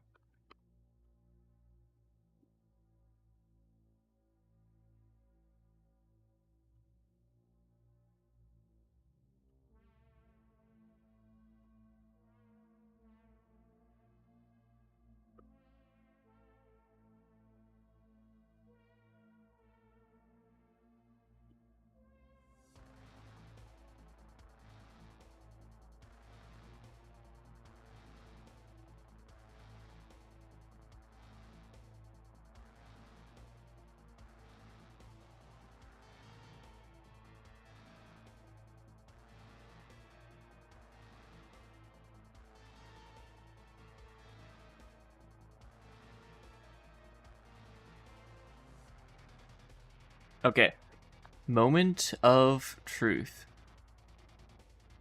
If we move this from here to here, nothing.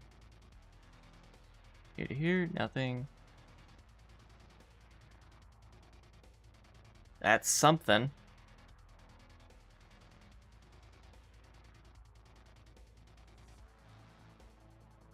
Wait, was because I went from an input to an output? That shouldn't be valid. I accidentally invalidated.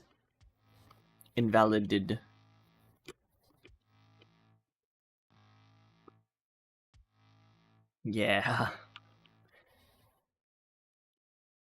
As input output. Block input is an input. Node input is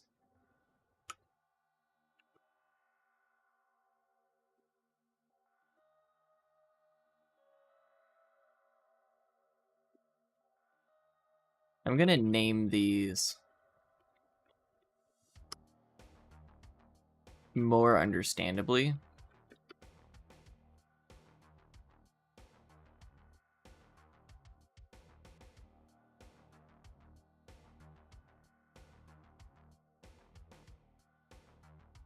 Because a block input is an input into this block that is a source of values we can use within this block.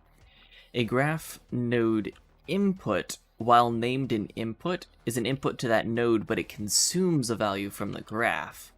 So it is in fact an output, not an input. And a node output is an input to the other nodes in the graph.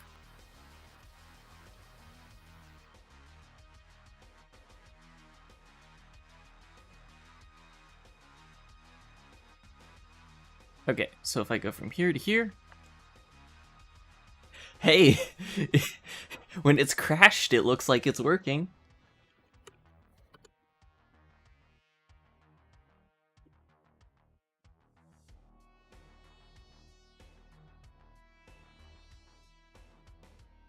Okay. This is something that I was thinking I might need to do let's...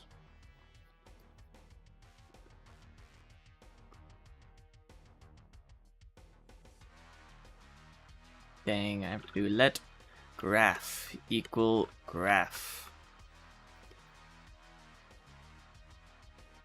Let block equal block.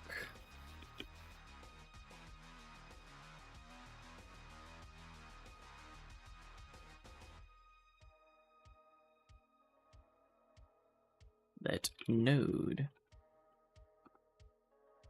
equal node, and then finally we can do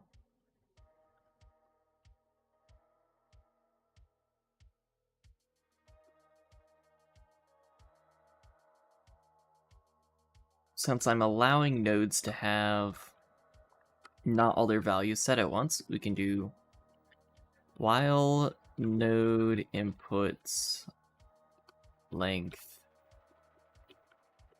is less than or equal to input node inputs push local value broken ref, and then here we do node inputs equals local value, and then this will always succeed.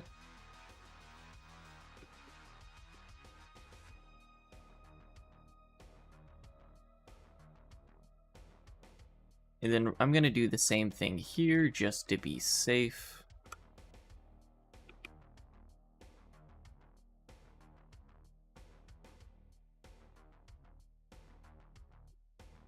All block outputs length is less than or equal to output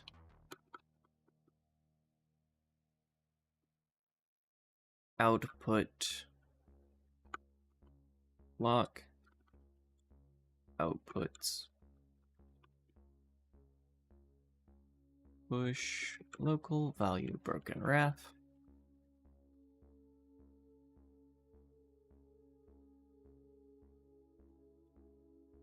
There we go.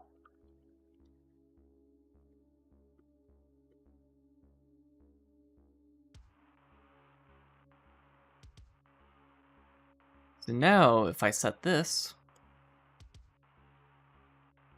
hey, is this crashed? It's not crashed. We just successfully set the value of a node. Can I set... Ooh. Can I drag? Thank you.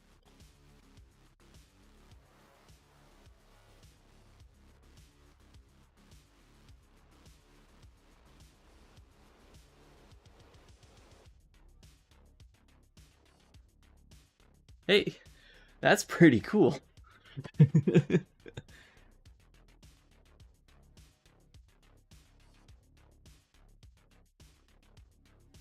Now, one thing I do want to do is make it so that when we drop a node handle,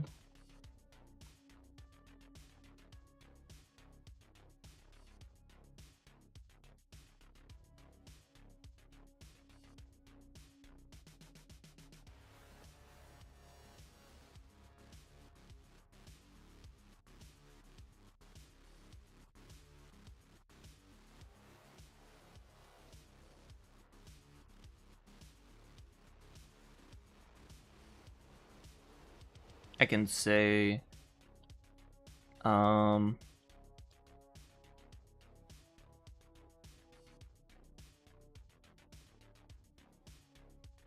if this was dropped on, I don't want to do, if this one, I do want to do nothing, because it's like, oh no, I accidentally clicked on it and didn't drag off of it. I don't want anything to happen here, because I could see misclicking getting annoying there. So, what we're going to do here is if we didn't drop this on anything, then we want to do preview.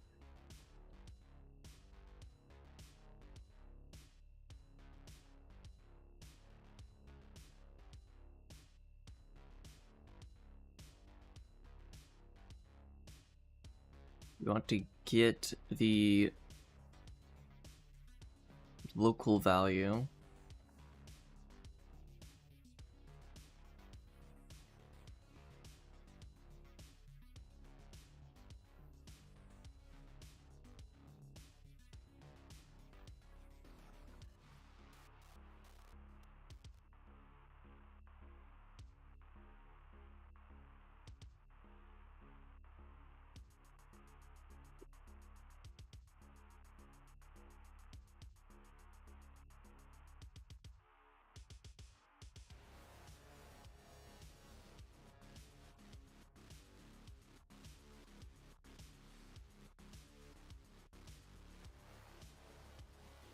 I'm going to break this out into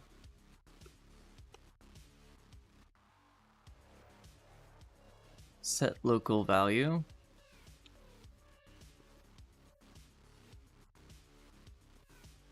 Mutable self. All of those. However, that is our value.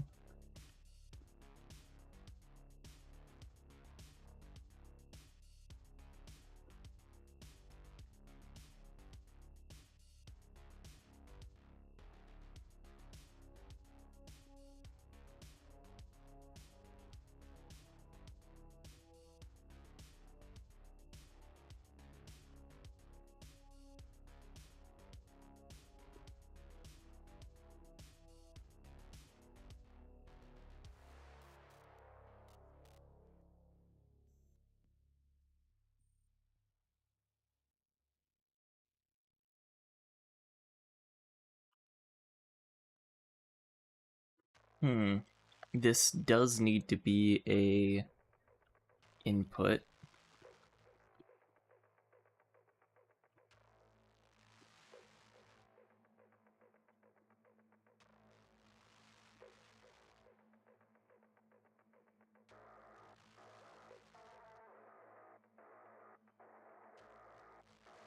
We match on output.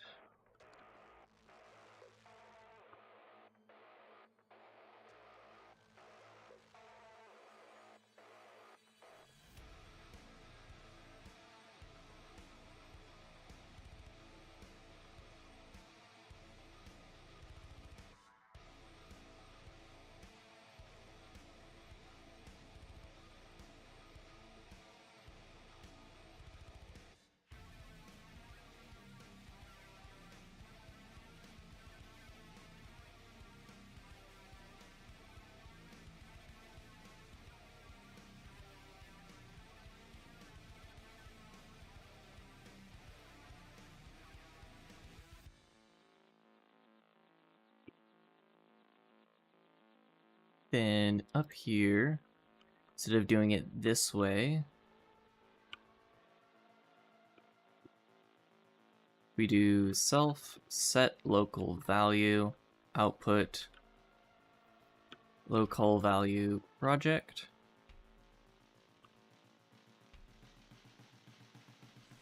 Then here, HR local value broken ref.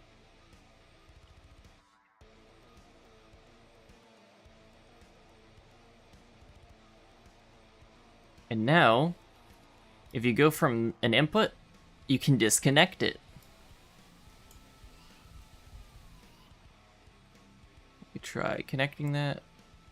Boop. And you can see the auto layout is working quite well.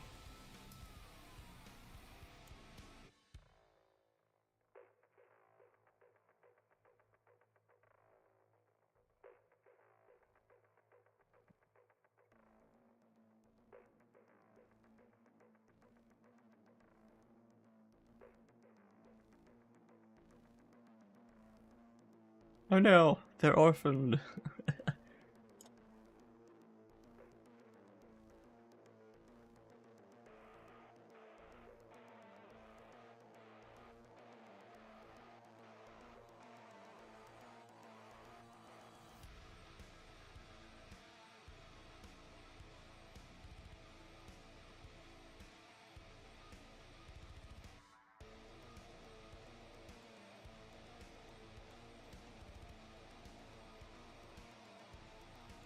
Alright, guys. We have node scripting.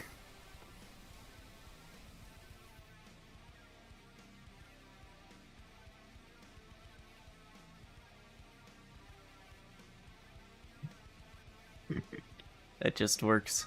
Now what if we made a circular graph? Oh, it crashes! Because that's invalid. Thread main has overflowed its stack.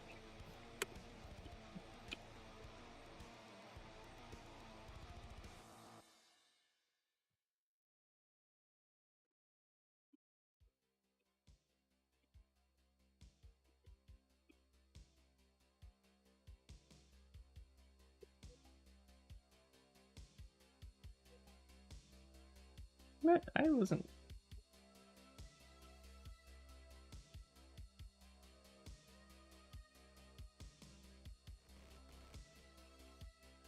Oh, there we go.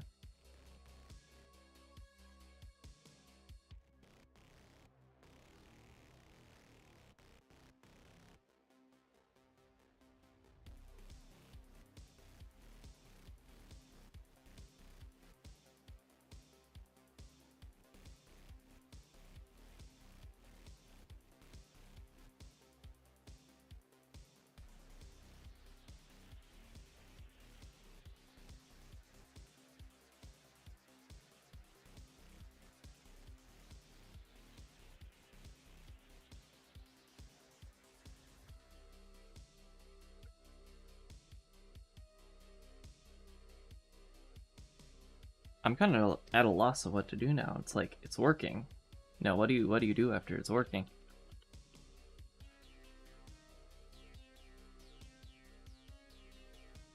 Okay.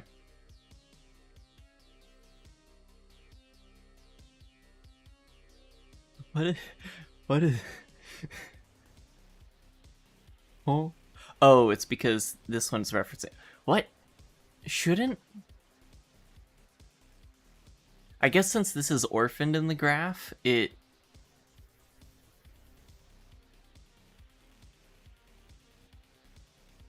Yeah, since this is orphaned in the graph, it doesn't know where to put it. It puts it on line 1.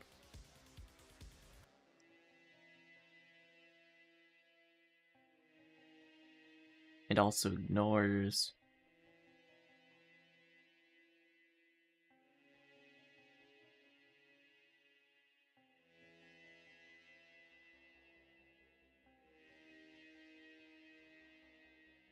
Do I want to pull... Yeah, this is a bug. So, node depth.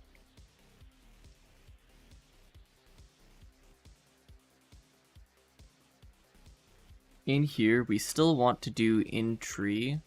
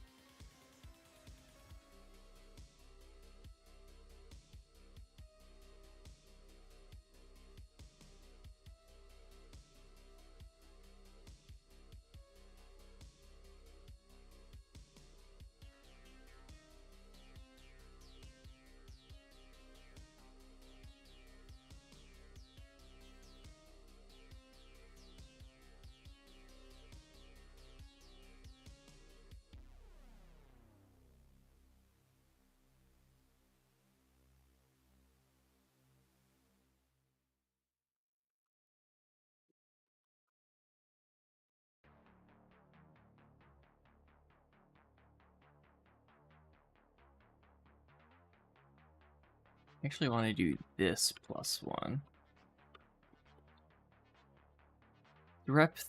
Ref depth is how deep it was before.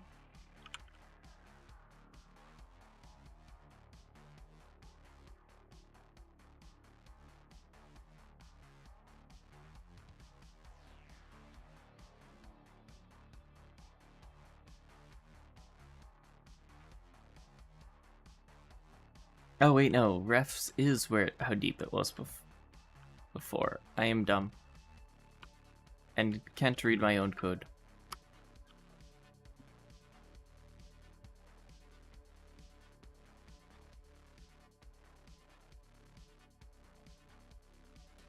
See, we're giving up what is accurate for instead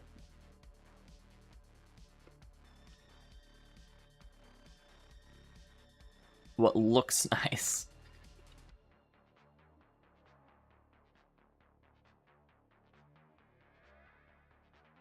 Then again, if there are any orphaned nodes, then I don't think node max depth will really matter, aside from, like, figuring out if a node is orphaned or not.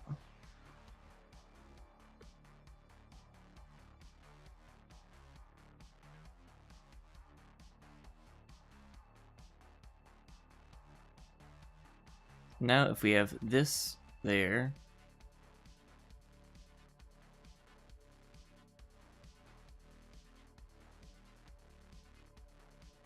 okay, it does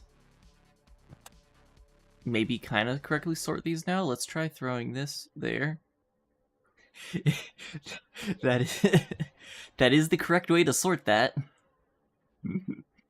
It's not readable, but that is the correct way to sort that.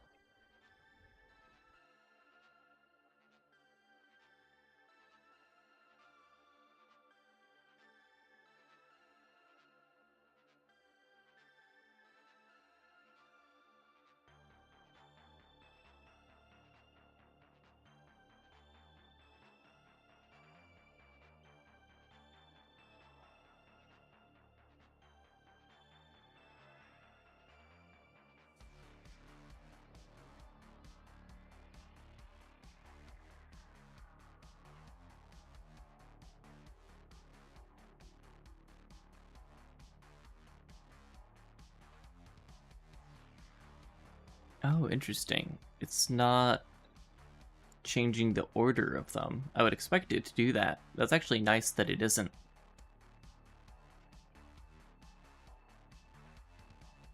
Okay, now.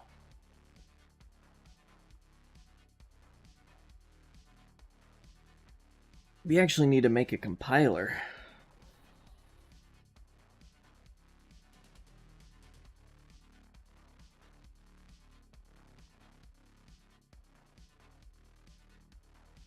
I think I'm going to take a small break for dinner and resting Brane. And then we are going to implement one thing, which is the ability to add intrinsic functions to this node graph. And we're going to do it through a right-click menu. So we're going to need to add a right-click event. Actually, let me start writing this down. Order of operations. Right. Click event. And then we need to do a pop-up add menu.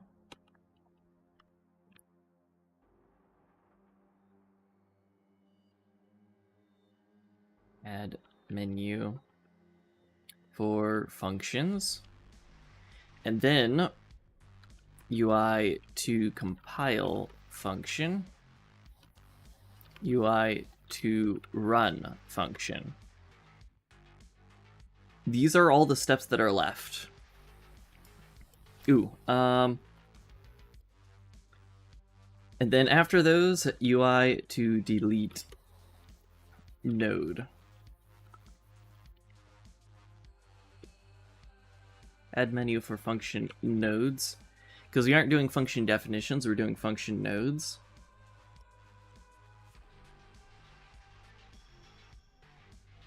And can I get this working in 5 hours?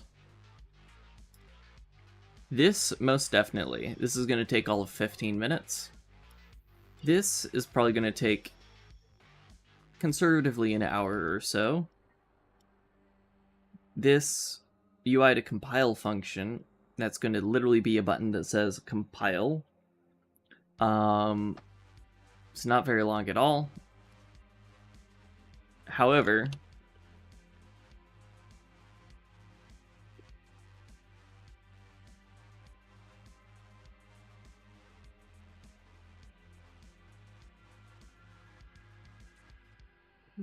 these are the hard bits. We need to actually compile the function, and we need to actually run the function.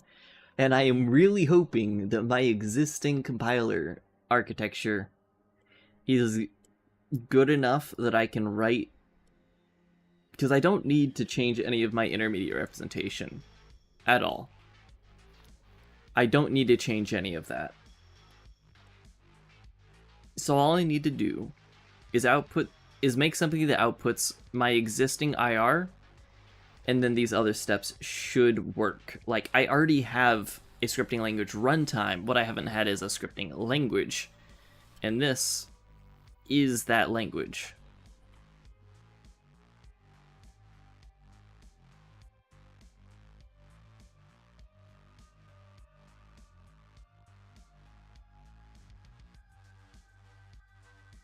Alright, I'm going to take that break for like an hour and a half or so, and then we'll be back at it.